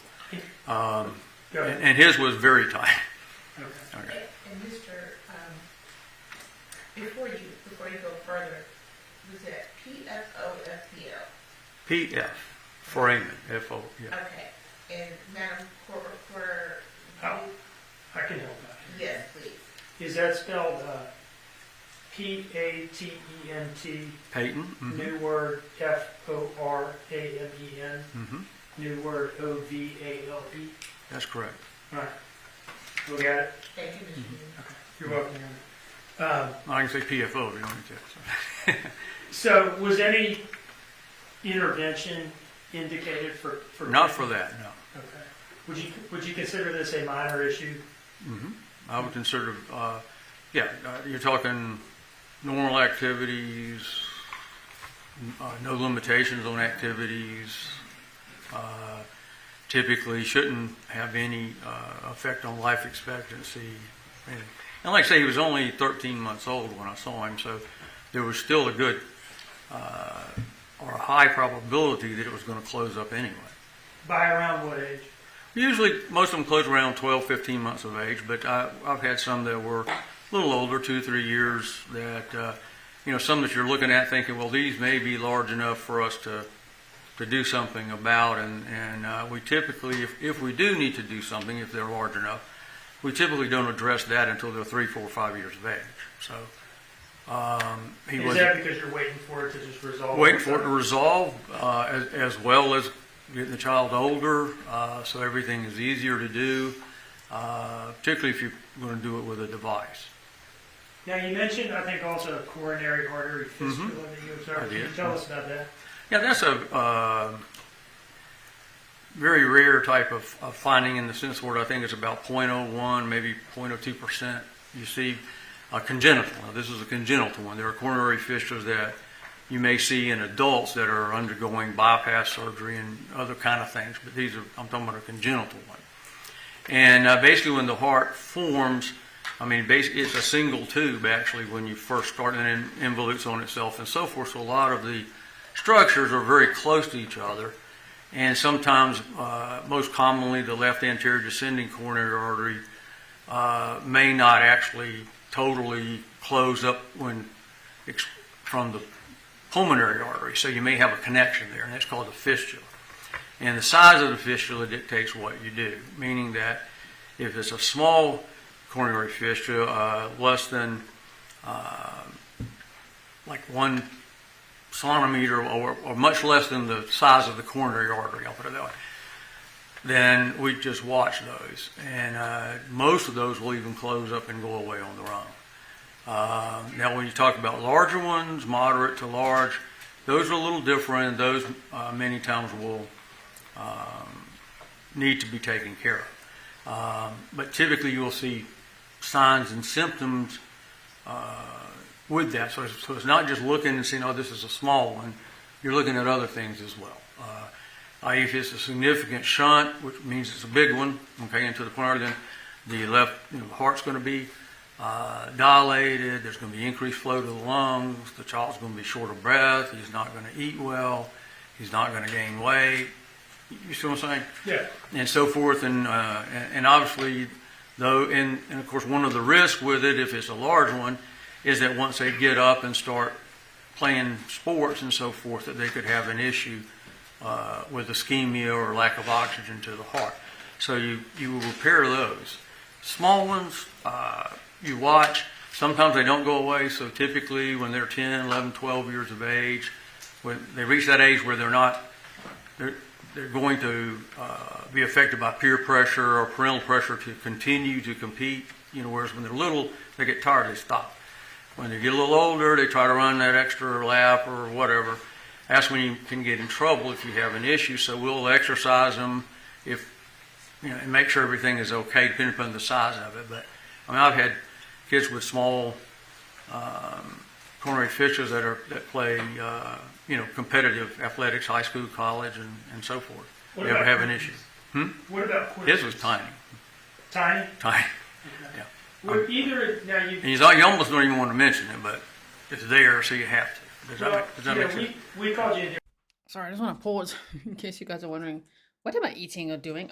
Look at this. It's this fisherman's friend. I think you guys have seen me with this before, but this was like a free gift from the grocery store, and this one is so strong. So I'm like, thank you that I could just get up and stretch a bit. I'm back, and I took you guys with me as the cat said hi. All right, so isn't it so sad to hear that Quinton was obviously in generally good health at 13 months old? I mean, he was only 20 months old when he died.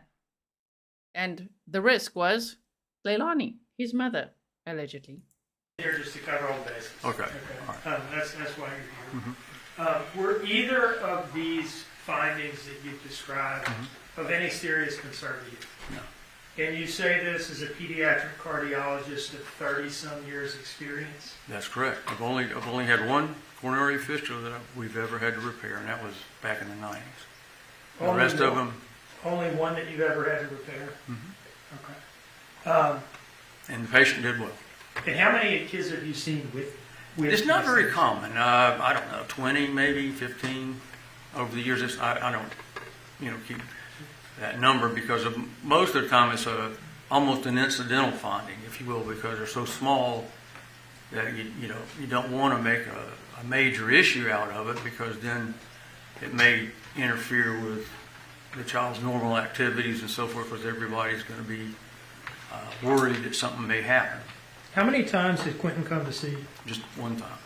What was the plan going forward? He was supposed to come back in 6 months. And so I saw him on February 28th, 2022, if my memory is correct. And so he was supposed to come back in August. And he didn't show. And then I don't know the details of the dates right in there, but somehow we were trying to track him or get him. It came to light that he had died. I don't know that I did this earlier, Your Honor, but I would offer Dr. Burch as an expert in pediatric cardiology. No objections. Okay. Thank you. In your opinion, is there any reasonable medical possibility? Well, let me ask you this. Were either of these conditions life-threatening in your view? No. Even remotely so? No, sir. Is there any reasonable medical possibility that they just caused this sudden death one night? I guess anything is possible in the world. However, I would say this. I've never seen an issue with these defects this small ever creating an issue. I mean, any symptoms or whatever, much less death, Thank you, sir. One moment, please.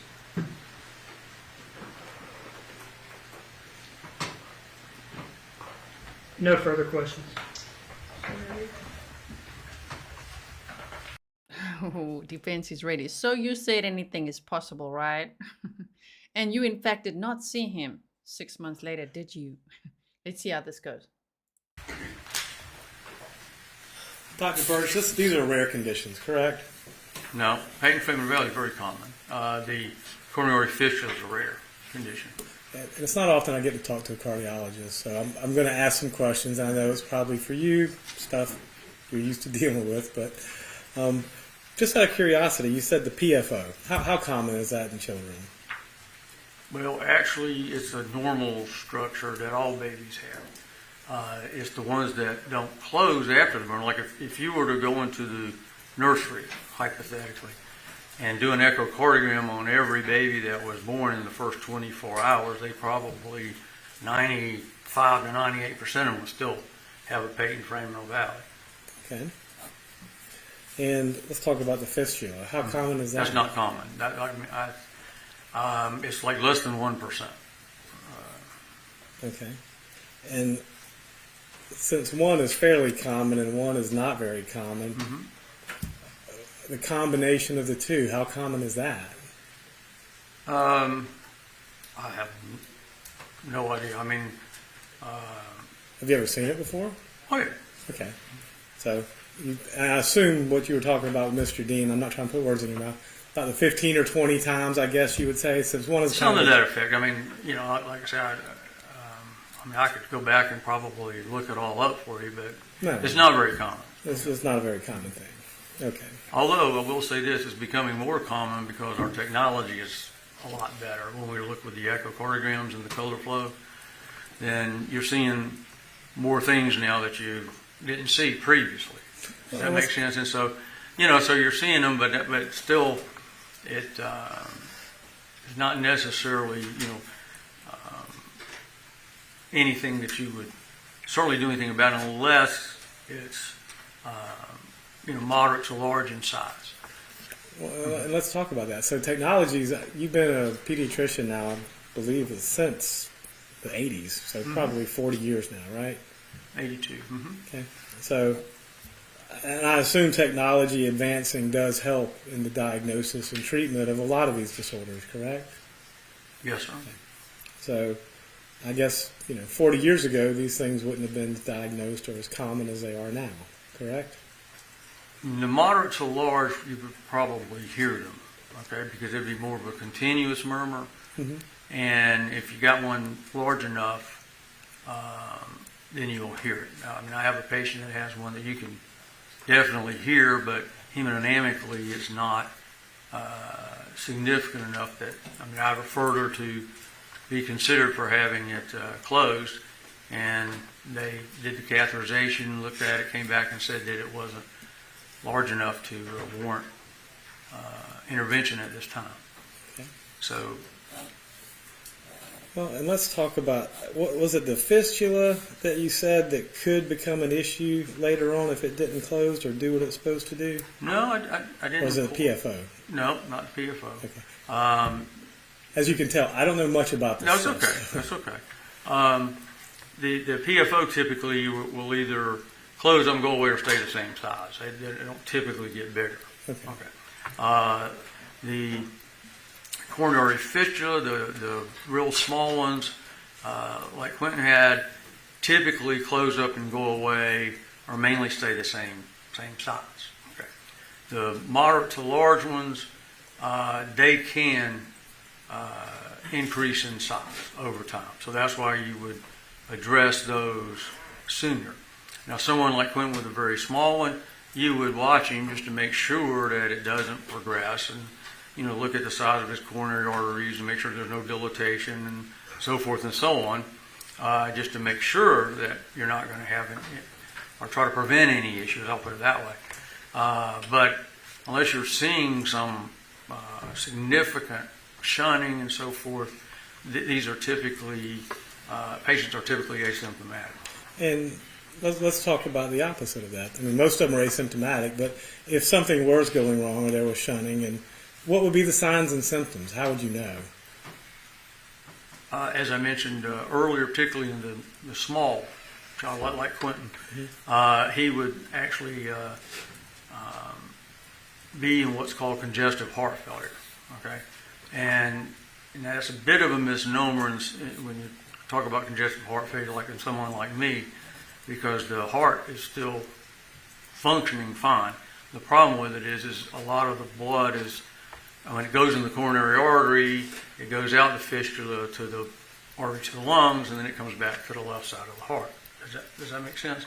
It does. Okay, and so the left side of the heart will begin to dilate, and but also you have what's called pulmonary overcirculation, and that's where the symptoms come from. And you can get edema, so they're short of breath,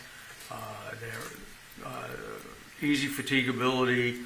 In youngsters that are nursing or bottle feeding or whatever, they're usually tachypnic or breathing fast. And so their major activity, obviously, is eating. They don't get them run around. So what happens to them is they can't coordinate sucking, swallowing, and breathing. Okay, so they tire, they don't finish the bottle or whatever, and they don't gain weight. So that's one of the parameters you always look at in a situation where if there's a question in your mind, is this child doing fine or not? Because I think the heart was a little big or whatever. You look at their weight and so forth, and if they're above the 50th percentile or so, and like Quinton was above the 75th percentile, so he wasn't having any issues eating or any of those types of things. So, Doctor, thank you so much. You've been very informative. Well, thank you very much. Thank you. Mr. Mullen, Mr. Dean? No regret. Thank you. Doctor, thank you. You're excused.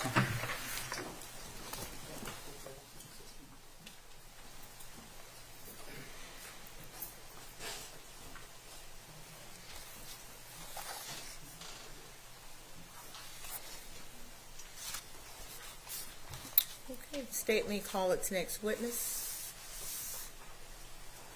Yes, who is it? Paul Simon. Ooh, Leilani's brother.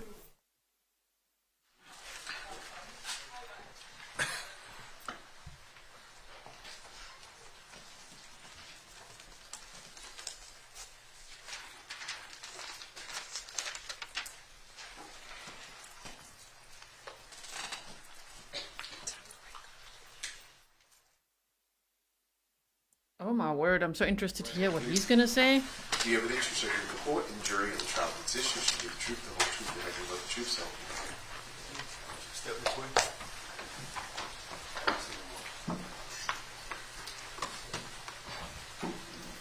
Good afternoon. Good afternoon. How you doing today?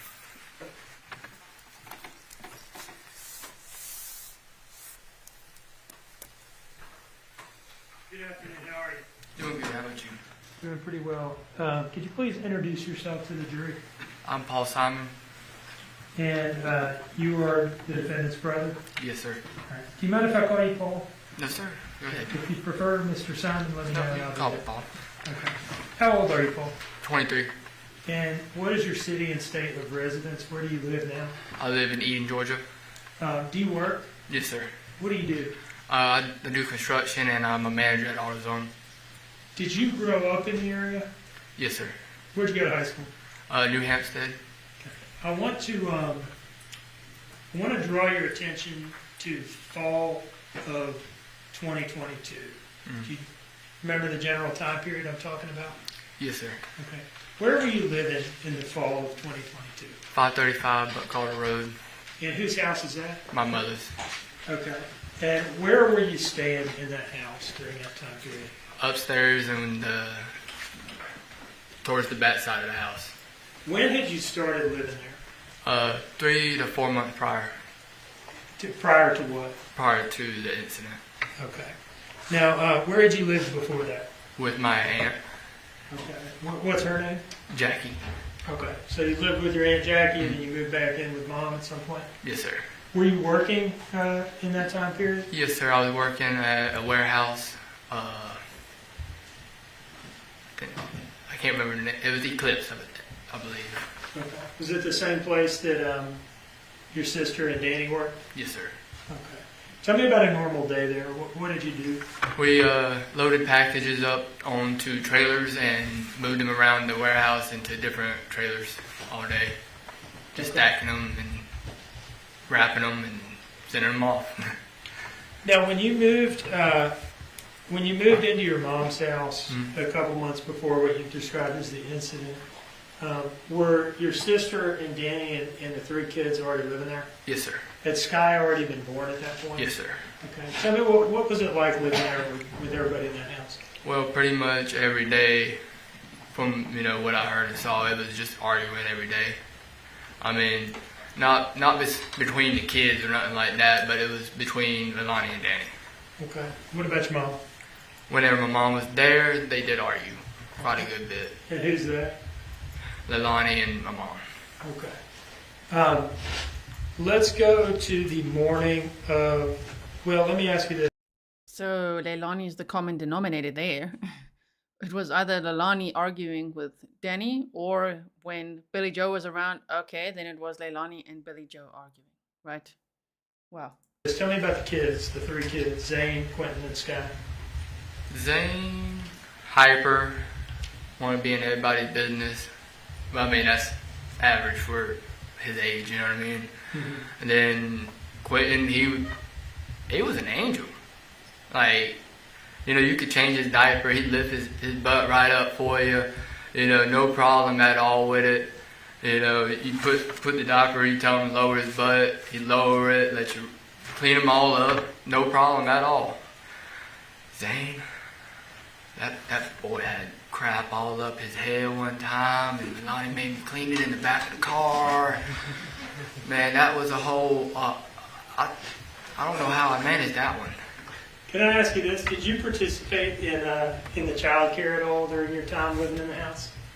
Kinda. It was on and off. It was whenever they needed me. Yeah. Tell us about your interactions with the kids. So a few times I had to take them to doctor's appointments, which wasn't a problem because, you know, people was at work, you know, and I happened to have the day off or whatever, you know. So I'd take them to the doctor's appointment because I didn't have to be at work till 2. And then I'd drop them off at the babysitter. And then whenever Leilani would need me to watch them, I'd watch them upstairs. I'd bring some toys upstairs into my room and let them play with it. Tell them, hey, that's your area. Don't mess with none of my stuff. You know? Tell me about watching them upstairs in your room. They just sit there, play with their toys, want a whole lot of snacks. And of course, I wouldn't give them snacks right away. You know, you ain't about to be all hyped up on me. Does this include Sky, or are you talking mainly about Zane and Quinton? Zane and Quinton, I didn't actually watch Sky. She was still, you know, relatively young, you know, like 3 or 4 months old, somewhere around there. So I didn't actually watch Sky, but I watched Zane and Quinton quite a bit whenever they needed me to. Did you ever help them, you know, and maybe not because of the shift you work, but did you ever help with getting them dressed in the morning, getting them fed, getting them bathed and put down at night or anything like that? I bathed them once or twice when I was there.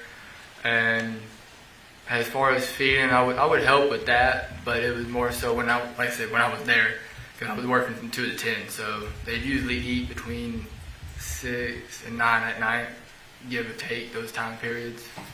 Now, you started saying some nice things about Quinton earlier, and I did not follow up, and I guess I'll do that now. Mm-hmm. What was your relationship like with Quinton?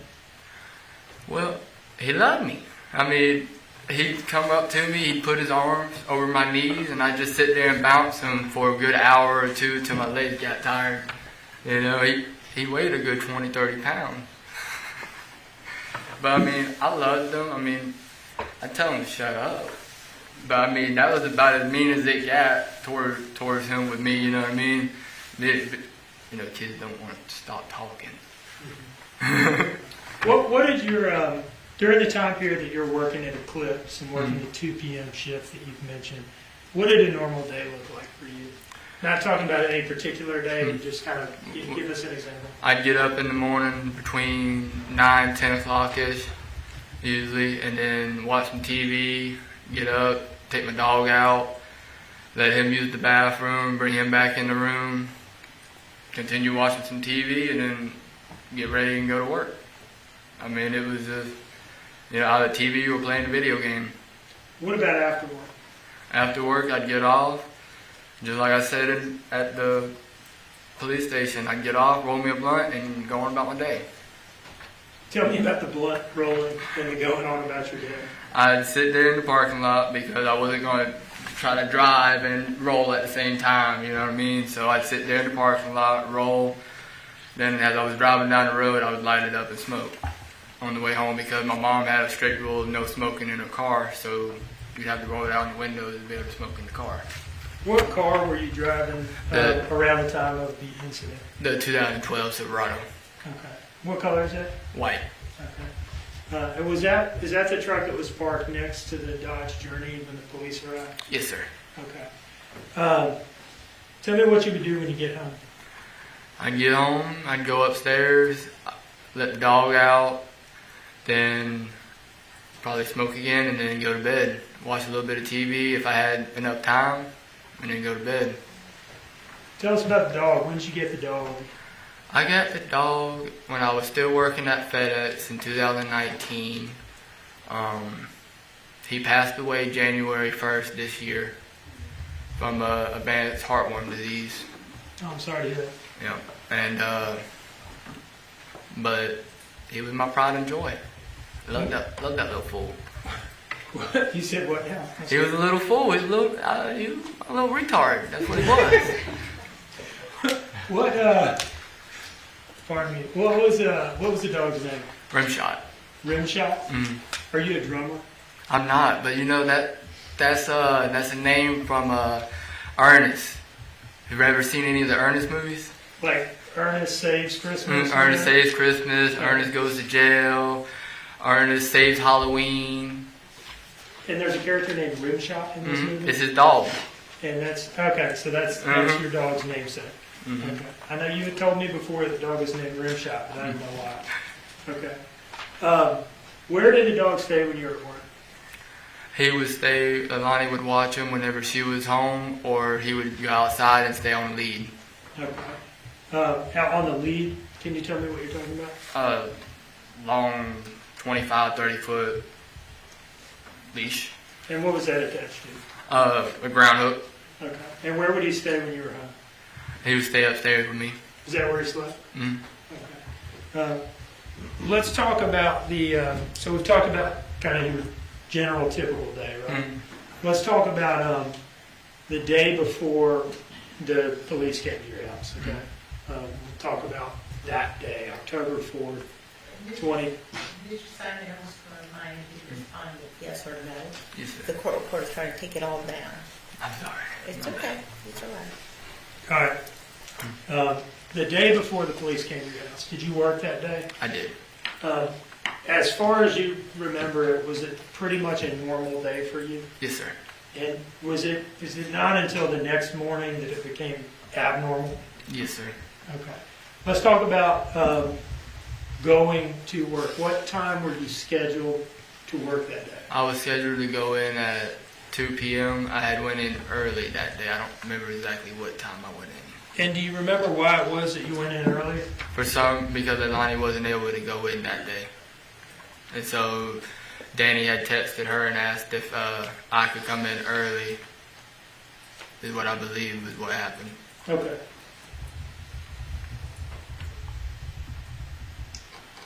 Your Honor, I'd like to approach with what I've marked as State's Exhibit 88.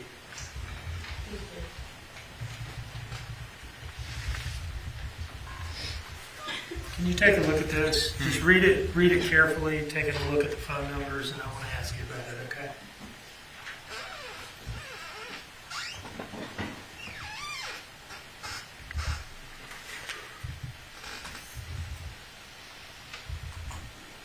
That's my old number, and that was Danny's number. The document that I just handed you, is that the text message exchange between Danny Youngkin and you? Yes, sir. From October 4th of 2022? Yes, sir. Does it fairly and accurately depict the text messages that you exchanged? Mm-hmm. Your Honor, I would offer this as State's Exhibit 88. No objection, Judge. Now, the first message on there is from who to whom? The first message is from Danny to me. And what's the time of that message? 10 in the morning. Okay. 10:15. And what did Danny say to you? He said, "Yo, Dave wanted to know if you'd go in at 12. I'm at the dentist with Leilani. She just got her tooth pulled." Yo, Dave wanted to know if you would go in at 12? Mm-hmm. Is that Dave Mullins? Yes, sir. Mullen? It was the GM that was running Eclipse. Okay. Was he your boss, or at least one of your bosses? He was one of them. He was the morning shift boss. Okay. And did you respond to that message from Danny? Yes, sir. I said I'd be in. And what time did you send that message? 20 minutes after I received it. Okay.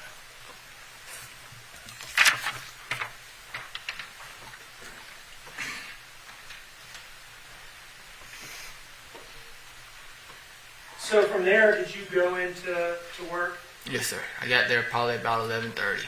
And was it a normal day at work? Yes, sir. Okay. Now, tell us about finishing up work and getting ready to come home. So I had got out of work. I went and sat in the car, and that night I had got stopped by a train. So I ended up getting home at 10:50 instead of my normal time, which was 10:30. Okay. I'm sorry. Go ahead. And that night, before I had left work, Leilani had texted me and asked me if I had any relatives, which was blunt wraps. And I had responded to her and said, yes, I'd be home in about an hour. And when I had got home at 10:50, I went in there to give her the pack of Rellos, and she wasn't there. Okay. So you said that she texted you before you... It was either a text or a phone call. Okay. And asked you if you... Would bring her a pack of Rellos, which was blunt wraps. What is that word you're saying? I'm sorry. Rellos. Rellos? Cigarillos. Oh, okay. Cigarillos. Yeah. Is that what gar means? Mm-hmm. Okay. Cigarello? Yeah, yeah. All right. Thank you.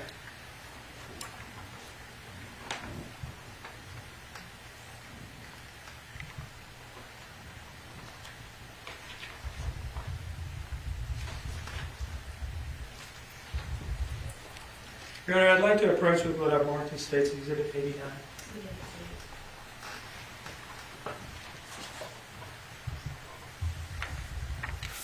Can you take a look at this document and let me know when you're ready to talk about it? Take a careful look at the numbers and the messages and so forth. Oh dear. Are these going to be those text messages? Should we get ready now? Remember, they're talking about October 4th now, so he was working.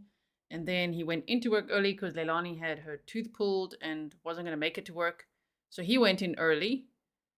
And he got home at around 10:50. And Leilani wasn't there because she was out, remember, meeting up with the dealer. So I wonder if that's how they're going to introduce these text messages now. If so, we got to buckle up.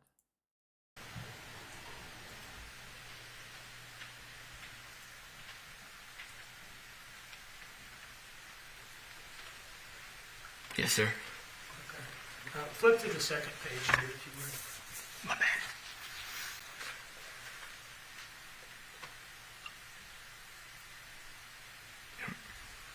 All right. Do you recognize those messages? Yes, sir. Are those messages between you and your sister on the night of October 4th? Yes, sir. Do they fairly and accurately depict the messages that you exchanged with each other? Yes, sir, and around the same time. Because at that time, it took me about 30 minutes to roll. So I was sitting there in the parking lot for 30 minutes. Okay. Your Honor, I would introduce this as State's Exhibit 89. No objection, I don't know. I know you talked about your general practice of rolling a blunt in the parking lot after work. Would you smoke it there as well? I would be driving on my way home smoking. Like I said, that night I had got stopped by the train, so it took me an extra 20 minutes to get home. Okay.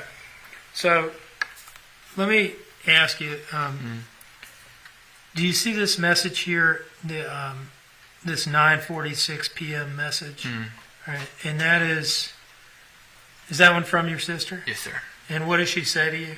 Can you grab me a gar on your way home, please? All right. So are you still at work at that point? I was. Okay. Had you clocked out yet? No. I had my phone on me, but I wasn't supposed to, so. Oh, okay. I see. The next message is from who to whom? From Leilani to me. She was sending a question mark afterwards because she always forgets to send her question marks. Okay, so we got, can you grab me a gar on your way home, please, at 9:46 with no question mark, and then she adds the question mark a few minutes later? Yes, sir. Okay. And then I saw it right as I was clocking out. All right, and you responded to that at what time? Right before 10 o'clock. Okay, and what did you say? I got some minis in the car. I got minis, but... All right, so we'll read the message just as it appears on the page, and then I'm going to ask you what you mean. I got minis. I got some minis. I got some minis. And what does that refer to? Mini cigarillos. Okay. And where were you at the time you sent that message? You said you just clocked out? Just walking out the building. Okay. And what's the next message? She said, okay, you on the way? I said, in a minute. And what time did you say in a minute? At 10:03. All right. And would you have been in the parking lot at that point, I guess? Getting in the car. Okay. And then what was the last message? Okay. And that was from her to you? Yes, sir. At 10:03 p.m. All right. So no more text messages between the two of you that night? No, sir. My bad. So that brings us to your getting home and her not being there, you said, right? Tell us about your arrival. Which also tells us about her state of mind, because she's like, can you get me these Brillos? And you said, I've got some minis. And like, okay, are you on your way yet? No, not yet. I'll be there now. You know, it's kind of like, just hold on, I'm on my way. But by the time he got home, she had gone. So she was definitely needing something. You know, she's like, okay, I'm going to head out myself, right? And she went out to meet the dealer. And she got a lot more than what she was asking him for, right? Because they say that, I don't want to say all the words on YouTube. We've gone over the substances she got that night before. The state had talked about it in the opening statements as well. All right, so if you guys don't know who it is, there's always a banner on the screen. So this is Paul Simon, Leilani's brother, and this is the state asking questions. Arrival at the house. So I got home and I noticed that the Dodge Journey wasn't there. Okay. And so I had went inside, I had the minis in my hand, and I had asked Danny, I said, where's Leilani at? Where was it that you encountered Danny? He was sitting on the bed right in front of to the door going into the bedroom. Okay. He's sitting on the bed in his bedroom? His and your sister's bedroom? Yeah. Okay. Yes, sir. And you've got the minis in your hand? Yes, sir. And because you were coming to bring them to your sister? And she is not there? Yes, sir. Okay. Now, did you see the children at this point? I did. I don't remember exactly what they were doing, but I know that Quinton was awake. He was in his playpen, and Zane was laid down on his race car bed. Did you have any how do you know Quinton was awake? Tell me what you saw. He was saying Danny. He was laying there, but he was saying Danny, just like that. Is that something that he would do? Yes. Can you describe, like, was it just like normal? Whoa, that's important, very important to the timeline, because we weren't sure up to now, did something happen to Quinton before Leilani popped out or after? It sounds like after, because Paul is saying that he was saying Danny, calling Danny, right? Oh, wow. Normal kind of babbling from a child? Or?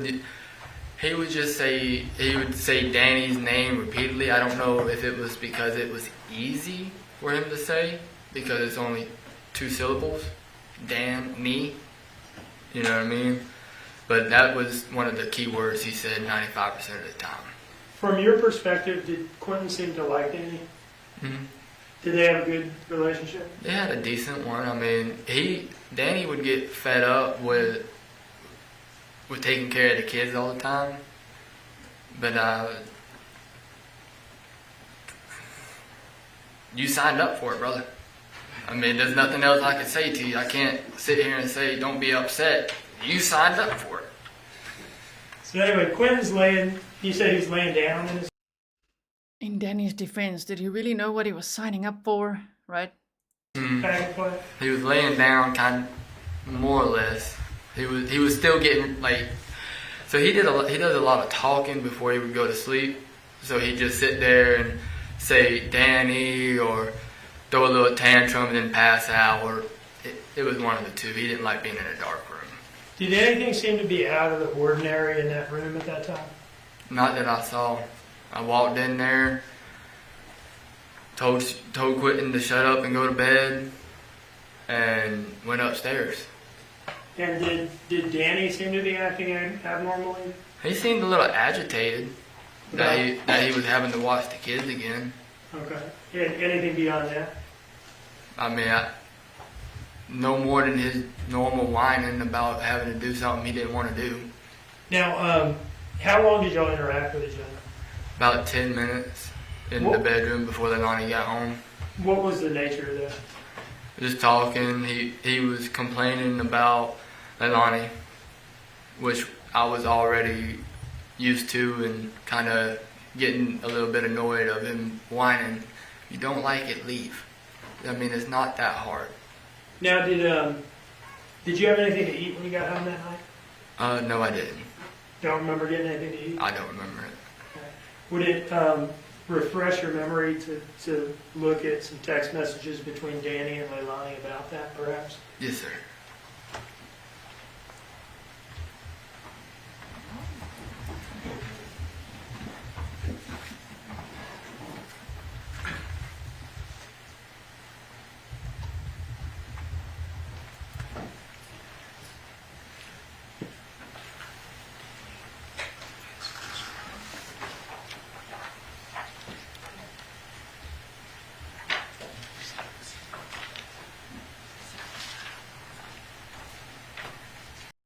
Did Paul mention how old he is? I may have missed it. Mr. Crowley said Paul was or is so young, 21 when Quinton died. So he would be only like 23 now. So he's only a year younger than Leilani, possibly. Madam Clerk, do you have State's Exhibit 86 somewhere to look at the record?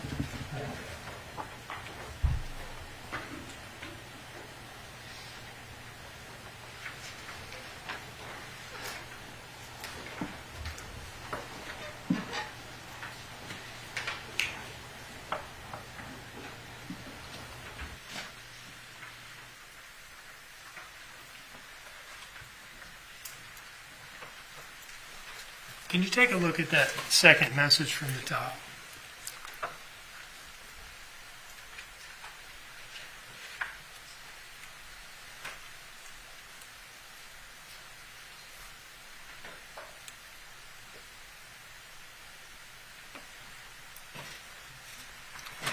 You good? Yeah. Okay. And if it doesn't, it doesn't. But does that refresh your memory as to whether you had anything to eat or drink that night? I probably grabbed some Hawaiian punch. Okay. Leilani was a little stingy about the kids' drinks and food now. Now, after you... Oh, my word, Leilani. Thank you. Everyone's saying 23 now. I was doubting myself. 23 now. Okay, so he was only 21 at the time, right? I don't know. Can you guys see this banner? There's a banner on the screen because everyone's asking who is this? Paul Simon, Leilani's brother. You probably or possibly had some Hawaiian punch. What did you do? Went upstairs. I watched that episode of One Piece. What is that? One Piece is an anime.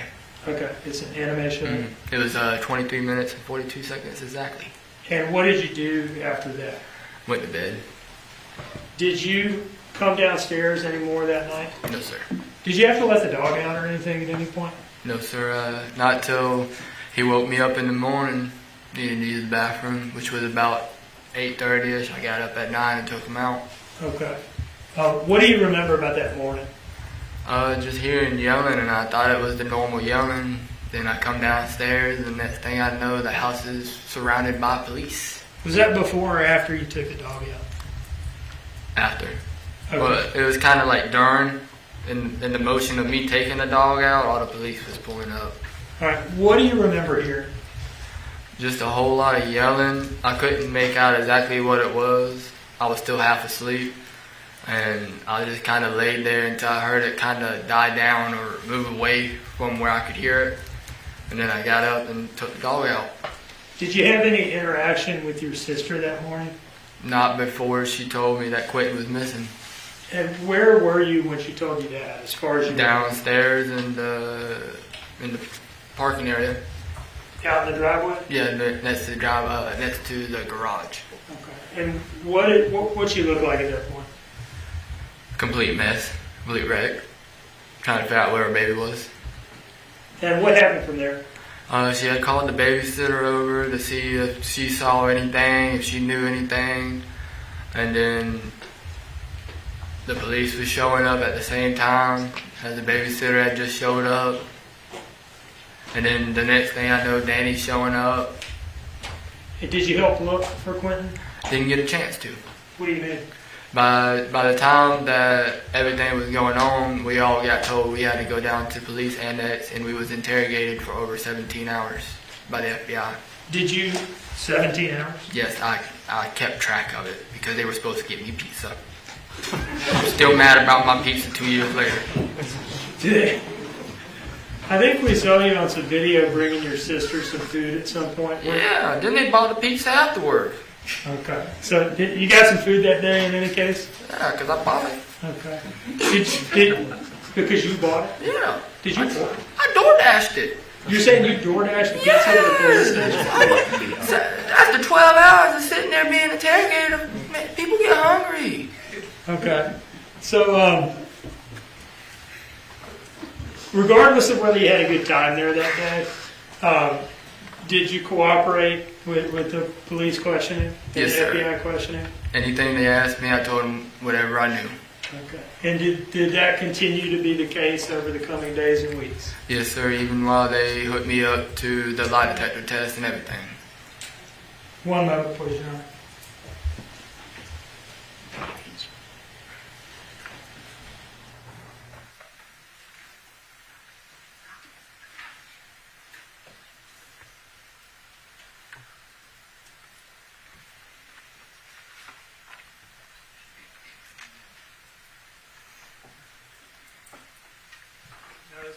Time for a short break. May I just finish up a couple of things, Your Honor? Yes. Okay. Do you look? I'd like to approach with what I've marked as State's Exhibit 90.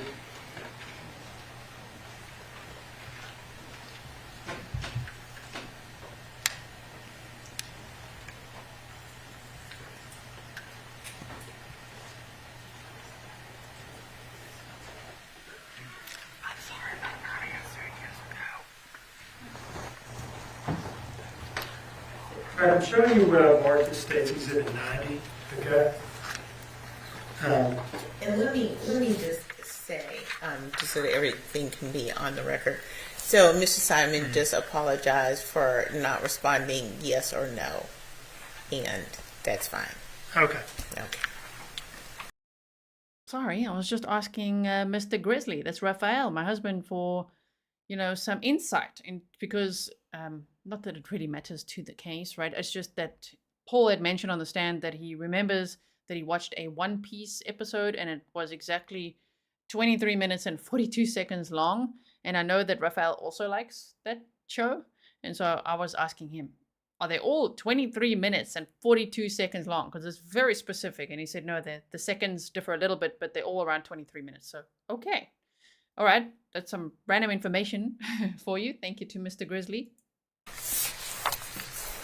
Can you take a look at these messages starting from the back, actually, and tell me if you recognize them? Mm-hmm.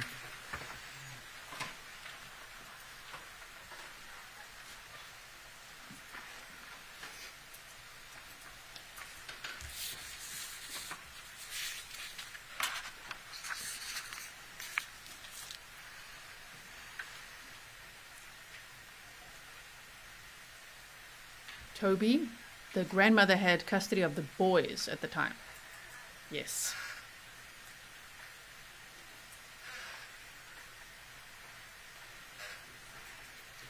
Okay, so these are not text messages between me and Leilani. These are text messages between me and a coworker, and about a girl that thought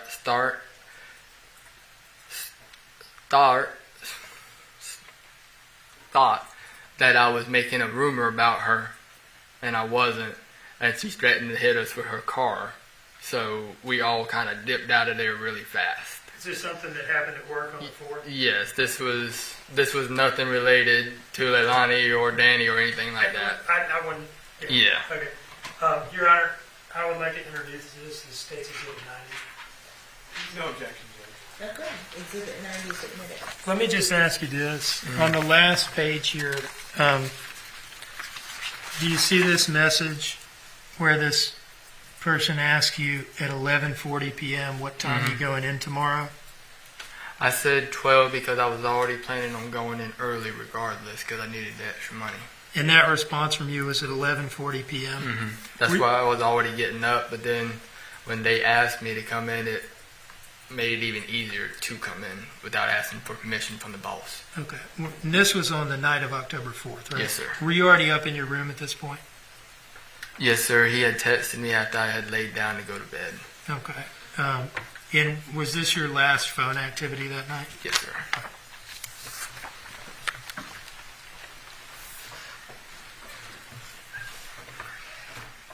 And Your Honor, if I have not already formally offered 88, I would do so at this time. Those were the Paul Simon, Daniel Youngkin text messages. I believe it may already be in. Madam Clerk?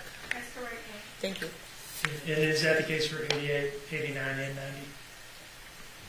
Not 90. 90 is just admitted. 90 was just a minute. Okay. One moment, please. Okay.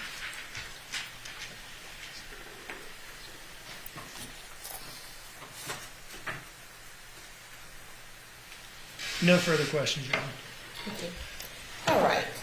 So there's mention of a break. I think this is a good time for a break. The time is 3:13. Let's come back at 3:30. Jury is exiting.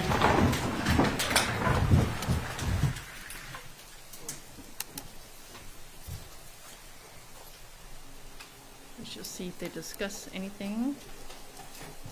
And then we'll teleport.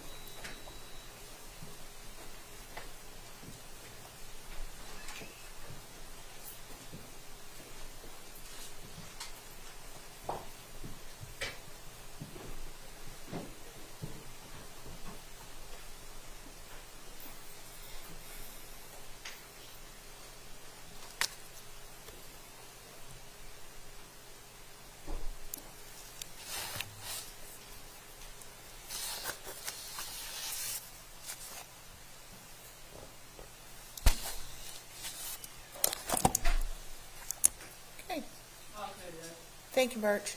Okay, we're in recess until 3:30. Can I deal with something real quick, Judge? Yes. Oh, I'm sorry. There's Step something- down, please. We touched on it briefly, but weren't supposed to get into the polygraph. Right. I don't think it was anything Mr. Dean meant to elicit, or Mr. Simon, but just make a motion in limine if we could, just kind of make sure that the witness doesn't mention that. I'm not going to ask any questions about it, but I just don't want to circle back around. So, Mr. Did I let Simon? Mr. Simon go? Did he leave? It's okay. We'll have him back on the stand. That's fine. I just want to go ahead and address it. Like I said, I don't think it was anything intentional. Didn't want to make a big deal about it in the middle of it, but it's something we probably should deal with before we get started. I'll address that with the witness when we return. All right, thank you, Judge. Okay, thank you very much. Okay, now we can teleport. Are we ready? Here we go. And then we're almost all caught up. We're only 10 minutes behind the real time. Well, the court feed from the pool cameras that's delayed by half an hour. But you know what I mean. We're almost caught up to the court feed.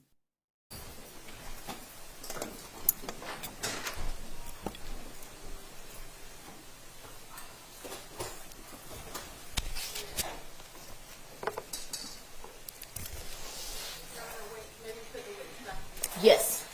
Thank you, Ms. Parker.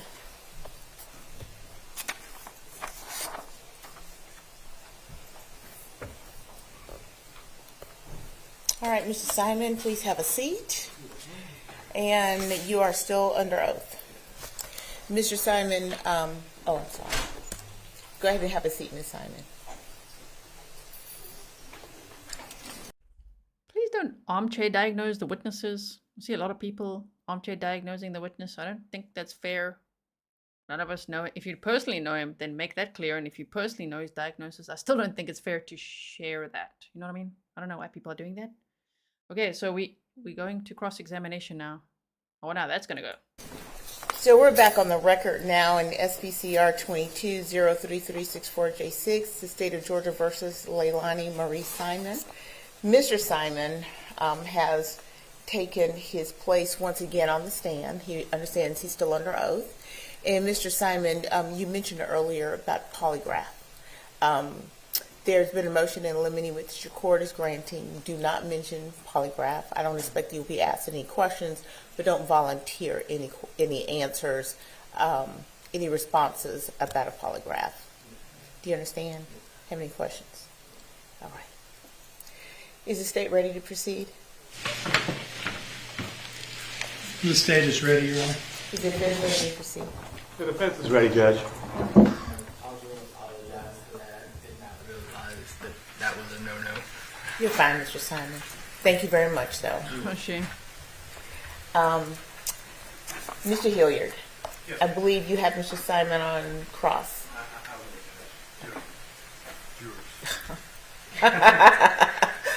When we have them. Jurors, please. Thank you, Solomon.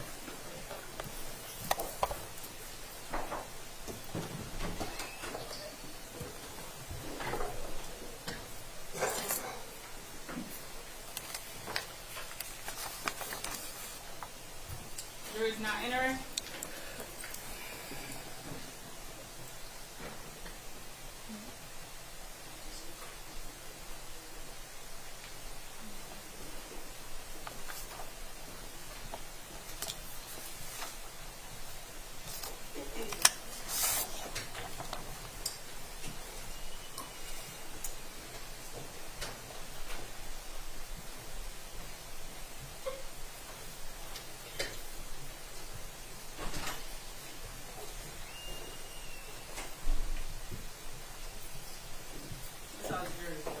Thank you, Burch.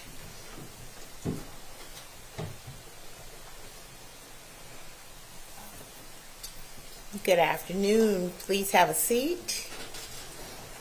Thank you. Welcome back after that short break. Did anyone have any discussions about the case? Did anyone do any research? Okay. And with that, we will proceed. Mr. Hilliard. Mr. Simon, my name is Martin Hilliard. How are you, sir? I'm doing good. How about you? I'm pretty good. No complaints. I've got some questions for you, and I'm probably going to start on October 5th and work back a little bit. You were already at home on the morning of October 5th? Yes, sir. Okay. So you said you woke up, you went outside, took your dog outside. Yes, sir. I'm just going to kind of approach the witness and show him State's Exhibit real quick. I'll show you what's been marked as State's Exhibit 9. If you would, the upstairs bedroom that you stay in, which bedroom is that? Does it overlook the pool? Does it overlook the front yard, the side yard? It overlooked the pool and the driveway. Okay. Because the way the bathroom was faced was towards the outside driveway. Okay. Then the room I was in faced towards the inside of the driveway. All right. So, based upon what you're looking at right there, would it be above the dining room or the living room or somewhere in that area? By the living room. By the living room? Right above it. Okay. And so you could look out over the pool and the patio and the parking area, correct? Yes, sir. All right. And this other bedroom right here, look towards the front. Towards the front. Yes, sir. Just trying to get an orientation. All right. So you were at home that night, around the night of October 4th, around 11:40. Was a text message between you and your coworkers that Mr. Dean was just talking about, correct? Yes, sir. You remember sending that? Yes, sir. Were you awake? I was trying to go to sleep, so I was trying to end the conversation pretty fast. Okay. You know what I mean? Because I was already laid down at 11 to go to sleep, and so when a text message came through, it kind of woke me up a little bit. Okay. And so I was just trying to get it done and over with, but yeah, I was a little bit awake. All right. Well, let's just talk about that. So you were a little bit awake. Did you hear any doors opening or closing, or a ruckus, or anything going on at that point in time? No, sir. Okay. And I don't know, because I don't know anything about the house, but if the door for the living room or the dining room open or closed, can you hear that from upstairs or no? You can hear a car door shut, but you can't really hear the door shut unless it's slammed. Okay. So if the dining room door, the living room door shut, you wouldn't necessarily hear it. No, sir. And I'm not trying to put words in your mouth, but if there's a car door outside slammed, you would definitely hear that. Yes. Okay. And so did you hear that at any point in time that evening? Around about 11:20, I heard a car door shut, and it was Leilani coming back in from getting cigarillos. And I just kind of laid there and ignored it because I just finished my episode and I was heading to bed. Okay. So about 11:20, you heard the car door shut. Now, in the morning times, do you hear when anybody leaves for work? No, sir. Okay. Being passed out, I don't. After working, I don't really hear a whole lot. Understandable. So you slept through the morning of October 5th till about 9:30, correct? I woke up about 8:30, but I laid there until 9. Okay. And you, at that point in time, had you heard anything? I heard a little bit of yelling, but like I said, that was an everyday thing, so I just didn't pay no attention to it and laid there until I heard it move away where I couldn't hear it. And then I got up and let the dog out. And that was about 9 o'clock was when I got up. And you said you heard some yelling. What yelling did you hear? I just heard Leilani screaming, but I didn't know what she was screaming about or nothing like that. I just heard screaming. All right. And you were taking the dog out when that happened? Yes, sir. Okay. And you said the police showed up and Daniel showed up, correct? And you said that you heard the yelling and the police showed up, and you said that Leilani was a complete mess, correct? Yes, sir. How about Daniel? He wasn't really phased. He didn't look phased. He left work in a hurry, but other than that, the whole time he was more worried about what was going to happen to him throughout the whole thing, from what I saw. Okay. I mean, 3 days after it happened, he's up in North Carolina just that quick. Boom, gone. I mean, that just strikes me as not good, not right behavior when you're supposed to be. When they make an objection, you have to stop. Just a moment, I'm sorry. Was there an objection? There was an objection, Judge. So. Mr. Dean? Non-responsive. Sister. Oh, things are getting interesting. It sounds a bit like Paul is resenting Danny a little bit. But I mean, Danny was already working with the FBI and the police. There were wiretaps going on and video recordings and things, right? So there was a lot going on behind the scenes at the time because the police realized very quickly, oh my goodness, this is not the average missing child case. Because, you know, they were already looking at the surveillance and everything. Thank you, Trent Nurse, for being a member for 15 months. And thank you, my goodness, all for being here. There's 8,500 Grizzlies here right now. Thank you so much. Mr. Simon, you have to let me ask the questions and you have to answer them, okay?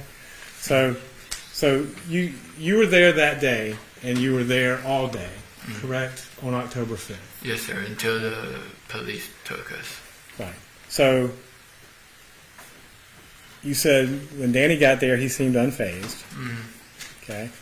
You said Leilani was a mess, correct? Yes, sir. Now, did you answer all the questions that were put to you that day? Yes, sir. Okay. And I'm curious, at this point in time, how long had you known Daniel Youngkin? About 4 months. All I really knew about him before that was that he was one of Leilani's baby daddies. Okay. That's all I knew about him before that. All right. So, and when did you move into the house on Buckhalter Road? In about April, right after my birthday. So, April of 2022? Yes, sir. Okay. And this was in October of 2022, right? Yes, sir. So, and I guess when you moved in, Danny and Leilani and the kids were already there. Yes, sir, they were. Okay. Now, did you ever notice Danny and Leilani either using drugs or drinking? Danny drunk every day. Right. He'd be riding down the road drinking a Fireball, a little shot, consistently every day. All right. And you know, not being judgmental, but and Leilani smoked. Yep, smoked weed. And you did too. Mm. Did you ever see him do anything else? No, sir. Okay. And if anything else was done, I would have told my mom. Okay. So that was not something you knew about? No, sir. All right.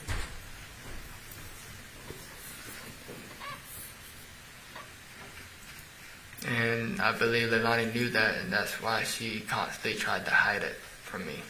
That she was doing something that she didn't want me to know of. Okay. And same thing for Danny, correct? Mm-hmm. All right. Yes, sir. Yes, ma'am. So, was it uncommon for the back door? Again, if you don't know, that's fine. But how did you normally come in and out of the house when you? Through the back door. Okay. And was that pretty much how everyone entered the house? Yes, sir. Was it uncommon that those doors would be unlocked? Normally, since I was the one that got off work, the last one to be home, it would be locked whenever my stepdad would be home. But if it was everybody else, I would be the one that locked the door before I went up to bed. Okay. So, and that's kind of what I was getting to. Normally, you were the one who locked the door when you came in at night, yes, right? Sir. And do you have any recollection doing so this particular night, the yes, night sir. of October 4th? I locked it when I came in, and I went in and talked to Danny, and then went to bed. And again, not being judgmental, but you smoke blunts. Do you smoke cigarettes, Paul? I used to. Okay. When did you quit? About 3 years ago when I started vaping. So you gave up cigarettes and started vaping? Yes, sir. Right. How about Leilani? She smoked cigarettes? Yes, sir. And how about Danny? Yep. Okay. And whenever they were smoking at the house, where would they normally go to smoke? Either the front or the back. Okay. Were there ashtrays out there? There was ashtrays in the back on the back porch, and there should have been one on the front porch. Okay. But Leilani started smoking after a few months of them moving down in that room. Now, you said you came in the night of October 4th, and you saw Quinton, Zane, and Sky. Sky was in the little swing thing, that's where she kind of just slept in that. Mm-hmm. Zane was in his race car bed in the corner of the wall, and Quinton was right at the foot of the bed in the playpen. And they were all good at that point in time? Yes, sir. Okay. And had you ever seen, you said Danny seemed agitated when you got home. Mm-hmm. Anything abnormal, or was it just his normal? It was just his normal whining and complaining, but he just, like I said, he just seemed a little bit more agitated. But I was like, don't worry, man, she's going to be back here in a little while. Right. She just rode up the road. Did you ever see Leilani that evening? I did not. Okay. I had already went to bed before I had saw her. Okay. All right. And did you ever hear them two arguing or bickering at any point in time that evening? No, sir. Okay.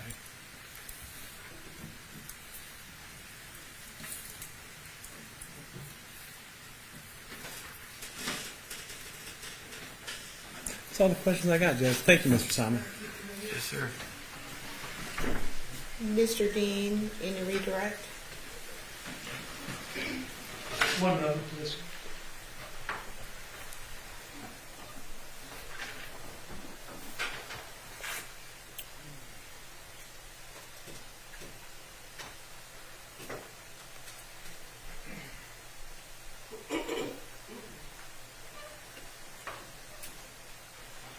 No questions, Your Honor. Mr. Simon, is there any reason not to excuse Mr. Simon? Not on behalf of Ms. Simon, no. No, Your Honor. Mr. Simon, you are excused, sir.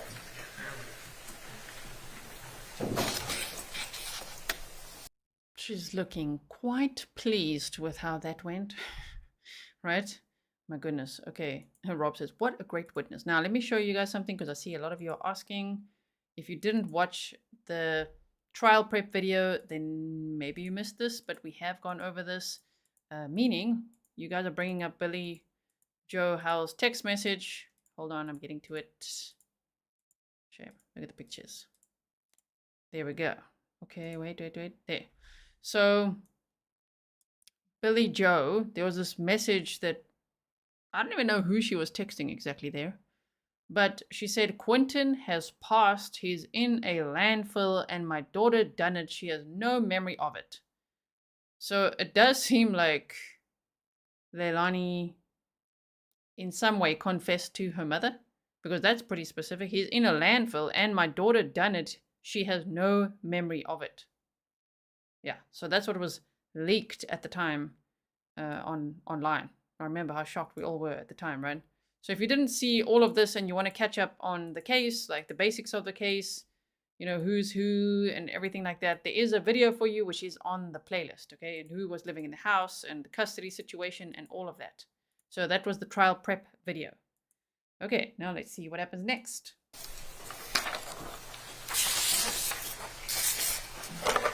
Oh. She was mouthing "I love you" to her brother.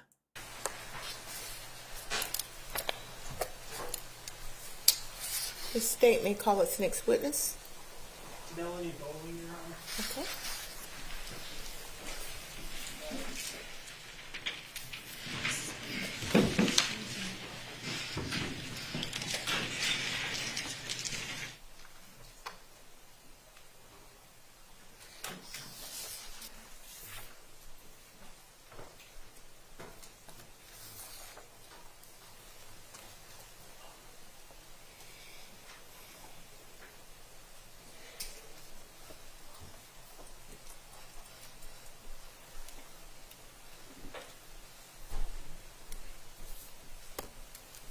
Face the clerk and raise your right hand, please.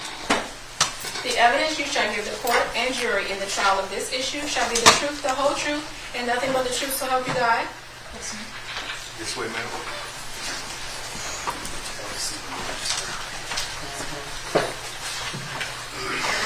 Good afternoon. Good afternoon. Please introduce yourself to the jury. My name is Melanie Bolling. I am 28 years old, and I'm a mama. What is your city and state of residence? What town do you live in? Glenville, Georgia. And how long have you lived in Glenville? Going on 8, almost 9 years now. Okay. Are you a little nervous this afternoon? I am, I'm sorry. I'm always a little nervous in court too. It's all right. If you need a break at any point, just let me know. Okay? Yes, sir. All right. Do you know the defendant? I do. How do you know her? She used to live in the same neighborhood as me. In Glenville, I presume? Yes. Okay. When you met her, how many children, if any, did she have at that point? When I first met her, she had no kids. Okay. And how did you meet her?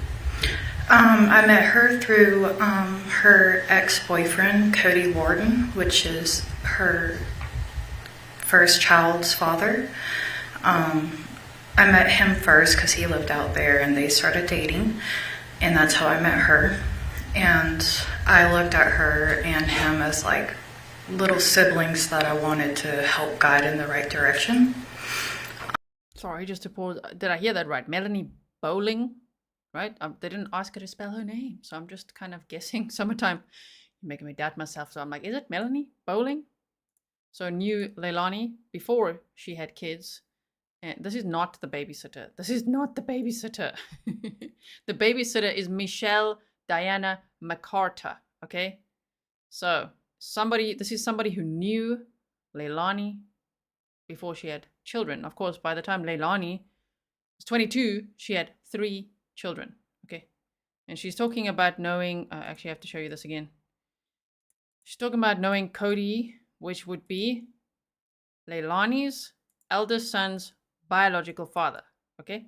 So Leilani was 22 at the time when Quinton died, and so she had 3 children. 4-year-old Z, his dad, Cody Wharton. That's who Melanie just brought up. She knew Leilani and Cody, okay? And then there was 20-month-old Quinton, and his dad is Henry Bubba Moss. Can't wait to see if he takes a stand. Are you guys saying Bowling? Maybe like that. Maybe this is more like it. Blueberry. And then there was a 9-month-old girl, and her dad is Danny Youngkin, who we've already seen on the stand. Okay, So, here we go. But that's how I met her.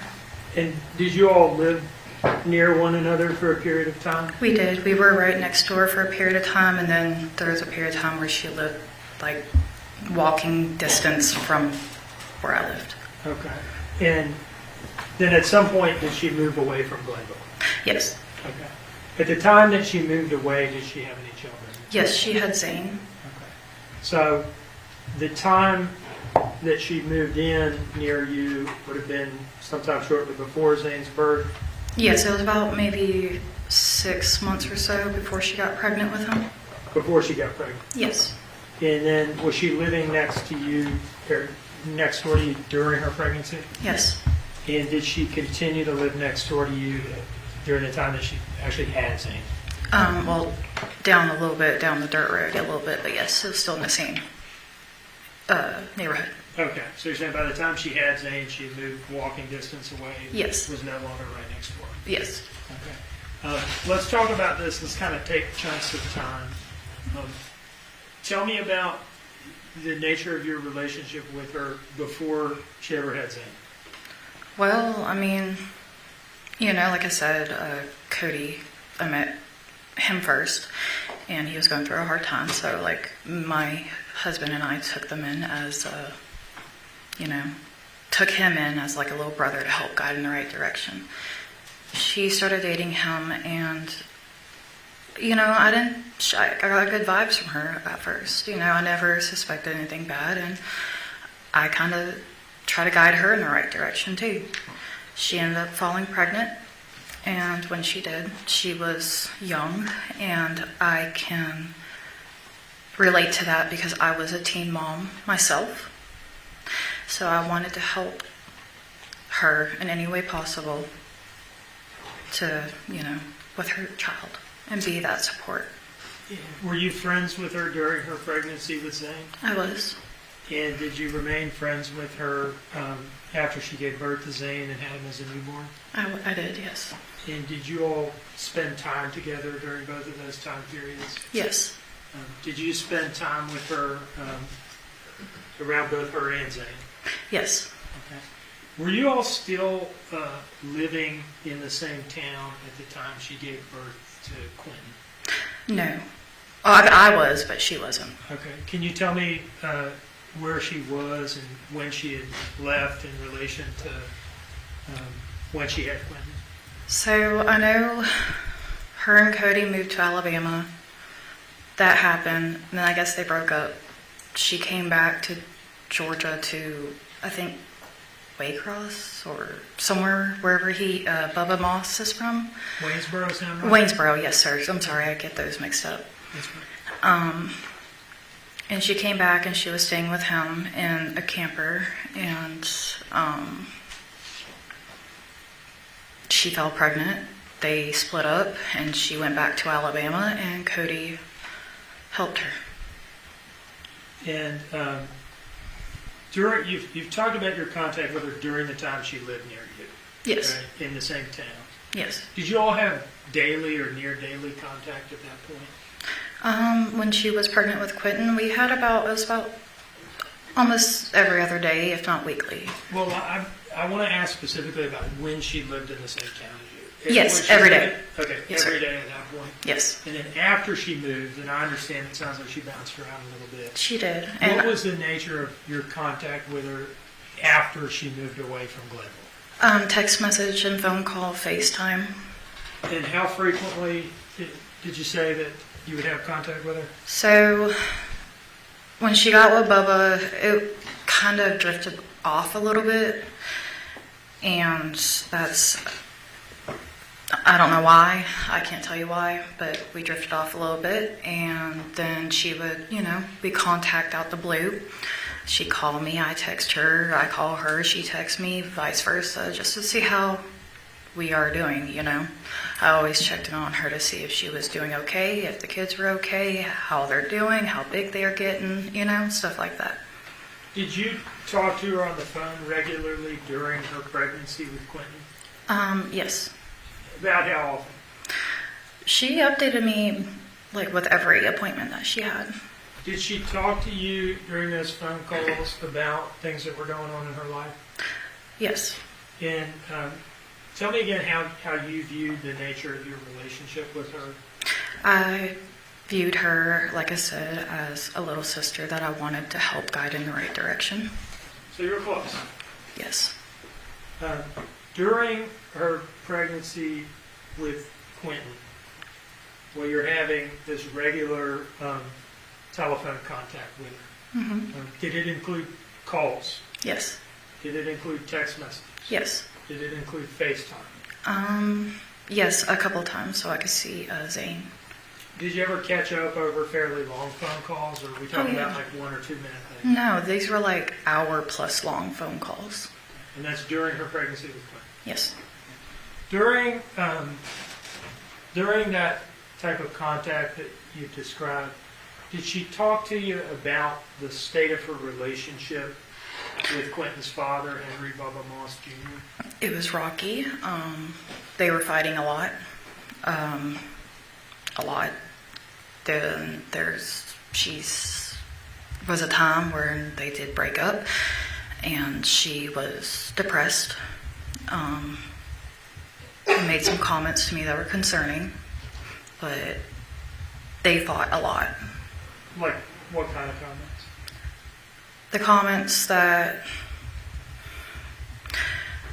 which I, at the time, wanted to think maybe she was like depressed and going through something. That was my thought process, but thinking of it now, I don't know. But she would say how she wished maybe if I didn't have Quinton, if I would have had the abortion like Bubba wanted me to, he would still be here. Now, and now we know who she said that to, because, we've gone over that comment that Leilani made a few times, but, she said it to this friend, Melanie. Maybe if I didn't have Quinton, I would still be with Bubba, right? Interesting. Is that something she said to you after Quinton had been born? She has mentioned it after and while she was pregnant, yes. Okay. And how did you react to those kind of comments? It shocked me. I mean, I was like, like what? Coming with, I have 3 kids myself. I'm not the one to judge, someone on abortions and stuff, but she didn't want to have one, and that's on her, okay? But I did not. It was really shocking. I didn't agree with it, in my opinion. That's my opinion. I want to ask you a couple more questions about those kind of remarks. Yes. You said that she made those remarks both before Quinton was born and after Quinton had been born? Yes. Roughly how many times would you say you remember her saying things like that? Off the top of my head, but while she was pregnant with him and right after he was born, I'd say about 2 or 3 times. Okay. And you said that the nature of the comment was, maybe if I had had the abortion, Bubba would still be with me. And that was a remark she made both before Quinton was born and after he was born. Yes. Can I conclude from that then that Bubba had already left her before Quinton was born? Yes.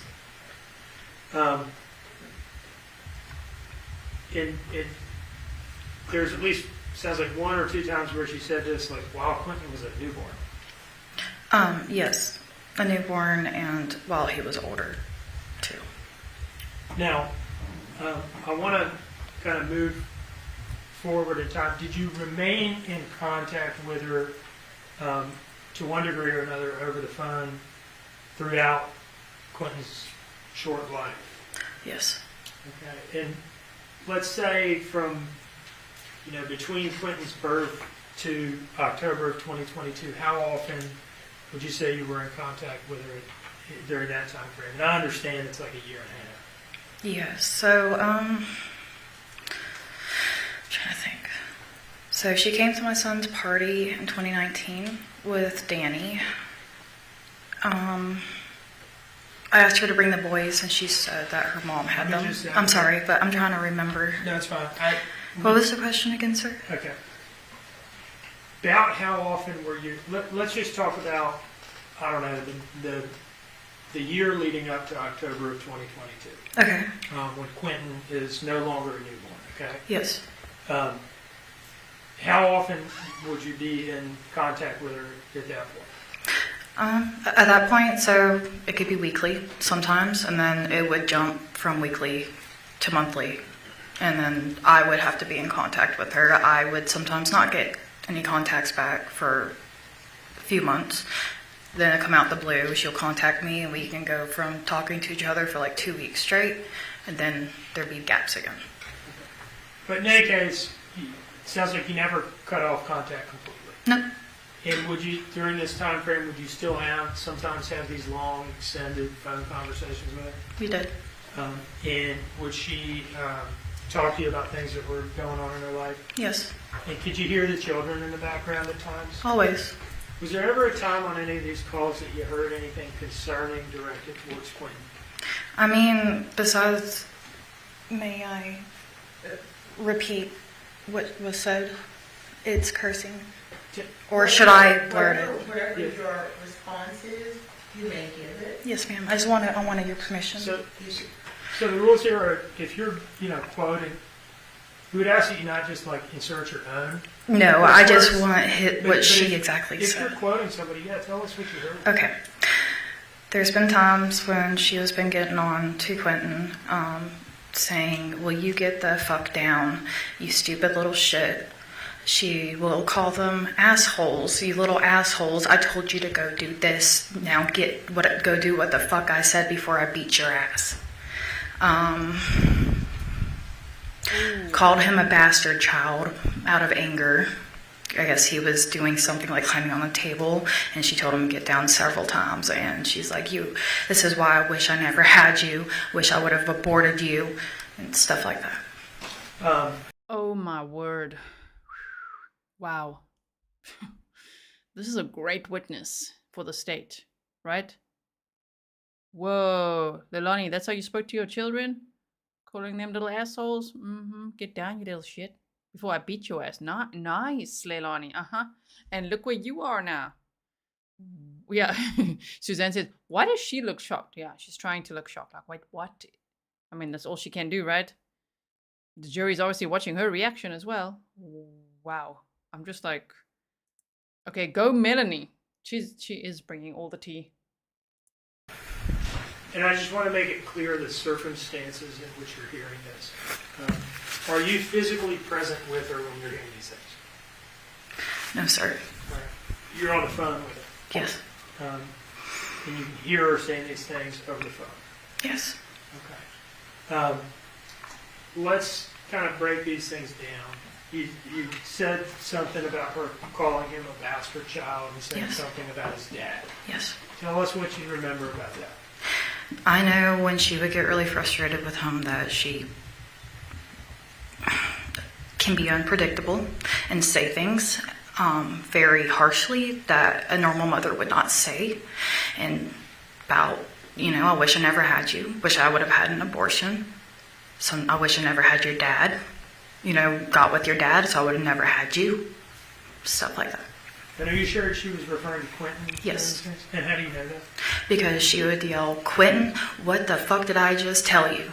And then go on with what I just said. I think you also... Shame, poor Quinton. Oh my goodness. He's 20 months of life. What a horrendous mother he had. Mother. I mean, it's hard to even call her that, right? Thank you to Kathleen for reminding everyone. The mods have been modding for 5 hours plus straight with over 8K in chat. So keep your expectations realistic. And they're volunteer mods, you guys. To be like, oh my word, the chat is just not the same as... wow, there's the whole internet. Not the whole internet's here, but it's people from the internet are here. We can't mod the whole chat at all times. We do our very best to keep it Grizzly, to keep it kind, to keep it tactful, of course. We all do our very best. So please do that. But if there's somebody that's, upsetting you, just block them. That's what the block button's for, right? Okay. Or close the chat. All right? And then just listen, because this is very important. Please keep your focus on the trial. This is very, very important what Melanie is sharing here. Oh my goodness. I mean, I really think I'm going to play it now. I really think the state is doing such a good job with the way that they're the scheduling of the witnesses. You know, it's like first all the detectives, and it's kind of like warming up now, right? I think if the jury had any questions, it's becoming more and more clear now, in my opinion. Let me know what you think. You mentioned asshole or something. Yes, asshole. For him acting like a 15-year-old acting, or a 15-month-old acting like an asshole. Could you tell over the phone what he was doing, or if anything, or what was going on that caused her to have these outbursts? I could hear the kids, like, you know, playing, screaming, running around, you know, like what kids do. I have 3 kids myself, 2 boys and a daughter. So boys being boys, they get rough with each other. And, you know, that happens, okay? But instead of, like, you know, hey, you guys can keep your hands to yourself, time out and do the separate them or whatever, she would start cussing and snapping and yelling and calling names. Now, how would you react, if at all? You know, I don't know whether you... I was speechless, sir. I mean, I would try to be like, hey, you know, calm down. You're just mad. You don't need to be saying those kinds of things. You don't mean it, thinking... You know, she didn't mean it. That was my assumptions. Okay. But I would try to calm her down and be like, hey, chill out. Like, take a breather. They're just kids. They're little kids. Like, this is going to happen. Did you ever hear anything that sounded... I mean, you've talked about... What you've talked about to this point, would you characterize it as verbal abuse?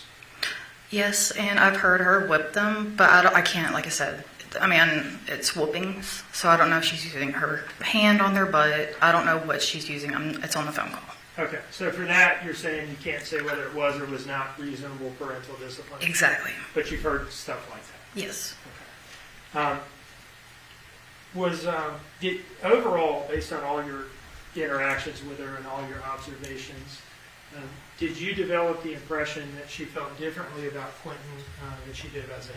Yes, because every time I would speak to her, she would always speak highly about Zane and her youngest one after she was born, but never about Quinton, even though he was the sweetest little thing ever. What kind of things would she say about Zane? Because you say this. Talking about, how well he is, how smart he is, how he knows his ABCs, 1, 2, 3s, so on and so forth, the potty training, stuff about Cody and her, you know, just talking highly about him and how good he's doing from when I last seen him as a little baby. And do you remember hearing anything like that about Quinton? No.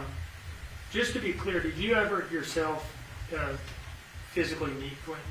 I have never physically met Quinton, no. And is that because you all had already she had moved away right at the time before she had? But yes, but I have FaceTimed him after he was born and seen him, you know. I FaceTimed him and Zane and Sky when she was a little baby too. One moment, please. Yes.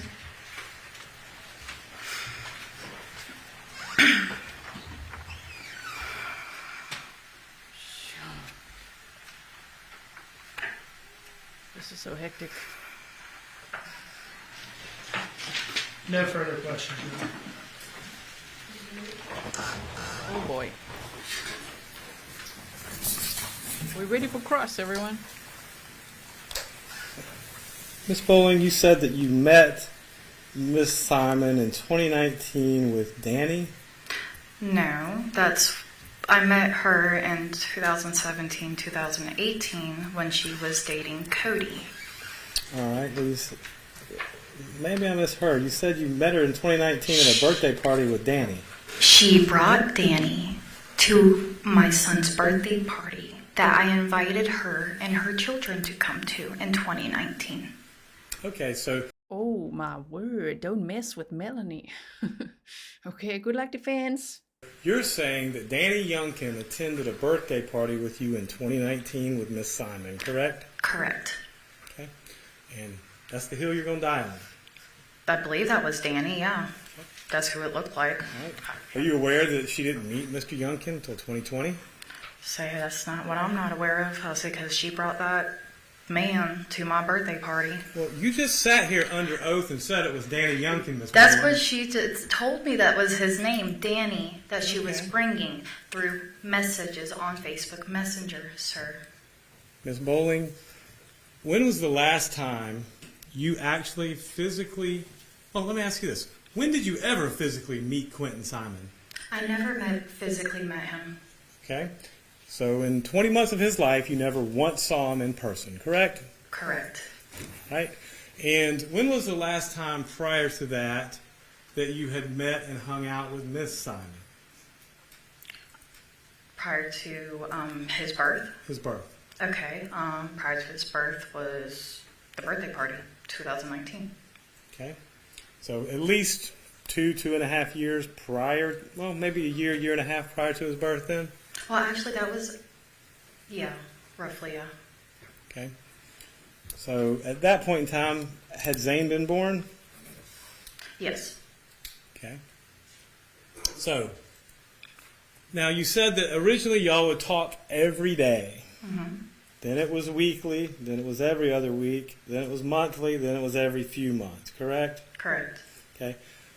Not really a strong friendship there, is it? Well, sir, we did have a very strong friendship, but again, like I've said before, you can lead a horse to water, but you can't make him drink, and the path she was going down was a path that I clearly could not help her out of. Miss Bolling, you and Miss Simon started smoking weed together in 2017, so let's not pretend this is some sort of Sunday school You're thing. right, sir, okay? But the thing is, I never done cocaine, I never did ecstasy, nor pills. Okay. That was in 2017, sir. That was. That was a long time ago. And I don't anymore. Okay. Well, congratulations to you. And that being said, was that the reason y'all hung out, was to smoke weed together? No. The reason maybe for her, because she likes to use people, but to me, it was, hanging out with Cody, helping him get back on his feet because of what he had to endure and go through at that time, which is a different matter from this court. You have some rather unique beliefs, don't you, Miss Bolling? Beliefs. Yes. Can you define that, please, or elaborate it for me, please? I can. Do you remember meeting with Mr. Dean on August 13th of this year? Yes. Okay. Do you remember telling him about some experiences you had on August 13th and conveying those to him? Yep. Okay. And so, correct me if I'm wrong, but did you not tell him that you had communed with Quinton Simon's ghost? Yes. And if you would like, I can actually do it here and show you guys. Oh, please, by all means. I would love to see this. Give me a Holy Bible and a candle, and yes, sir.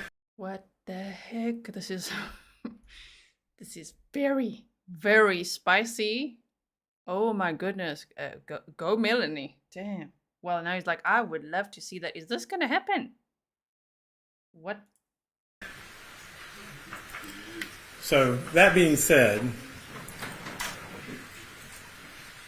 you told Mr. Dean this, correct? I sure did. And you said, and correct me if I'm wrong, your husband videotaped the seance, correct? He did. And anytime I'm making a misstatement as to what you said that Quinton Simon spoke to you through a candle. He spoke to me through images. Okay. Okay, when I was in my trance, I couldn't see anything except for what he was showing me and what he was telling me as a 15-month-old could do. Why does the state not object to this though? Because it's going down a path that I'm not sure where we're going here. Okay. And so he was a 15-month-old ghost speaking to you. Please tell me about this. I would love to hear it. Okay, so this is what I did, and I lit my candle, had my Bible out, and I prayed. I asked if I could reach out to Quinton Simon. And here he comes, behold. Do I see him physically? No. But here he is, and he is Mama Mel. This is what I was always called by them. Mama Mel, help me. I said, with what? I said, help me help you. What happened? He said, Mommy hurt me. I asked him, how did he hurt you? Or how did she hurt you? Sorry. And he told me, she hit me in the head really hard. I said, okay. I was like, what else? And I said, did you, get any candy, thinking maybe he got into drugs or something? And he said, no. I said, okay, where are you?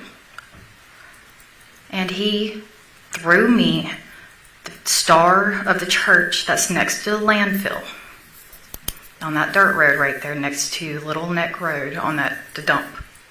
He showed me exactly where he was in that pile, with his arm hanging out, lifeless, gray, and there's blood, in a bag that looked like it used to be like a bluish purple color, and he's throwing up blood. After I closed out the seance, I prayed, and I said I would wish you peace, and to pass on peacefully, you'll get the justice you need. Okay, I prayed, closed it out. That was that. Blew out the candle, turned on the lights, and my hoverboard that both my son had, that was completely destroyed because he took it through a mud puddle. When you take a hoverboard, electric hoverboard, through a mud puddle, it's done. It started turning on and off by itself and moving, even though it's completely done for, and I've tried charging it and nothing. And what date was this? What day was that? That was, to be honest with you, is sometime in November of 2022. I don't know the exact day. I do not. So this was after they announced they found remains in the landfill? No. This is actually before the indictment report came out.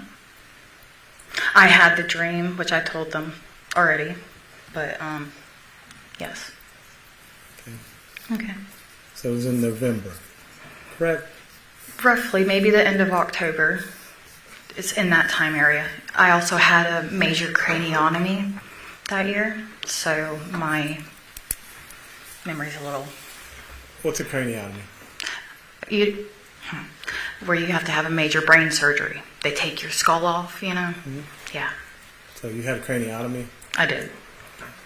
And you told all this to Mr. Dean? To Mr. Yes. Mr. Dean. That's all the questions I have.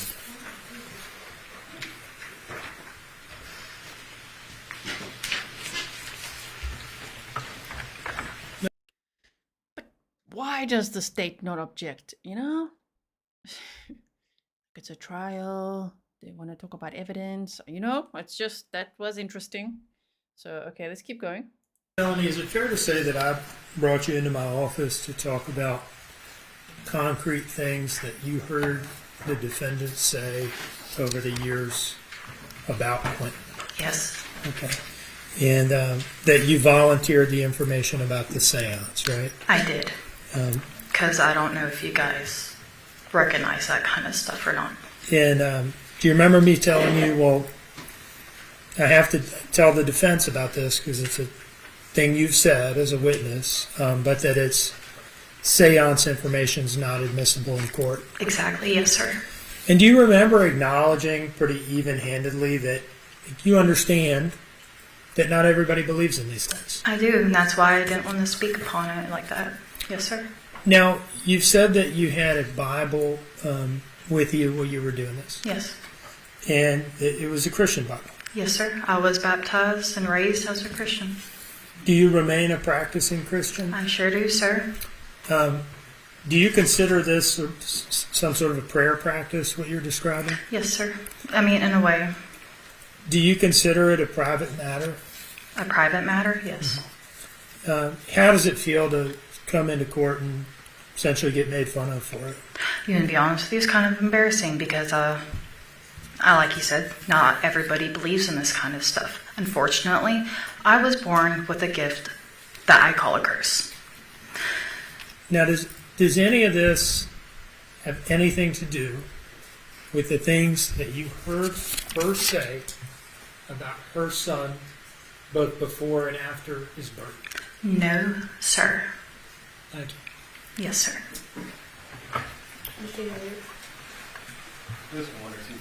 Ms. Bolling, you're willing to hold yourself up to ridicule to get justice? Oh my goodness. Sorry, the cats are very busy now. Don't know if it's...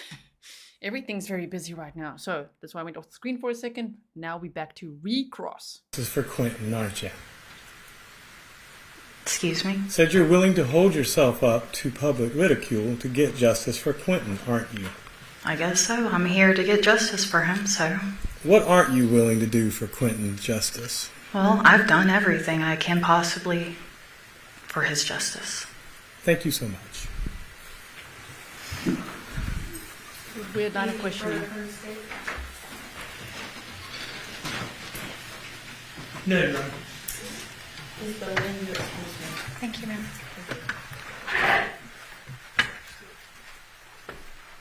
That was intense. That escalated quickly. But she shared such vital information about Leilani's conduct and how she spoke to her children. Wow.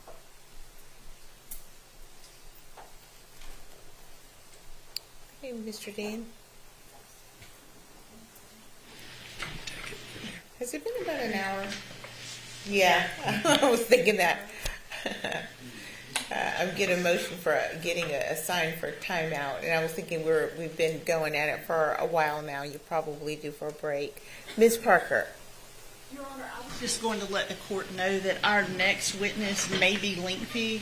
She's here, we can call her, but I wanted the court to be aware that it may require us to go after 5 o'clock. So just letting the court know to decide timing. All right. I'm inclined to hear this witness today, but let's take a break. It's 4:16. Let's break until 4:30. Jurors exiting.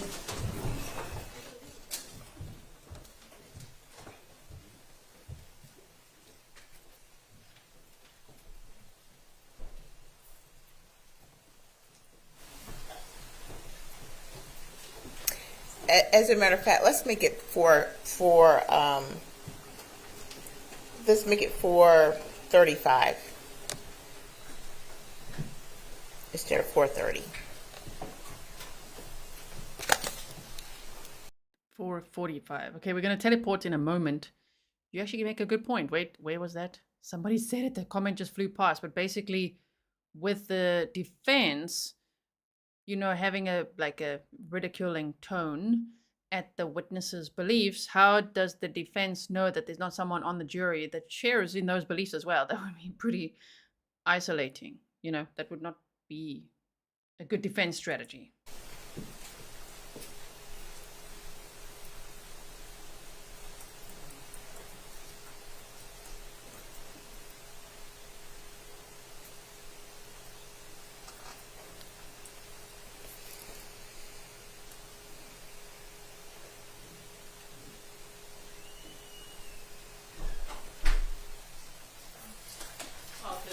Thank you.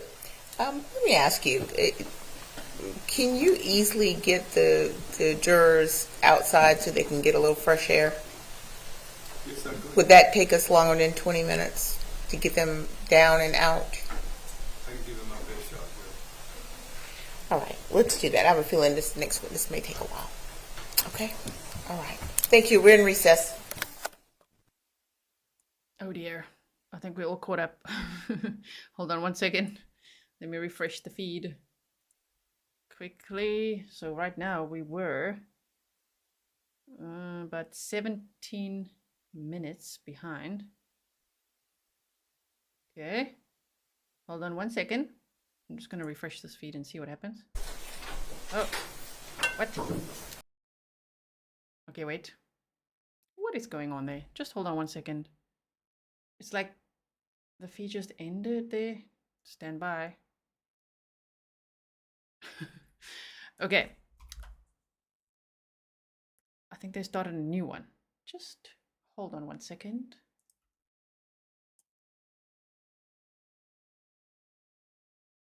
Court TV still got it going on. Okay.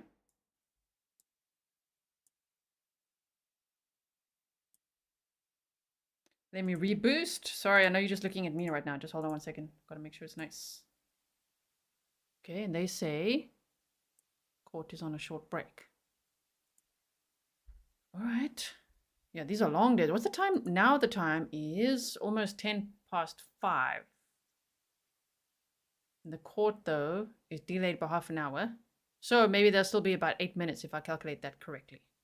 Right, okay. Okay, so I'm a little speechless. What do we even say about that?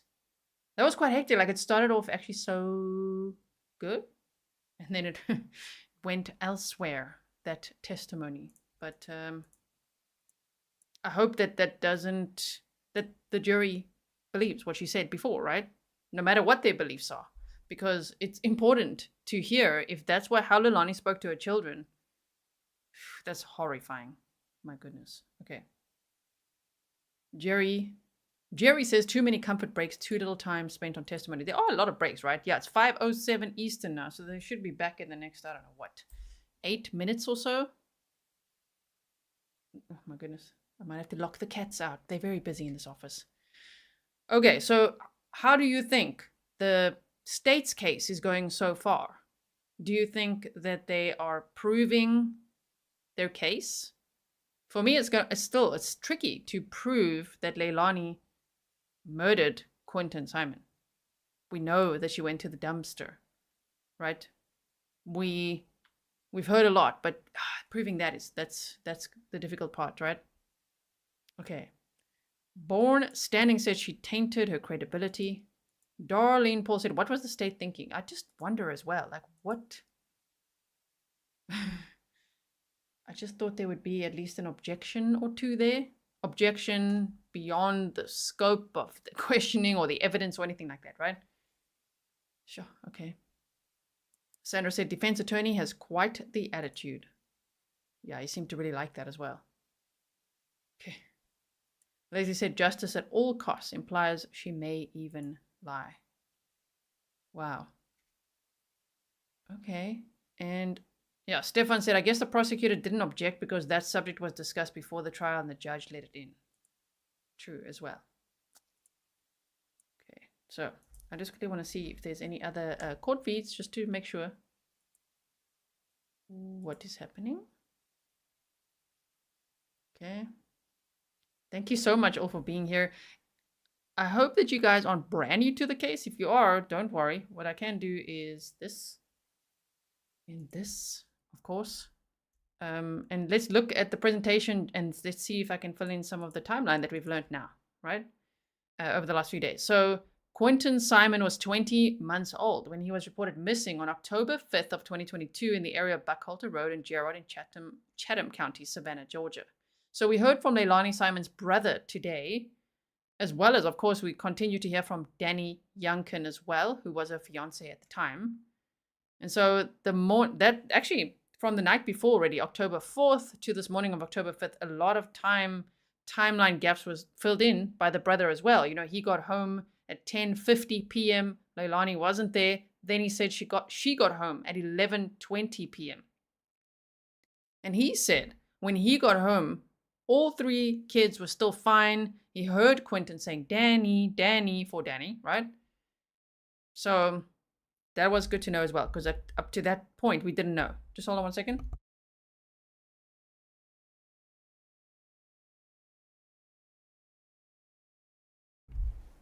My voice better hold itself together now, my word. So he was last seen wearing a light blue Sesame Street shirt with black shorts or bottoms, according to what Leilani said. I wonder if he was. Also, if you want to share blue hearts in the chat, I see people are doing that throughout. Don't do too much now, shame. There's a lot of people here. I'm just saying why we share the blue hearts is because he was last seen wearing a light blue Sesame Street shirt, right? It's also interesting that yesterday Danny said that Quinton didn't have a specific favorite toy. You know, a stuffed animal that Mickey Mouse that Leilani said that he was always holding. Doesn't sound like it, right? Shauna said, I have to say this wasn't on my bingo card today. However, we are all entitled to our beliefs and shouldn't be judged. Remember why we are here, Quinton. Exactly.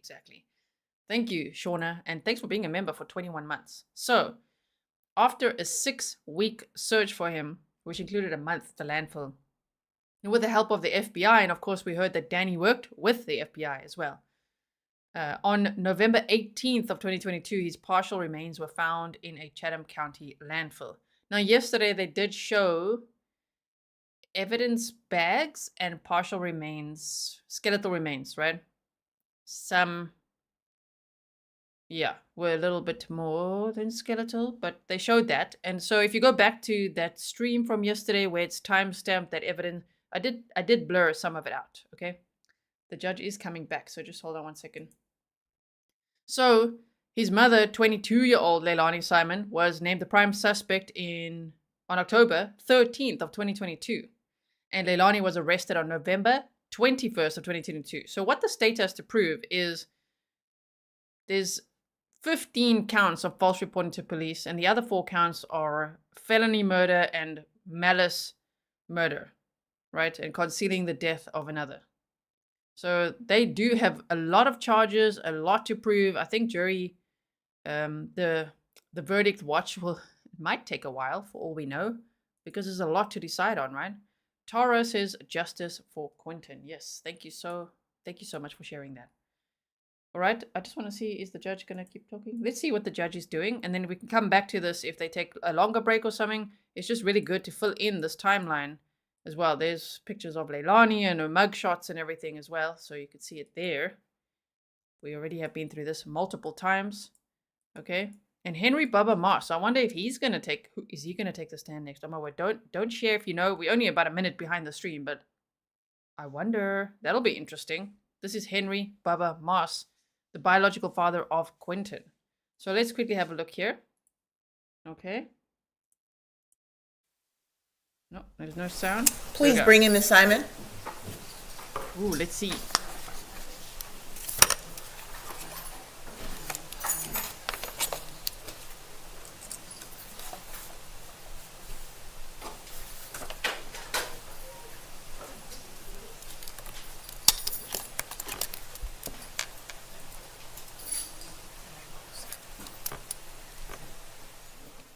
It's a little warm.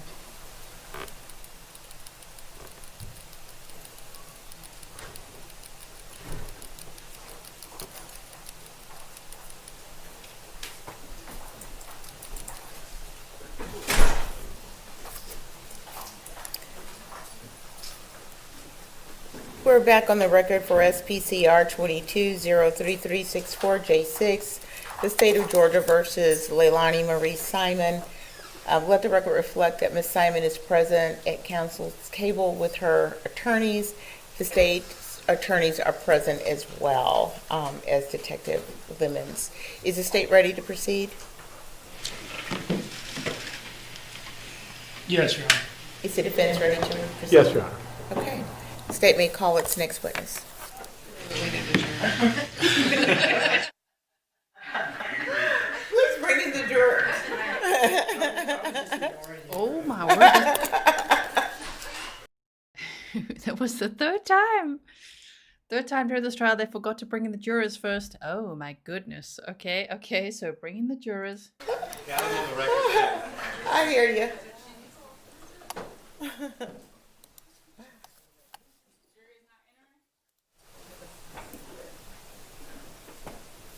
Wow, it really is warm in here.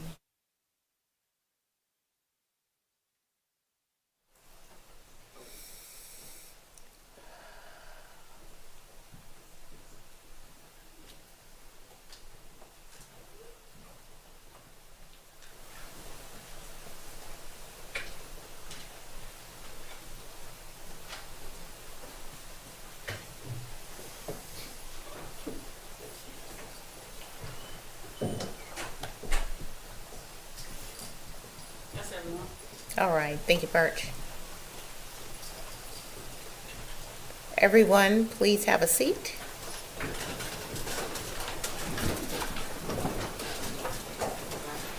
And welcome back after your break. Did you have any discussions with anyone about the case? Did anyone do any research? Okay, All right, so let's begin. The state may call its next witness. McCarta.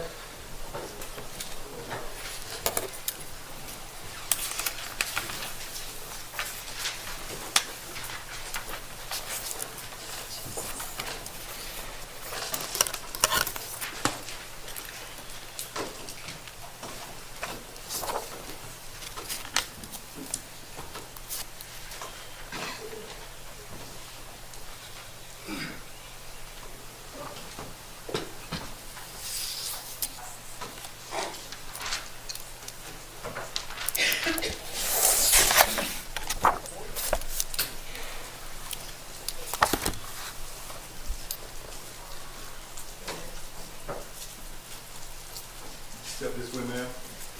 Face the clerk and raise your right hand. And as we begin, McCarta, they said. So this could be the babysitter's daughter? this is the point at which we want the cameras diverted from from the witness's face, from Ms. McCarta's face. The evidence you shall give the court and jury in the trial of this issue should be the truth, the whole truth, and nothing but the truth, so help you God. Yes. Step this way, ma'am.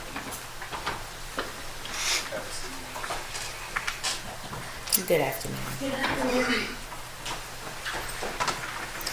And before we begin, are we good on camera, Engel? Yes. But we got her when she was being sworn in because we didn't know that that was the witness that was sensitive. So we'll have to tell everybody not to use that footage. All right. Thank you, Grace. All right. All right, Mr. Dean. Good afternoon. How are you? Good. I will edit what I need to edit. I'll blur her out. They showed this witness walking briefly into the courtroom towards the witness stand. Right? So this could be the babysitter's daughter. We'll see now. How are you? I'm doing well. Thank you for asking. Could you please introduce yourself to the jury here? Hi, I'm Talia McCarta. And how do you spell your first name? Talea. And your last name? MCCARTA. Where do you live? What city and state? Not the address. Savannah, Georgia. Do you live on Buckhalter Road? Yes, sir. And did your family used to provide babysitting services for the defendant's 3 children? Yes, sir. Have I asked you how old you are yet? I'm sorry, I'm tired. No, sir. How old are you? I'm 17. Are you in school? Yes, sir. Where are you in school? Homeschool. Okay. And what grade are you in? I'm in 10th. Sorry, I'm nervous. Okay. That's all right. If you need a break at any point, just let me know, okay? Yes, sir. I understand you're starting a new job tomorrow? Yes, sir. Where are you going to be working? At Larry's Giant Subs. Is that your first big girl job, I guess? Yes, sir. Okay. Congratulations. Thank you. Did you know Quinton Simon? Yes, sir. How did you come to know him? Through my mom and them and Miss Sandra. And tell us about, well, who's Miss Sandra, first of all? Miss Sandra is Tommy, Billy Joe's husband's sister. Okay. And how do you, when you say you know him through Miss Sandra, what do you mean by that? Miss Sandra went to church with us, and she just came up to my mom and sister and asked if my sister could babysit them. Okay. And is that how the babysitting stuff started? Yes, sir. Tell us about the beginning of that. How did it play out? Miss Sandra had came and knocked on the door and asked if my mom could babysit some kids, and my mom said, well, I'll be working, but I can ask my daughter, and my sister said yes. And what's your sister's name? Maritza McCarta. Is she older or younger than you? She's older than me. How old is she now? 19 years old. Okay. So going forward from that, did you all start babysitting the kids? Yes, sir. Okay. And between the two of you, you and your older sister, did one or the other have responsibility for one or the other kids? It's kind of a confusing question, but do you understand what I mean? Yes, sir. My sister really had most of the responsibility, but I would be there to play with Quinton stuff and Zane. Were you, of you and your sister, were you or her closer to Quinton than the other? It was both of us. Yes, sir. He Okay. really loved both of us. Tell us about spending time with Quinton. Where would you spend time with him? Throughout the whole house, Quinton, he would open the door, like when it was cracked, he would push it open with his hand. He'll come in there and he'll love on you. What door are we talking about here? The bedroom door. In your house? Yes, sir. And what do you mean by he'd come in and love on you? Like, he'll run to you, open his arms, and just throw himself on you and give you a kiss on the cheek. Did you like spending time with Quinton? Yes, sir. Now, was there ever a time where you spent time around Quinton and Leilani together? Yes, sir. And during those times, did you ever see her treat him in a way that upset you? Yes, sir. Can you tell us about any of those times? With the console, like the PlayStation remote control, when she said that Quinton had got a hold of it, and it was the night before, and I guess she still got mad talking about it, so she pushed him down. Okay, let's break that down a little bit. Where were you when this push happened? She was by the tiki bar, and I was by closer towards the pool where the little step is. Okay, so whose house were you at? Billy Joe's. Okay. You're out back between the tiki bar area and the pool. Yes, sir. Okay. And what was it that caused Leilani to push Quinton? She got mad because he had supposedly broken the controller to her PS4. Okay. And how did this come up? When I walked up, I asked her if I could get Quinton, and she said yes, please take him. And then she just led off the conversation because he got a hold. I'm pretty sure she said it was her brother's controller, and he was going to be mad at her. And what time of day was this? I'm going to say around 2. Okay. In the afternoon, I presume? Yes, sir. Okay. You said you came up. Where were you coming from? I was coming from my mom's house. And where was Leilani? Leilani was outside. Okay. In the back there? Yes, sir. And where was Quinton? Quinton was inside. Okay. And you said you were coming over to see if you could get Quinton? Yes, sir. What do you mean by that?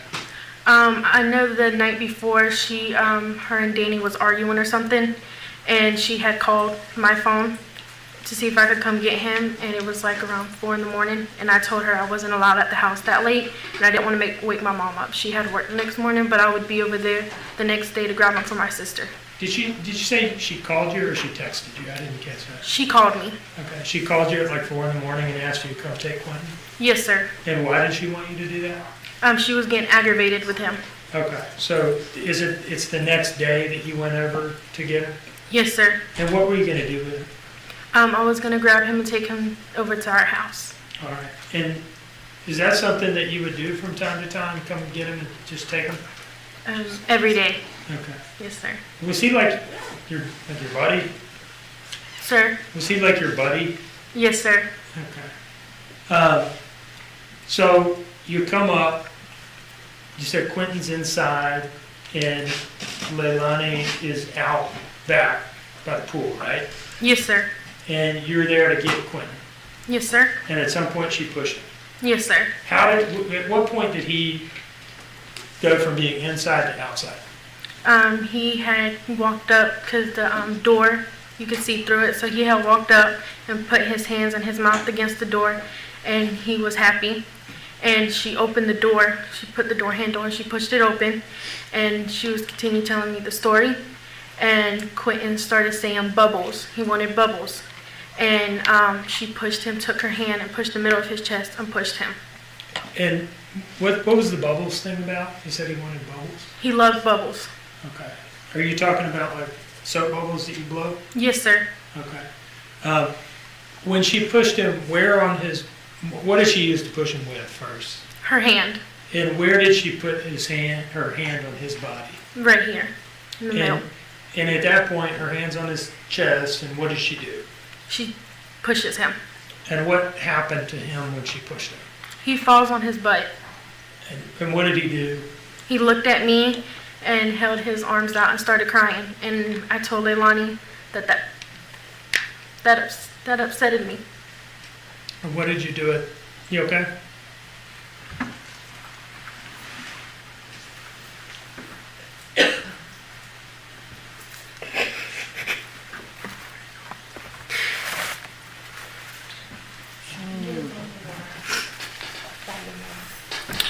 I'm good. I'm sorry. When he fell, what part of his body hit? Did he fall on the ground, I guess? Yes, sir. His tush hit the floor. Okay. And you said he started crying and reached out his arms to you. Yes, sir. Did you pick him up? Yes, sir. And Shame. This is very sad. I just want to let you know I'm not moving this banner over to cover court TV. It's just we can't see, his head is covered the whole time and they're not showing the witness, okay? So I'm just going to put that on that side for now. did you say anything to Leilani? I told her that that wasn't necessary because it happened last night, but she should have talked to him first. And what happened from there? I took him, I walked him home with me. I don't know what she did after. So you talked about that one push. Was there anything else that you remember that was like that? The pool incident. What's the pool incident? It was me and my sister, and I believe 2 of my nephews with me over at her pool swimming. And Zane had got in the pool, and Quinton wanted in there. And I was fixing to go grab Quinton to put him in there, but instead of her listening to me tell her, hold on, let me get his floaty on, she just full on pushed him in the pool. Pushed him with what? Her hand. And where on his body did she make contact with him? The back. Like middle of the back, upper back, lower back? The middle. Yes, Okay. sir. And she just pushed him into the pool? Yes, sir. And he didn't have any floaties on, it sounds like? No, sir. Okay. Was he able to swim at this point? No, sir. What happened once he was pushed into the pool? He went underwater, and when he came back out, he caught his breath, trying to catch his breath, and then he started crying. Was he coughing or anything? Yes, sir. And how did Leilani react to that? She said she really didn't care because if Zane could learn how to swim, then Quinton needed to be as smart as Zane. Now, what did you do when Quinton came up and was coughing and crying? I looked at my sister and I told her I'm going home, and then that's when I asked Leilani, I said, can I take Quinton home? She said, yes, I don't care. And how were you feeling at that point? I was mad because wondering in my head how she could push him in the pool knowing without any floaties and knowing he can't swim at all. How was Quinton as you were walking home with him? Did you dry him off or anything first? Or I did dry him off. I wrapped him in a towel and he laid his head on my shoulder. And what happened when you got home? When I got home, I had put a pull-up on him and he went and laid on the couch with his teddy bear. And did you lay on the couch with him, or did you just leave him alone, or what?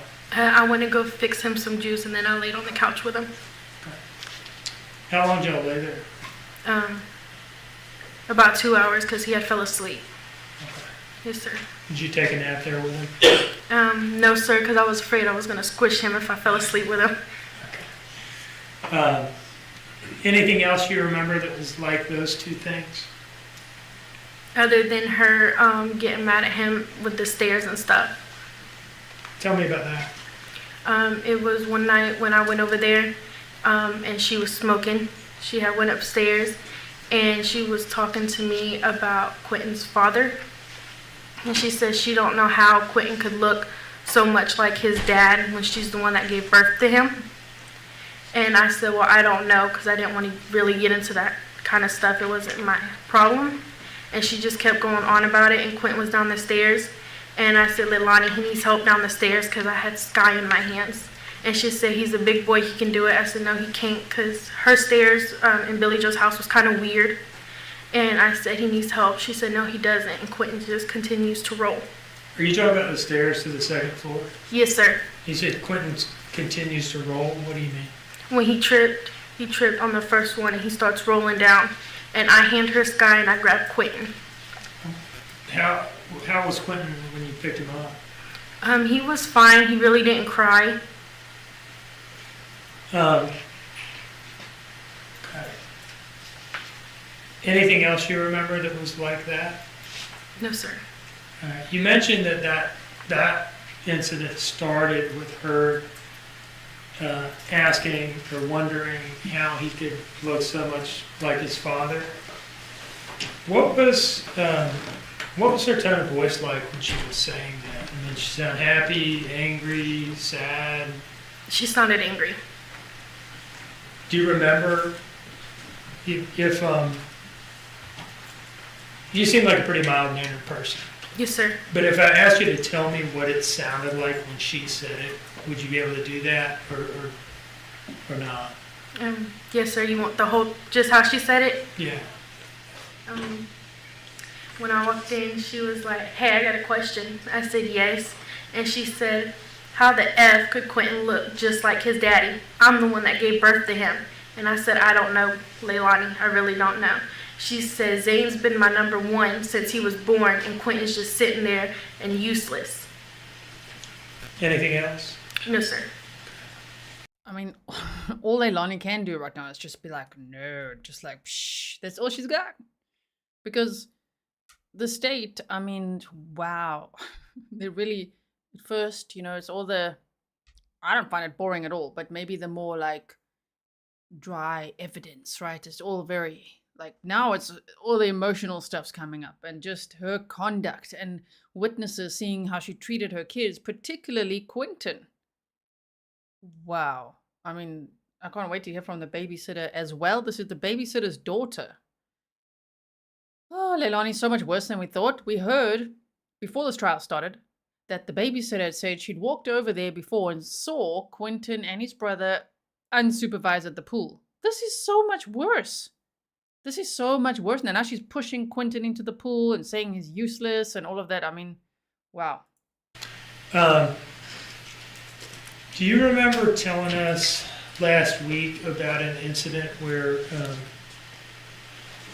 Leilani hit Quinton in the face? I think backhanded was the word you used. Yes, sir. Do you remember telling us about that? Yes, sir. Can you tell us about that now? From the beginning, correct? Yeah. Zane and Quinton was out in the street. I was walking to the shed because that's where our laundry room that is. Were you at your house at this point? Yes, sir. Okay. And you said you have a laundry room in the shed? Yes, sir. So what were you walking out to the shed to do? Do my chores, which was transfer the clothes from the washer into the dryer. And at what point did you see Zane and Quinton? When I was going towards the shed. And what were they doing? They were by the mailboxes on the other side of the road, going inside the ditch. Okay. Were they in the road or next to the road or what? They were in the road. Okay. And were there any adults with them? No, sir. What time of day was this? It was a little bit in the morning. I'm going to say around 11 or 12. Okay. And when you saw them out there, what did you do? I ran. Ran where? To get Quinton and Zane. And what happened next? As I was going to get them, there was a white car passing with a lady inside of it. I'm sorry to stop you. I don't mean to interrupt you because you asked from the beginning and I did say yes, right? Yes, sir. But I don't want you to tell us anything about what anybody said to you other than things that the defendant said to you, okay? Yes, sir. So let's skip the white car part, all right? So after the white car drove by, what happened next? I took the kids back to my mom's house. My mom told me to take them to Leilani's. So, don't testify about anything anybody else said. Yes, okay? All right, thank you. Okay, so you went back to your house and you said at some point did you take them back to Leilani's house? Yes, sir. And why did you do that? My mom told me to. Okay. And where did you take them when you took them back? I took them when I entered. It was behind where the pool part is, the back. So you walked around the back? Yes, sir. And you had both of the kids with you at this point? Yes, sir. What happened from there? I kept knocking on the door. Leilani would not answer. And I kept banging and banging. I just continued to bang until she answered. She came outside. And I said, Leilani, Quinton and them was on the road. And she was asleep. And instead of her taking knowledge of what she had done and wasn't awake with them, she just backhanded Quinton in the face. Can you describe that in a little more detail? What did it look like? She raised her hand all the way back, and she just backhanded him. When she did, his head hit the concrete. Where on his face did her hand hit him? Right here. And you're gesturing, I gotta say this for the court reporter and the transcript and all that, you're gesturing towards like your cheekbone? Yes, sir. Okay. And you said that this knocked him down? Yes, sir. Did she hit him hard? Yes, sir. And when he fell down, what happened? I looked at her, and then he started crying. He got up. When I lifted him up, he got up and he ran to me, and he started pointing to my mom's house. Did you say that his head hit the concrete out there? Yes, sir. Okay. And he ran to you, and you said he started pointing? Yes, sir. Pointing directions to my mom's house. Were you holding him at that point, or was he still on the ground, or what? I think it was after a minute I did pick him up. Yes, sir. Okay. And his pointing towards your house, what did you take that to mean? I knew he wanted to go with me, but Leilani wanted them to stay. Okay. Did you take him home? I believe I took Quinton home because she didn't want me taking Zane home. Were there any other incidents you remember that involved the defendant, Leilani, pushing him, hitting him, or anything like that? No, sir. Okay. Was there anything that you heard, other than what you've already mentioned, and you've talked about some of this stuff, was there anything that you ever heard her say that caused you to believe that she didn't like Quinton or didn't feel the same way about him as she felt about Zane? Yes, sir. Can you tell us about those things, that if the ones that you haven't mentioned yet? Yes, sir. She would call me over there and ask if she could talk to me. And I would go over there, and she would just complain about Quinton, how Quinton wasn't like Zane, he wasn't smart like Zane, and that the only reason that she loved Zane and she didn't love Quinton is because Zane's been through everything with her, and Quinton hasn't been through nothing. Did she ever point blank tell you anything about whether she had any feelings of love or affection towards Quinton at all? Yes, sir. She told me she did not love him at all. She said that to you? Yes, sir. Oh my. Where was that when she said that? We was on the back porch. He was in like on the back porch. There's like a play area with a gate. Is that with the brown couch in it and the slide and stuff like that? Yes, sir. Okay. And who was you were out there? And was Quinton out there? I was in the play thing with Quinton, and she was by the tiki bar. Okay. How did that come up?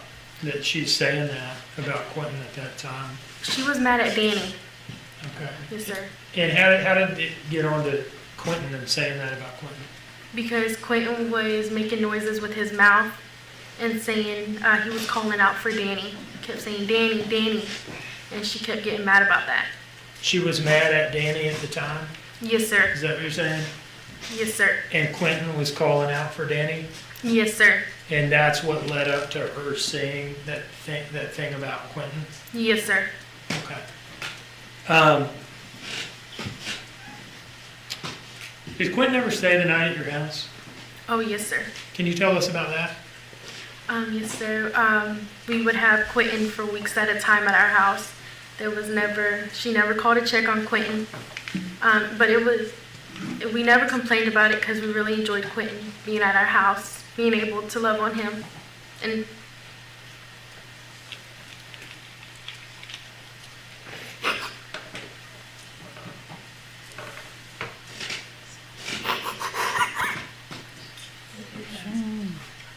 for weeks at a time.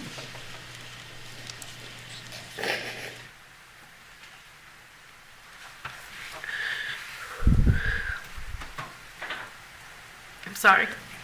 Do you miss him? Yes, sir. Think you're ready to be done with this now? It doesn't matter. I'm fine. You sure? Yes, sir. Okay. Were there times where Quinton would sleep over at your house, but the other kids would? Yes, sir. How did that come about? How did that happen? When Leilani would say she's coming to pick up the kids, she would be like, oh, I'm coming, or Danny's coming to pick up the kids. Quinton would never want to go when it was her. So she was like, he could just stay here, it's fine. How was Danny with Quinton and the kids? Danny loved the kids a lot. He was good with them. He treated them how they were supposed to be treated. No further questions, Your Honor. is there going to be cross-examination? Wow, this 17-year-old girl is so brave. You know, she's really helping fight for justice for Quinton. Hearing that was absolutely devastating. So heartbreaking to hear how Leilani treated Quinton. Sounds like all the time. It's not like something went terribly wrong that night. It's all the time. A lot of abuse. Oh man, I feel so bad for Quinton. I am also glad that he had people in his life that loved him, which would be the babysitter and her daughters, her family, right? Wow, and he stayed there for weeks at a time, and Leilani wouldn't even check on him. It's also interesting that Leilani says, how could he look so much like his dad when I gave birth to him? But again, I'll just show you this because he looks so much like Leilani. It's so weird that she says that, right? My goodness, yeah. Rescue Puppy said, why wasn't with Billy Joe watching the kids? Yeah, Billy Joe had custody of the kids, so she should have been watching them. So now let's see if there will be cross-examination. I think this is such a great strategy from the state as well to have the minor daughter on the stand before probably the babysitter. Maybe we'll see the babysitter tomorrow. We shall see. Because, I mean, and then it's just going to be story after story, and they're all going to probably sound quite alike based on the witness testimonies, right? Okay, let's see what happens here.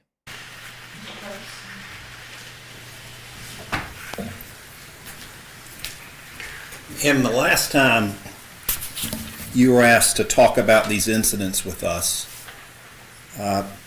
you noted that these incidents happened in May, June, and July of 2022. Is that correct? I didn't say, I said I didn't know the exact months. Okay, well, the different incidents we've talked about. Yes, sir. All the incidents that you named, can you tell me when they happened? No, sir, I cannot. Okay. And when you saw them happen, the things that you've described here in court, did you call anybody like the police? No, sir, I did not. Did you call anybody like DFAX to report Leilani? No, sir, I did not. The PlayStation controller push you described, he fell back on his bottom. Yes, sir. Okay. Did you see any kind of a bruise or a mark or a cut or anything on Quinton as a result of the push you say you saw? Not at the time, no, sir. And the pool incident, obviously that was in the warmer months, but you can't say when that happened either, can you? I know it was in summer sometime, but I don't know the exact month. Okay. And in Savannah, summer can be a pretty long time. Yes, sir. Same question as before. Did you call the police about it, or DFAX, or any authority to report Leilani Simon? No, sir, I did not. The stairs incident. Okay, sir, back it up. How about you ask, how old were you at the time? She would have been like 14 or 15, probably 15. You know, KT says, excuse me, sir, she was a child too. She would have probably told her mom. Diana has said in reports that we've heard before that she did call CPS many times. We've seen that in interviews of her. So let's see. That's Michelle Diana McCarta. In the trial, they're calling her Michelle, but in all the other interviews, she's called Diana, which is her middle name. So we will probably hear from this witness's mother, the babysitter, as well, right? But wow. Okay, anyway, just had to say that. Incident. I think he went down the stairs and you got to him, but he didn't cry, did he? Not for long. He didn't really let out a long one. And you didn't see any marks or injuries or bruises? Yes, sir, I did. Okay, what kind? It was a bruise on right here by his head. Okay. Now the roadway incident. Yes, sir. Okay. As I understand it, you were at your house and you saw the boys out there near the road. Yes, sir. All right. And you went there. Actually, you ran to them, did you not? Yes, sir, I did. Because you recognized kids in a roadway with cars going by can be a very dangerous situation, can't it? Yes, sir. And it can be very upsetting. Yes, sir. And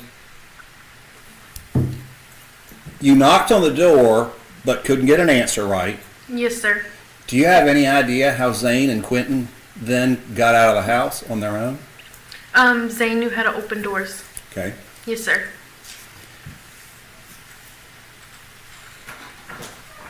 And right now, in recounting these different incidents, you can't give an exact date about when they happened, can you?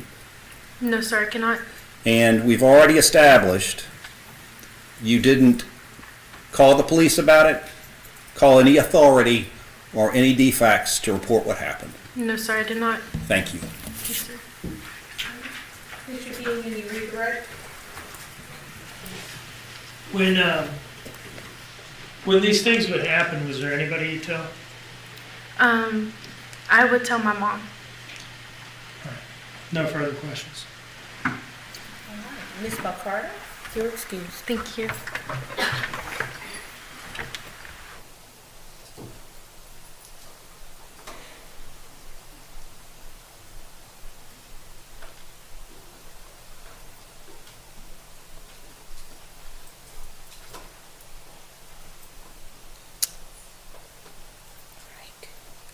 Mr. Dean, you may call your next witness. Is this the witness that's expected to take some time? Yes, ma'am. On second thought, maybe we'll take a stop. So, ladies and gentlemen, I am going to excuse you for the evening. We're going to reconvene tomorrow morning at 9:00 a.m. I think by now you know the routine. I will instruct you not to discuss the case, not to do any research, not to allow anyone to discuss the case around you. Please do not consume any media regarding this case. All right. And with that, you're excused. Jurors exiting.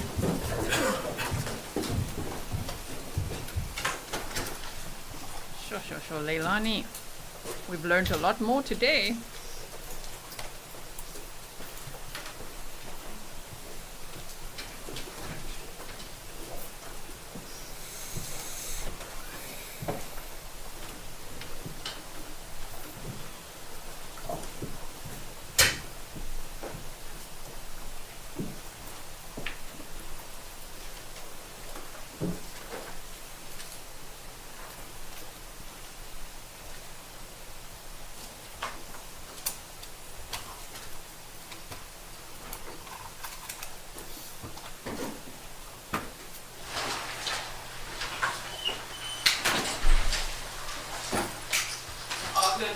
Thank you. All right. Is there anything that everyone can have a seat. Is there anything that we need to take up before we stop for the evening from the state? I don't think so, Your Honor. Nothing that comes to mind. Mr. Hilliard? Nothing from the defense, Judge. Okay. We'll start up again in the morning at 9:00 a.m. At this time, we are in recess. Okay. Oh my word. So that's trial day 4. Leilani Simon's trial. Wow. I think the state's case is getting stronger and stronger as they go. Let me know what you think as well. I can't wait to read your comments. Laura says, your face, G, is all our faces right now. I do get that a lot. Apparently, I do not have a poker face. I'm just like, that was shocking. Wow. We already heard, we heard from Danny Youngkin. We heard from Paul, the brother. But then, whoa, here, this witness, we heard from Melanie as well. That was interesting. And see, now this testimony backs up what Melanie heard and saw as well. Right? Obviously, that was over FaceTime. Melanie had not met, that's someone who knew Leilani, but she had not met Quinton in person, but she saw him on FaceTime. And she was like, why is Leilani talking to her children like that? Calling them like little assholes and all kinds of things, right? We'd say assholes in South Africa, actually. Anyway, that would be the accent. But wow, that was a lot. So please make sure you look after your mental health. These cases can really get under your skin. They're very difficult, of course. Just thinking of poor little Quinton with that horrific, I can't even call her a mother. I don't know. Just that horrific creature in the house. Shame. Poor Quinton. So I really look forward to justice for Quinton. I hope he will get full justice. I am starting to really believe that he will. I never doubted the state. It's just a difficult case to prove murder based on what we know so far, you know, how they found his remains and all of that. So I'm going to do some timestamps for you, and I will see you all again tomorrow for day 5. Also, if you go to courttv.com in the morning, 9:15 Eastern time, I'm going to be on just for a short stint there with Julie Grant. So talking about the Delphi case. So if you go there, hopefully you'll see me there. Remember, it's on the website, not on YouTube, okay? courttv.com. All right, everyone, stay safe, and I will see you tomorrow.